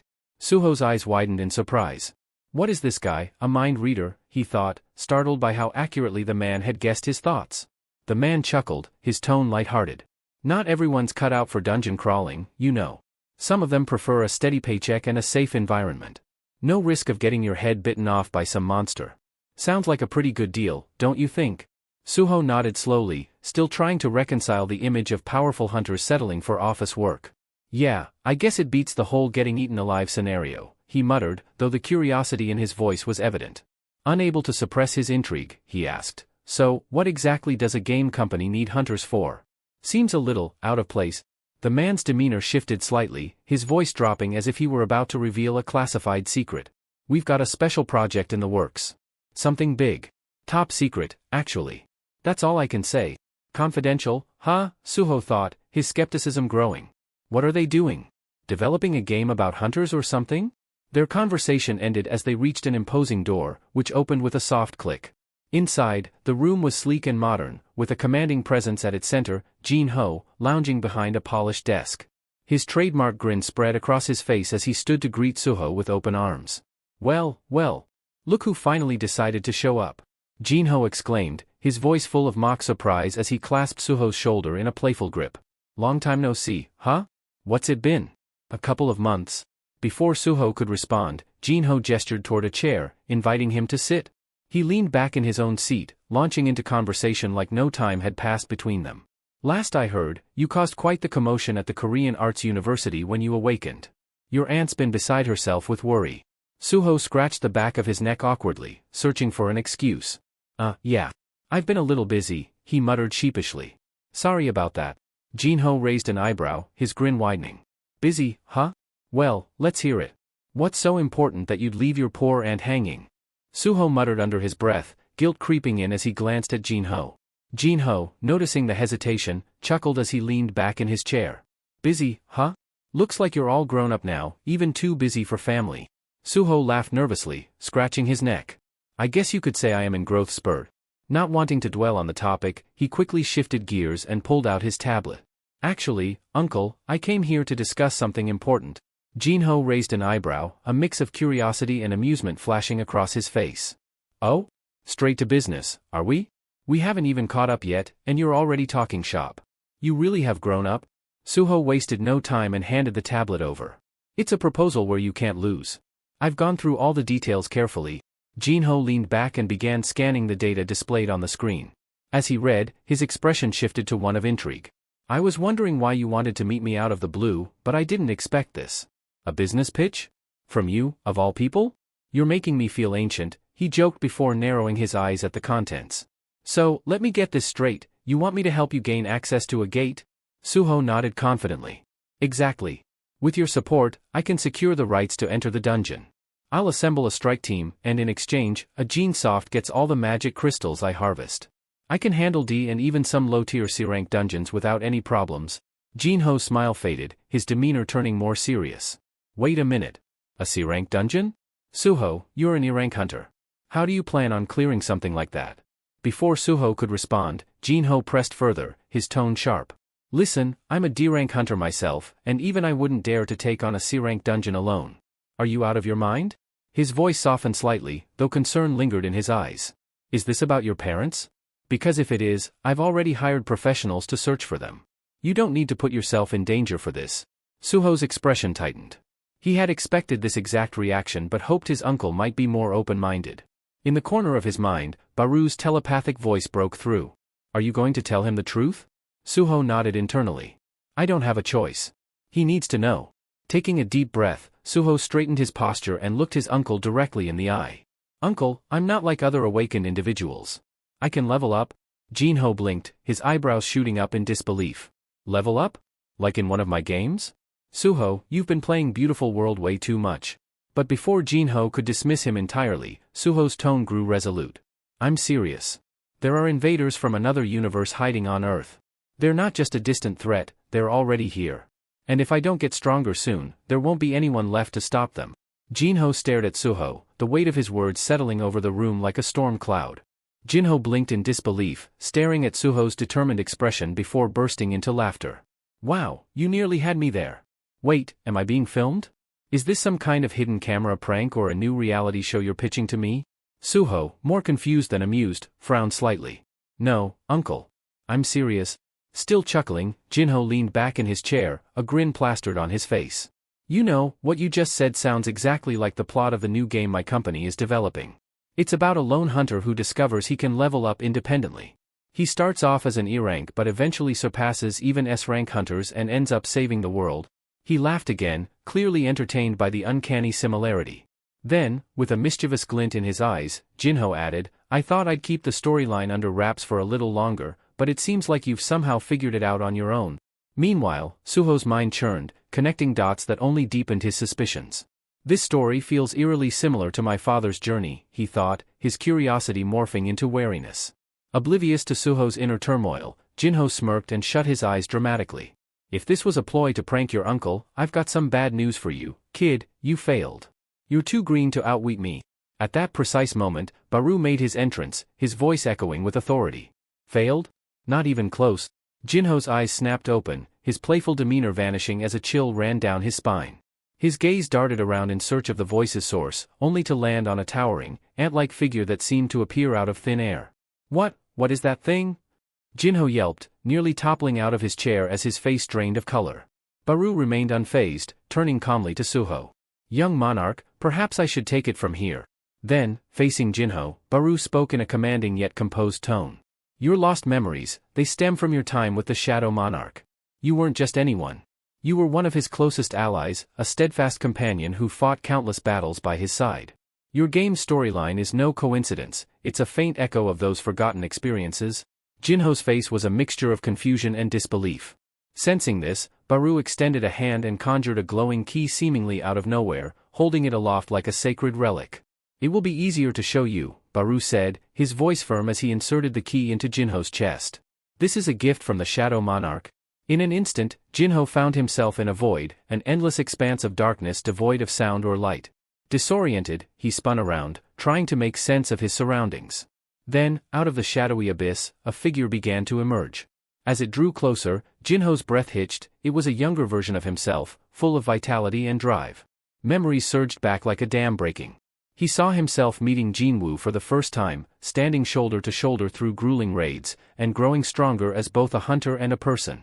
One memory stood out, the two of them sharing a quiet drink after a grueling day. In the memory, Jinho had confessed with a bittersweet smile, "You've been more of a brother to me than my real brothers ever were." Jinwoo had smiled warmly in return, raising his glass. Then, from this day forward, we're brothers. In an instant, Jinho found himself back in his office, tears streaming uncontrollably as the flood of restored memories overwhelmed him. The vivid images of the past, once buried deep, surfaced with a force he hadn't anticipated. His hands trembled as he covered his face, struggling to process the profound emotions coursing through him. Suho, completely at a loss, turned to Baru, his voice tinged with concern and bewilderment.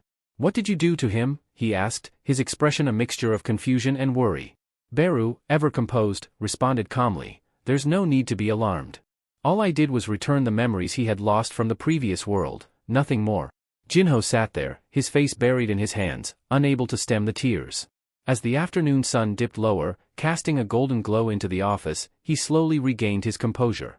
He wiped his eyes with trembling fingers and, after a moment of silence, looked at Suho. "So, you can level up, just like your father could," Jinho said softly, his voice carrying the weight of realization. "No limits, right?" Suho nodded but quickly added, "It's a bit different for me, though." Jinho leaned back in his chair, his gaze distant as memories of Jinwoo filled his thoughts. He's still out there, protecting Earth from the invaders, he thought, his chest tightening. Always putting others before himself, never changing. Breaking the silence, Jinho sighed heavily. "So, it's really that urgent, huh? And you came to me with a business proposal, just like your father would have done?" A small, bittersweet smile crossed his face as he shook his head. Suho scratched the back of his neck, his laugh nervous. "Well, you know how it is," he said with an embarrassed chuckle. Jinho, now fully grasping the seriousness of the situation, reached out and placed a firm hand on Suho's shoulder. "I understand now. I shouldn't treat you like a kid anymore. You've inherited your father's strength, and you're capable of standing on your own." With a resigned sigh, Jinho added, "All right. You have my support. I'll help you." Suho's face lit up, his excitement bursting forth as he leaped from his chair. "Really?" he exclaimed, his voice filled with joy. The realization that his plan to enter the dungeon was finally taking shape filled him with exhilaration. As Suho celebrated, Jinho leaned back in his chair, a shadow of sadness darkening his expression. Jinwoo is still out there, facing unimaginable trials alone, he thought, his heart aching. But maybe this is my chance to finally do something to help him, just as he always helped me. Clenching his fists, Jinho silently vowed to give his all for both Suho and Jinwoo. The scene shifts to the entrance of a dungeon, where Suho stood clad in a shadowy mask to obscure his identity. Around him, a group of individuals idled, people Jinho had hired to meet the minimum headcount required for dungeon entry. Suho glanced at them briefly, a wave of gratitude toward his uncle filling his chest. As he approached the gate, a frail man seated on a nearby bench called out, his tone skeptical. "Hey, kid. You're really gonna pay me 400,000 won just to sit here and not step inside?" Suho smiled warmly, nodding. "That's right. Just sit tight and relax." The man raised a doubtful eyebrow. "And you're going in there alone? Listen, I don't know how confident you are, but these gates hold terrors you can't even imagine. Be careful." Suho offered a polite nod, his voice steady. "Thanks for the advice. If things get dicey, I'll be sure to ask for help." With that, he turned and strode toward the shimmering gate, his determination unwavering. Stepping into the dungeon, Suho's thoughts turned to his father. Dad carried so much on his shoulders, facing everything alone, he reflected. But I'm not alone. That's why I have my team. Summoning Essel and Gray, who materialized beside him fully prepared for battle, Suho tightened the straps on his Vulcan gauntlets, ready for the challenge ahead. Before them stretched a massive horde of monsters, their grotesque forms waiting menacingly. Without hesitation, Suho raised his voice, issuing a single, commanding order: "Let's level up. My father won't carry the weight of the world alone anymore." The story transitions to a car gliding along a quiet road under the soft hues of twilight. Eventually, the vehicle halts in front of an imposing structure, its ominous aura casting long shadows. Lee Min-sung steps out, his face obscured by a sleek, minimalist mask, an obvious attempt to keep his identity under wraps. Without glancing back, he speaks to his driver in a measured tone, "Stay close. I won't be long." The atmosphere was heavy, thick with a tension that matched the darkening sky. As Lee strode toward the foreboding building, his mind churned with thoughts. 3 months, he murmured to himself, his voice low and bitter. "It's been 3 months since my last encounter with the Apostle of Iterum, and I've despised every moment since." Pushing open the doors, he entered a dimly lit lobby where a lone guard busied himself tending to a potted plant. Lee kept his head down, his steps careful, aiming to slip past unnoticed. Yet the guard's keen gaze locked onto him. "Hey, aren't you that guy from the news?" the guard asked, his voice slicing through the silence. "Vice CEO of the Grim Reaper Guild, right?" Lee Min-sung. Irritation flickered across Lee's hidden face. "Noticed. So much for anonymity." Quickly adapting, he removed his mask, offering the guard a charismatic smile that felt more rehearsed than genuine. "Play the role. Maintain the image." "Impressive observation," Lee replied smoothly, his tone calm and disarming. "You've got sharp eyes. Have a great evening." The guard straightened, beaming with pride at the recognition. "Good luck, hero of the hunters," he called out enthusiastically, his admiration evident. As Lee walked deeper into the building, his mind drifted to his past, pulling him into memories of his youth. Born into privilege as the son of the vice CEO of Eugene Construction, he had been destined for greatness. His life had been a parade of accolades, wealth, influence, and the unwavering adoration of millions. He had been hailed as the Prince of Asia, a man for whom success came effortlessly. But then, the great cataclysm shattered that golden existence. His thoughts turned to a pivotal moment with his driver, Lim Taeyu. Once an unassuming man who simply opened car doors and navigated traffic, Lim had awakened as an S-rank hunter. "You awakened too?" Lee had asked, struggling to keep the disbelief from his voice. With a broad grin, Lim had replied, "Yeah, S-rank. They're even suggesting I start my own guild." His casual tone was like a hammer to Lee's pride. Lee had been left stunned, his wide eyes betraying the impact of the revelation. His once unshakable world crumbled in that instant. A driver, a mere driver, had become an S-rank hunter? From that day forward, Lee's perspective on life shifted dramatically. His fame and fortune, which once felt like the pinnacle of achievement, seemed hollow and fragile. The established hierarchy had been overturned. Those he once viewed as powerless were now seated at the top. The world, as he knew it, had been turned on its head. In the present, Lee leaned against the wall of the elevator as it ascended, his mind still entangled in those haunting memories. "I'll bring the world back to the way it was," he vowed silently, his jaw tightening with determination. "Even if it means bargaining with demons, I'll restore order to this chaotic structure." The elevator doors slid open with a soft chime, revealing a dark, silent room that exuded an almost suffocating eeriness. Standing before Lee were several men, their faces twisted into grotesque smiles that made his stomach churn. Their eyes gleamed with malice, a sinister light that only deepened his disgust.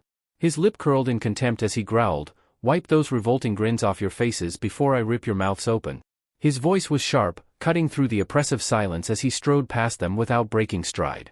His icy gaze swept across the room. "Where's your boss?" he demanded, his tone biting and unyielding. "It's been a while since I last saw him. Aren't you even going to welcome me?" The men remained silent, their unsettling grins fixed in place. The oppressive stillness of the room seemed to grow heavier with each passing moment until a chilling voice sliced through the darkness. "Lee Min-sung." Lee's eyes widened, the shock momentarily freezing him in place. He turned slowly, his gaze landing on a childlike figure standing in the shadows. The figure's hair and eyes glowed with an eerie yellow hue, radiating an otherworldly energy that sent a shiver down Lee's spine. "You're the Outerworlder," Lee said, his voice barely audible, almost a whisper.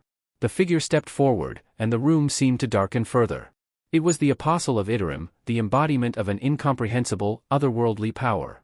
The Apostle's gaze remained unwavering, as though piercing through Lee's very soul. "Yes," the Apostle replied, his voice calm and detached, carrying a weight that made it seem as if it came from a place beyond mortal understanding. Lee, masking his unease with a nonchalant air, approached the Apostle. He lightly tapped the childlike figure on the head, a casual smirk playing on his lips. "Last time I saw you, you were just a kid," he said, his tone deliberately light-hearted. "And now look at you, fully grown. Not only that, but your mana, it's grown significantly stronger." A sly grin spread across Lee's face. "Seems like everything's going according to plan." The Apostle's expression didn't waver. His cold, distant voice cut through the tension. "I told you before," he said evenly, "I am not growing.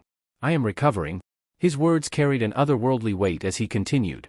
"When beings like me, those with immense mana reserves, cross dimensions, our bodies must fragment to withstand the journey." The Apostle's glowing eyes never left Lee as he explained. "The first fragment to arrive is always the weakest. But now, I have fused with a second fragment." The Apostle's voice was calm, almost indifferent, as he returned his focus to the book he held in his hands, flipping through its pages as if the conversation was of little importance. Lee sank into a worn-out sofa nearby, trying to exude an air of casual indifference. Yet, the Apostle's faint, detached voice echoed through the dim room, making the space feel heavier, as if the very air had been imbued with the weight of another realm. "My memories may remain intact," the Apostle began, his tone devoid of warmth, "but my personality has changed. I am not the individual you once knew. Don't expect the familiarity of the past, let's dispense with that illusion now." Lee raised an eyebrow, a crooked grin creeping onto his face. "Complex stuff, huh?" he said, his voice light-hearted, though his piercing gaze betrayed a deeper intent. His sharp eyes bore into the Apostle as he continued, "But honestly, I don't care about who you are now or who you were before. What matters is the deal we struck. You haven't forgotten, have you?" The Apostle, still engrossed in the pages of his book, replied in an almost disinterested manner, "Wealth, fame, and..." Before he could finish, Lee's grin widened, taking on a twisted edge. "And Lim Taigu's removal," Lee interjected, his voice laced with venom. The mention of the S-rank hunter brought a dark glint to his eyes, the malice in his words unmistakable. Leaning back against the worn couch, Lee stretched his arms lazily, his body language exuding a casual ease as if they were merely discussing mundane business. "As long as you haven't forgotten that part," he said coolly, his tone calm yet carrying an unsettling undertone, "then we're on the same page." The Apostle finally tore his gaze from the book, his cold, unfeeling eyes settling on Lee. "Why are you here, Lee?" he asked, his voice sharp and cutting. "I was clear, come to me only if it's something urgent." "This had better be worth my time," the Apostle said coldly, his eyes narrowing as he glanced at Lee. Lee's posture straightened, his demeanor shifting to a more formal tone. "We've hit a serious snag in the Stardust production line," he began, his voice measured. "The Hyena Guild, our supplier for firewood, and the Soul Factory, both have been wiped out." He paused, letting the gravity of his words settle in the dimly lit room. "I'm here to discuss reinforcements. We need additional resources to keep production running." The Apostle's glowing yellow eyes flickered briefly with interest. "An attack on both?" he asked, his voice sharp. "Do you know who's responsible?" Lee let out a slow breath, his fingers tapping rhythmically against the armrest of the worn sofa. "Some masked individual took down the Hyena Guild," he admitted reluctantly, before faltering as the Apostle's piercing gaze grew more intense. "You were the one who designed this system," the Apostle said icily, his tone dripping with contempt. "You guaranteed its stability, assuring me there would be no flaws in the network. And now? You're here asking me to clean up your incompetence?" The Apostle's words were like daggers. Lee's jaw tightened, and his fingers twitched involuntarily. "Listen, kid," he said, his tone low and controlled, though frustration simmered beneath the surface. "If we wasted time addressing every minor flaw before starting, we'd still be sitting on square one. Progress demands risks, and you know it." The Apostle's expression didn't soften. If anything, it hardened further, disdain flickering across his features. Incompetent, he repeated, his voice cutting. It seems my earlier self erred in choosing you as a pawn. That miscalculation is becoming glaringly obvious. The insult hit like a sledgehammer. Lee's pride, already frayed, snapped under the weight of the apostle's words. A dangerous glint appeared in his eyes as his hand slid almost instinctively to the hidden blade concealed beneath his pant. In one fluid motion, he was behind the apostle, the cold edge of the knife pressing firmly against his throat. Listen here, outer worlder, Lee hissed, his voice low and venomous. Adrenaline coursed through his veins as he leaned in closer, the knife pressing against the apostle's skin. Don't make the mistake of thinking I'm just another one of your mindless pawns. I'm no brainwashed lackey. His grip tightened, the blade grazing the apostle's cheek as his voice dropped even lower. I'm an A-rank hunter. I could end you here and now before you even have a chance to recover your full power. Don't push me. The apostle, however, remained unfazed. His glowing yellow eyes stayed locked on Lee's, cold and unyielding, his voice as detached as ever. And yet, here you are, proving exactly what you are, a pawn, easily manipulated by your own emotions? Human hunters, the apostle said with a tone of disdain, his gaze sharp and piercing. You cling to such primitive metrics, measuring strength by mana levels, as if that's the ultimate gauge of power. How utterly unsophisticated. Without warning, a sudden surge of energy radiated from the apostle. The very air seemed to shift, growing thick and oppressive. Lee's instinct screamed at him to move, but before he could react, the apostle's influence spread like wildfire throughout the building. What the hell is going on? Lee thought, his eyes darting around as the immense surge of power pressed down on him. In the lobby below, the guard Lee had passed earlier stood frozen, his demeanor entirely changed. His once human eyes now glowed with the same sickly yellow hue as the apostle's. Lee's chest tightened as realization struck him like a thunderbolt. He's taken control of everyone here, Lee thought, his pulse racing. This isn't just a display of power, it's domination. The walls seemed to vibrate with an ominous hum, a manifestation of the collective force of every mind under the apostle's command. It was as if the entire building had become a part of the apostle's will. The sinister realization clawed at Lee's confidence.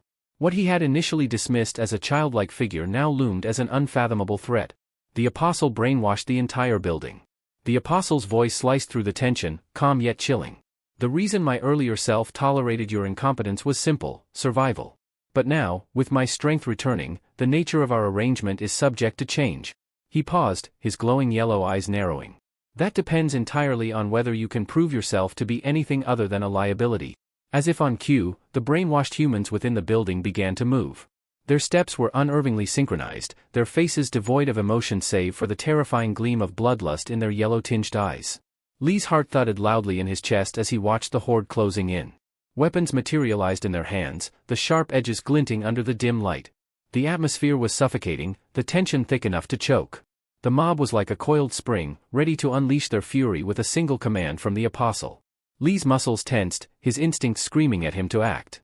But the odds were staggering, and he knew he couldn't fight his way out of this.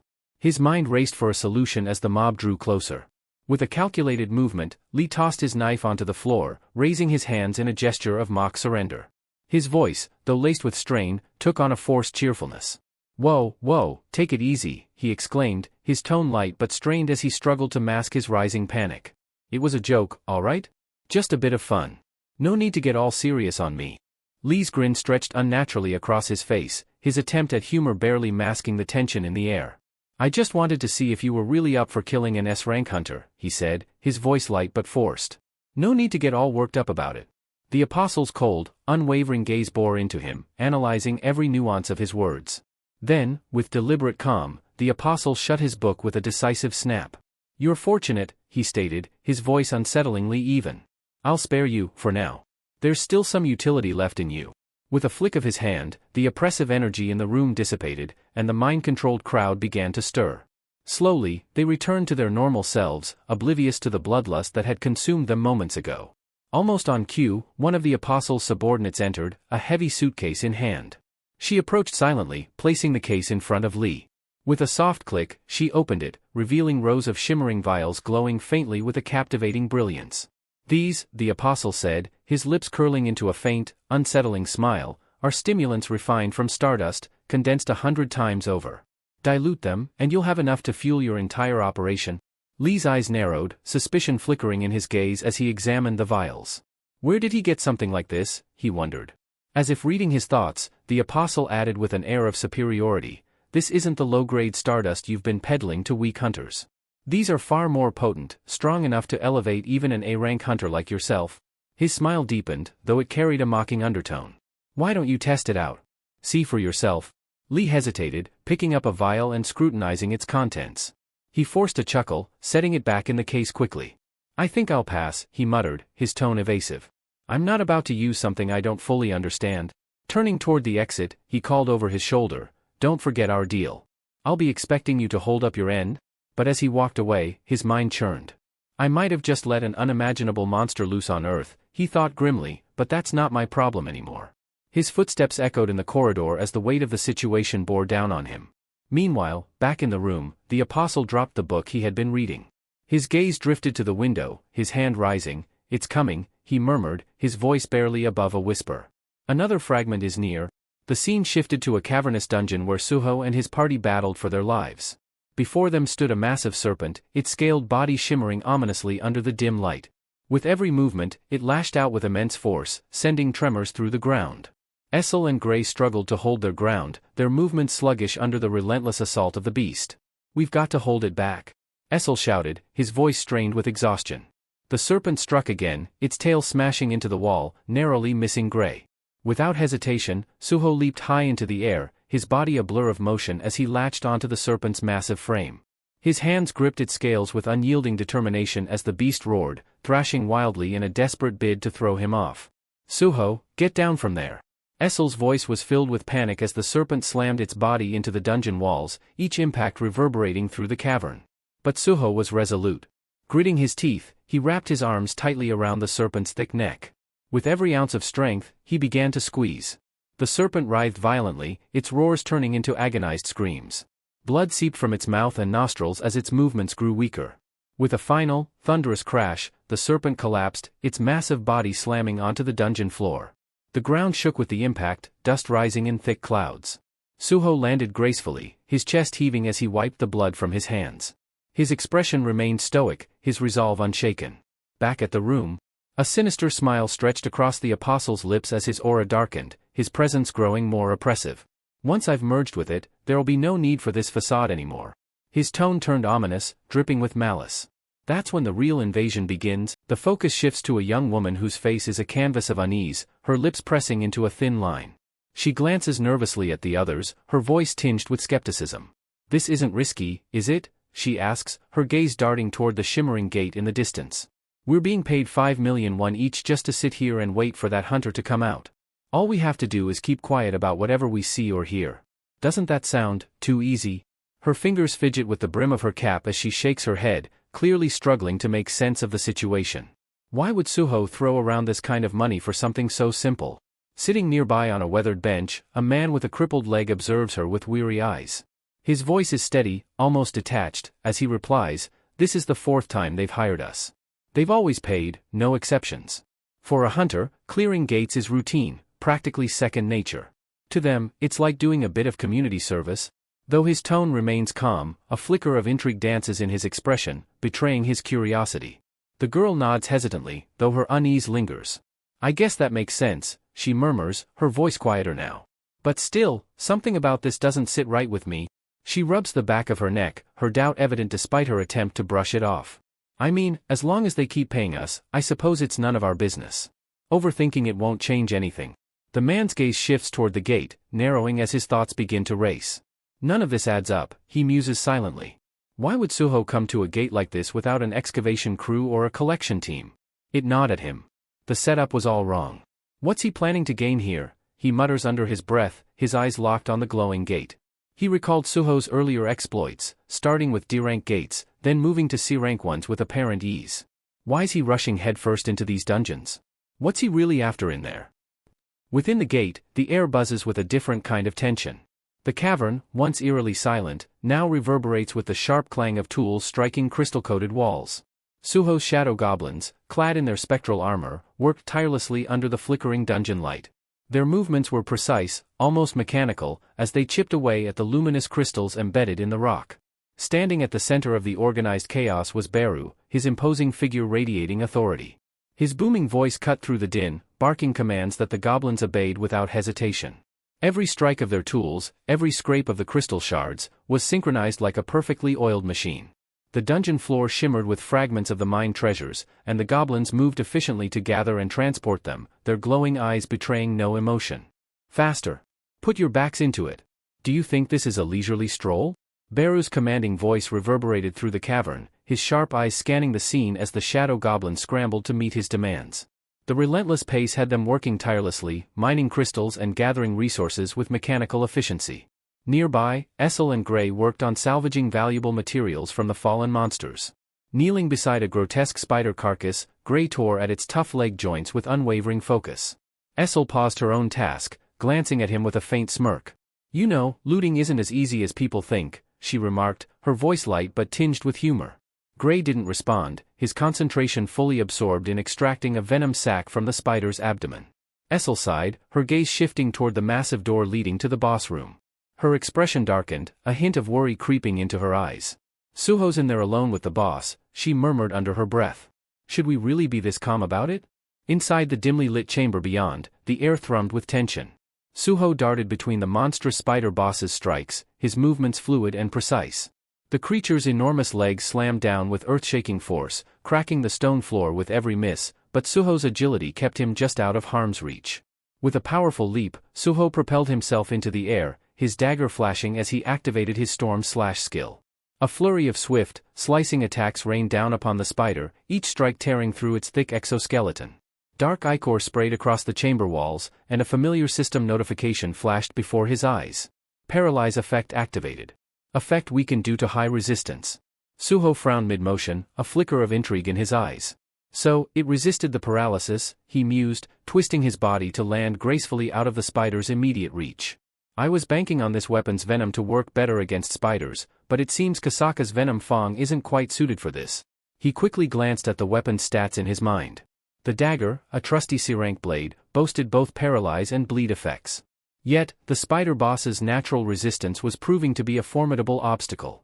Adjusting his strategy, Suho gripped the dagger tightly and hurled it with pinpoint precision. The blade struck the spider's grotesque face, embedding itself deep into its bulbous eye with a sickening crunch. The creature let out an ear-piercing screech, reeling from the sudden attack. Seizing the moment, Suho launched himself forward in a blur of motion. His fists clenched, energy rippling through his body as he delivered a devastating punch to the spider's head. The force of the blow created a visible shockwave, reverberating through the chamber as the spider's massive body staggered backward, ichor dripping from its wounds. Suho landed nimbly, his breathing steady despite the intense exertion. "If venom won't work, brute force will," he muttered, his eyes locked onto the wounded beast, ready for the next move in their deadly dance. The spider recoiled violently, its shrill screeches echoing through the cavern as its massive form trembled from the devastating blow. "You're nothing but a pathetic bug," Suho sneered, his lips curling into a dangerous grin. Without wasting a moment, he extended his hand, and his dagger flew back to him, summoned effortlessly through his command of shadow authority. Armed once more, Suho launched a flurry of precise slashes, each strike landing with brutal accuracy. His movements were fluid and calculated, his body a blur of relentless energy. As he pressed his assault, a thought crossed his mind, a spark of realization. "I've reached a point where taking down C-rank bosses feels almost trivial." His confidence swelled with each successful hit. Maybe it's time to aim higher. B-rank dungeons should provide more of a challenge. The spider, sensing its imminent demise, thrashed about wildly, its legs flailing in a desperate attempt to dislodge the relentless predator. But Suho was far from finished. A glimmer of inspiration lit up his eyes as an idea took shape. What if I combine Ruler's authority with my strikes? Until now, he had only used the skill to manipulate objects from a distance. But what if it could amplify the force of his attacks? Pivoting midair, Suho gathered the invisible energy of Ruler's authority into his fist.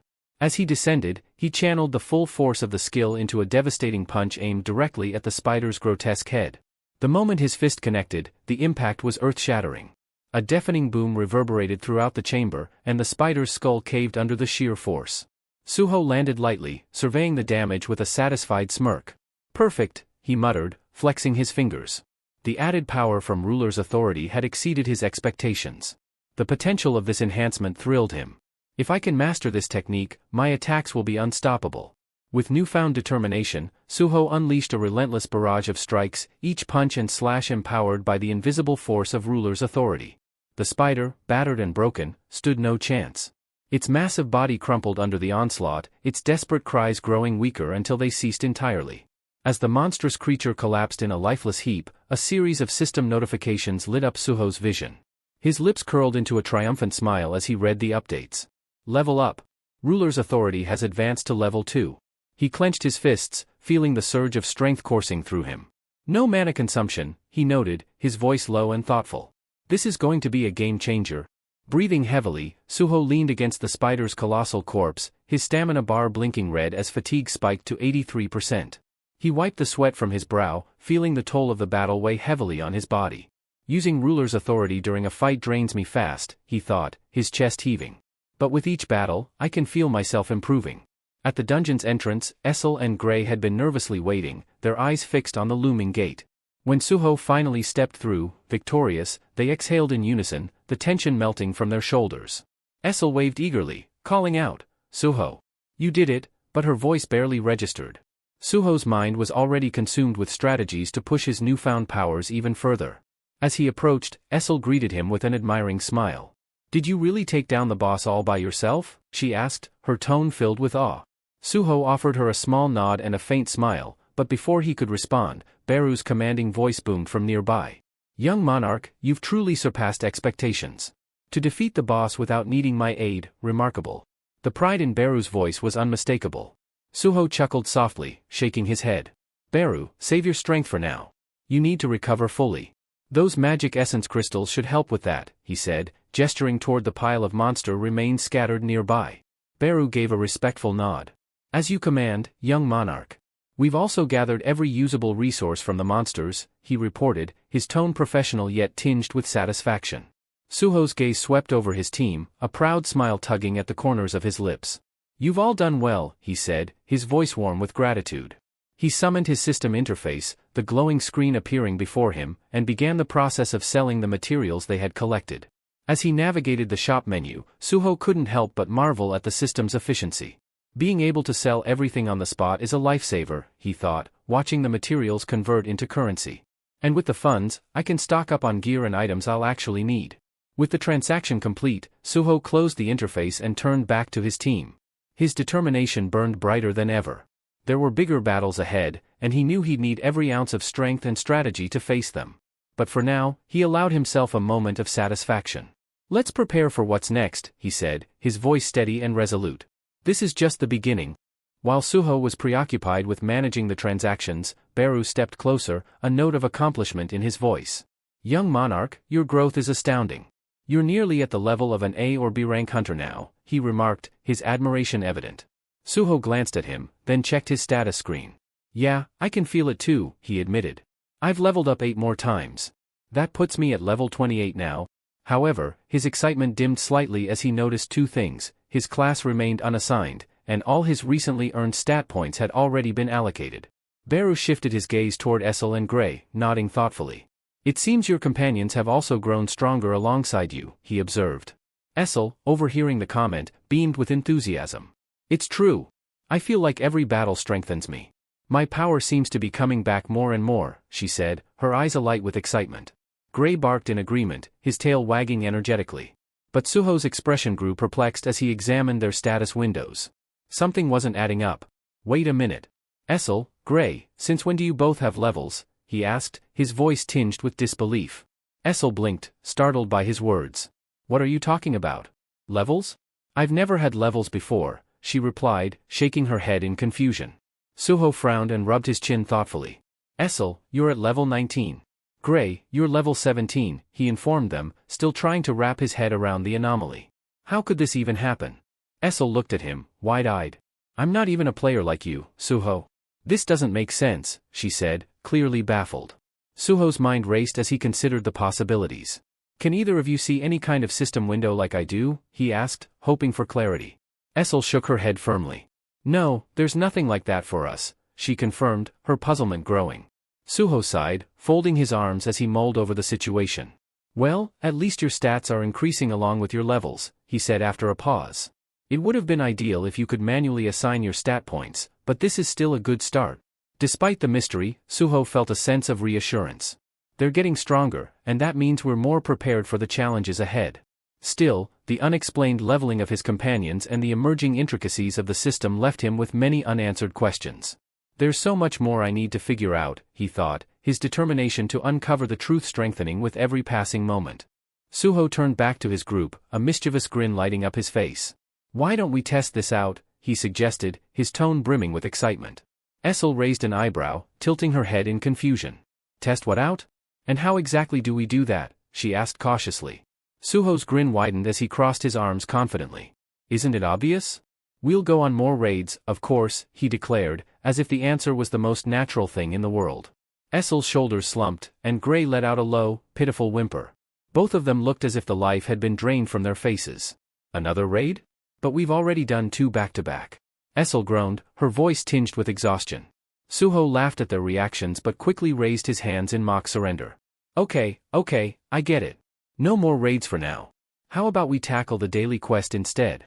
Though Essel and Gray didn't look particularly thrilled about the suggestion, they didn't protest further. Before the conversation could continue, Beru stepped forward, his tone stern. Young monarch, a word of caution. Even leveling up has its limits. It's dangerous to become too consumed by it. His steady gaze emphasized the seriousness of his words. Just as Suho was about to respond, a peculiar sight caught his attention, a faint, glowing red shimmer in the distance, cutting through the dimness of the dungeon. His eyes narrowed as the light grew stronger, revealing a red gate that seemed to materialize out of nowhere. It pulsed ominously, radiating an unsettling energy. What the? Suho muttered, momentarily frozen in surprise. Essel's alarmed voice broke through his thoughts. A gate? Inside the shadow dungeon? How is that even possible? Suho frowned, his gaze locked onto the gate. The oppressive heat radiating from it was unmistakable. The heat, it's coming from inside, he murmured, his curiosity quickly shifting into a sense of urgency. He turned to Beru. Have you ever seen anything like this? Gates forming within dungeons. Beru shook his head gravely. I cannot say for sure, young monarch. This is beyond anything I've encountered. It's highly unusual, even for us. Before Suho could fully process the situation, a bright system notification appeared in front of him. Urgent quest, dimensional crack. Objective, eliminate the cause of the dimensional crack. Suho's initial confusion gave way to a spark of exhilaration. A wide grin stretched across his face. Perfect timing, he said, his voice laced with anticipation. Without wasting a moment, he rummaged through his inventory and pulled out heat-resistant robes, handing them to Essel and Gray. Put these on, Suho instructed, his tone firm.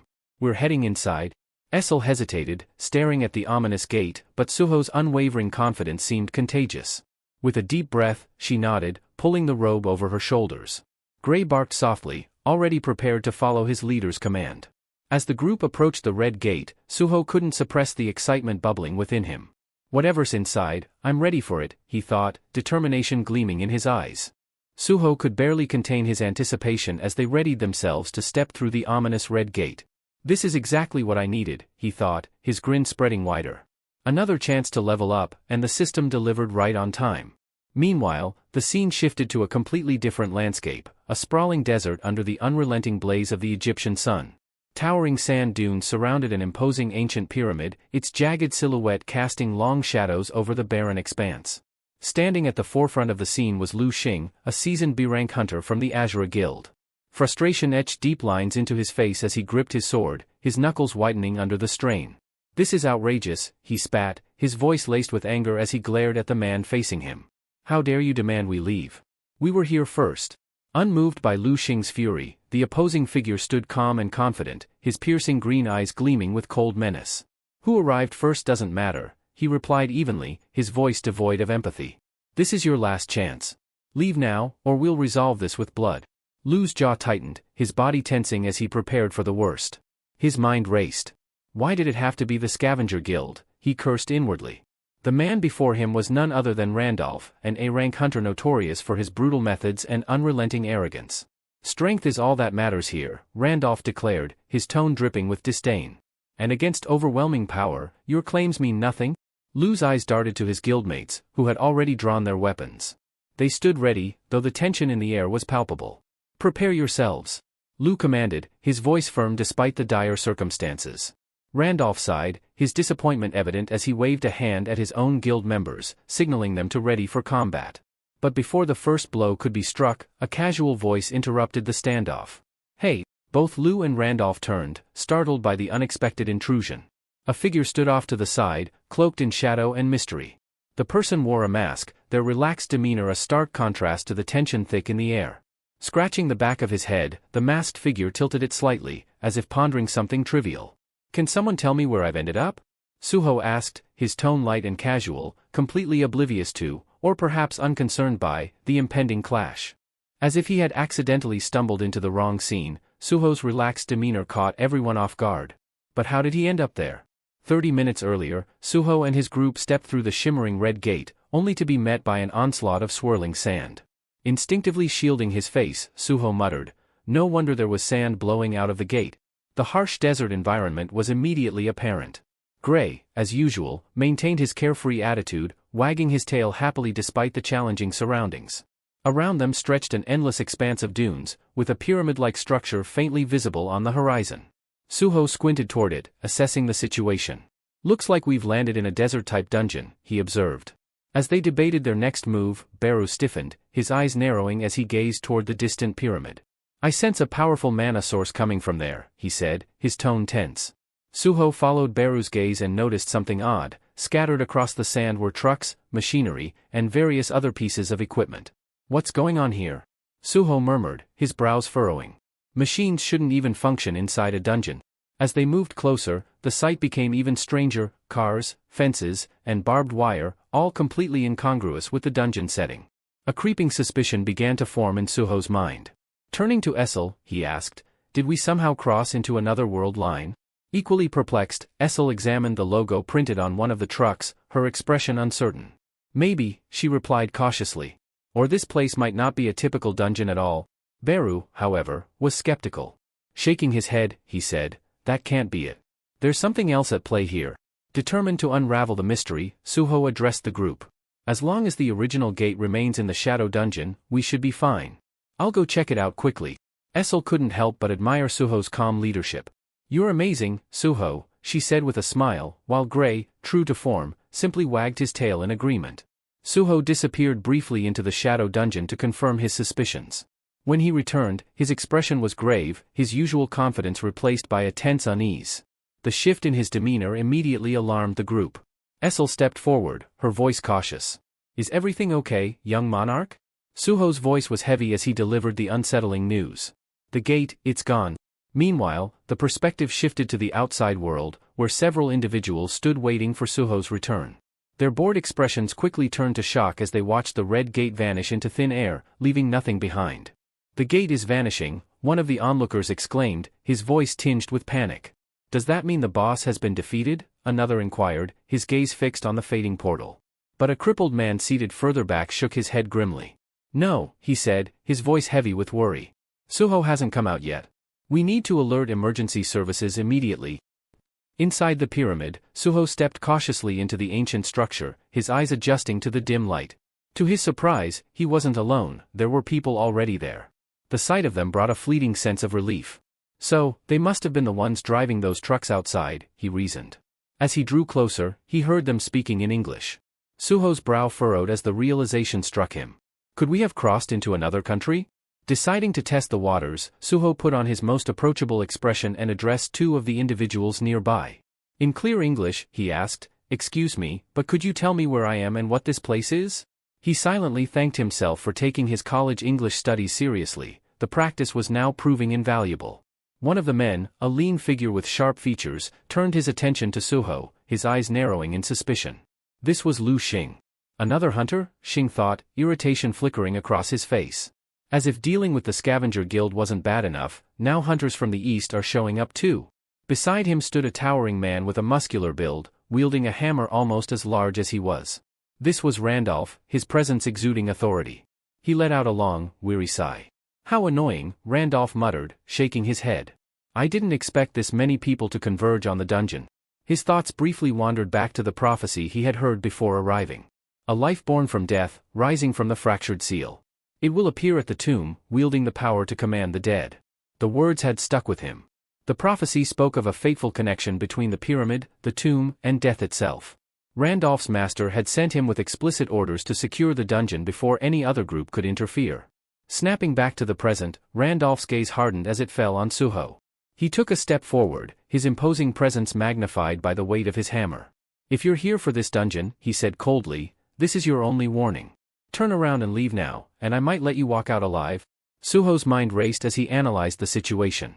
His earlier suspicions were confirmed, this was undoubtedly a dungeon. But now, he faced a new challenge. The man before him wasn't just hostile, he was a formidable threat. Suho's mind raced as he assessed the situation. If this truly is a dungeon, then I have no choice but to clear it. I can't walk away, not with this urgent quest hanging over my head. Locking eyes with Randolph, he spoke firmly, his voice unwavering. "And what if I decide not to leave?" Randolph's lips curled into a mocking smirk, his grip tightening around his massive hammer. "Then it's simple," he replied coldly, suddenly surging forward with surprising speed. "I'll kill you." The tension in the air was palpable as Randolph charged. Essel and Gray's faces were stricken with horror, watching the colossal weapon arc through the air, leaving devastation in its wake. The hammer crashed down with a deafening roar, shattering the ground beneath it and sending debris flying in every direction. Even Xing, who had seen Randolph's might firsthand, couldn't help but flinch at the sheer ferocity of the attack. As the dust settled, Randolph's eyes darted around, searching for his target. To his astonishment, Suho stood a short distance away, entirely unscathed. Calm and composed, Suho had evaded the attack with uncanny precision. "You attacked first," Suho muttered, his tone icy as he clenched his fist. Without hesitation, he darted forward, delivering a powerful punch to Randolph's abdomen. The moment Suho's fist connected, his mind raced. "I've grown far stronger, but I still don't know my limits. If I go all out, I might kill him outright." The blow landed with a resounding thud, causing Randolph to stagger backward, his face twisting in pain.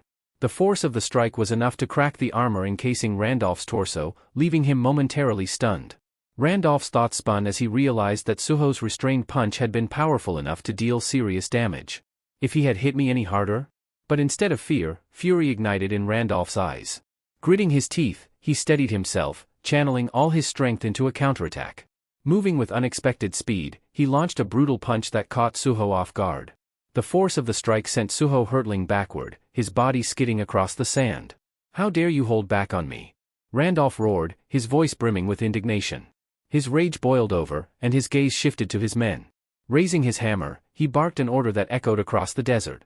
"Kill them all. Spare no one, the Azura Guild and those Eastern hunters. Leave none alive." The battle was far from over, and the air grew heavy with the promise of chaos as Randolph's forces prepared to strike. Suho, still recovering from the blow, wiped the sand from his face and steadied his breathing. Essel and Gray's faces contorted with anger, their fury igniting as they watched Suho stagger back. Essel's voice cut through the chaos like a war cry. "How dare you lay a hand on the young monarch," she roared, charging into the fray with Gray at her side. Gray, whose usual carefree demeanor had vanished, now wore a deadly seriousness that sent chills through those around him. Every step he took radiated purpose, his movements sharp and deliberate. Xing, standing nearby, clenched his jaw as he drew his dual blades. "So, it's come to this," he muttered, his grip tightening. "Looks like we're fighting after all." Meanwhile, Beru moved to Suho's side, his antennae twitching with agitation. "My liege, are you unharmed?" he asked, his voice heavy with concern. Suho brushed off the sand clinging to his clothes, suppressing a wince as he stood upright. "I'm fine," he replied, though the determined glint in his eyes told a different story. His gaze swept over the battlefield, assessing the growing chaos as hunters clashed on every side. "We have no choice now," Suho said firmly. "If we want to clear this urgent quest, we'll have to win this fight." Beru nodded, his stance firm. "It seems that way, my liege." Suho's expression darkened as his eyes locked onto Randolph, who stood amidst his men. "The Scavenger Guild," Suho muttered. "They've made themselves our enemies." Without another word, Suho leaped into action. His movements were swift and precise, his form a blur as he bounded off the ancient pyramid's walls, using the structure to propel himself forward. Spotting one of the Scavenger Guild hunters, he zeroed in on his target, his body coiling like a spring before unleashing a powerful kick aimed directly at the man's face. The impact was solid, but to Suho's surprise, the hunter barely flinched, taking the blow with a sneer. "Is that all you've got?" the man taunted, his voice dripping with contempt. "A weakling like you should know better than to challenge the Scavenger Guild. You should have just obeyed your betters." The hunter's arrogance was palpable, but Suho remained calm. His fists clenched at his sides as he deliberated. "Should I use the ruler's authority and my enhanced techniques?" he hesitated, the thought of accidentally killing the man weighing on his mind. That momentary pause was all the hunter needed. He pressed his attack, lunging forward with surprising speed. Before Suho could react, Shing appeared, his blades flashing as he intercepted the strike. "Don't just stand there, Suho," Shing barked, holding back the enemy's weapon with sheer force. "This isn't the time for hesitation." Suho snapped out of his thoughts, his resolve hardening. With a swift arc of his blade, Shing lunged at the Scavenger Guild hunter. In one seamless motion, his weapon found its mark, severing the man's neck with precision. The hunter's lifeless eyes widened in disbelief as his body crumpled to the ground, collapsing into the sands below. Suho stood frozen, his mind grappling with the brutal finality of the scene. "Thanks," he said at last, giving Shing a brief nod of acknowledgement. Shing turned to Suho, his face set in a grim expression. "You dodged Randolph's attack earlier, I saw that much, but you hesitated," he said, his tone sharp yet steady. His piercing gaze bore into Suho's. "Tell me, are you afraid of killing someone?" The question hung in the air like a blade poised to strike. Shing continued, his voice edged with experience. "Listen well. Magic beasts aren't the only danger we face as hunters.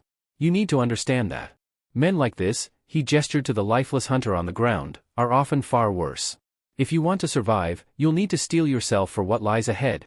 Suho's gaze shifted to the fallen hunter, his mind swirling with Shing's words. "Am I afraid of killing?" he asked himself, unsure of the answer. "I thought I was prepared to fight, even ready to lay my life on the line. But is that enough?"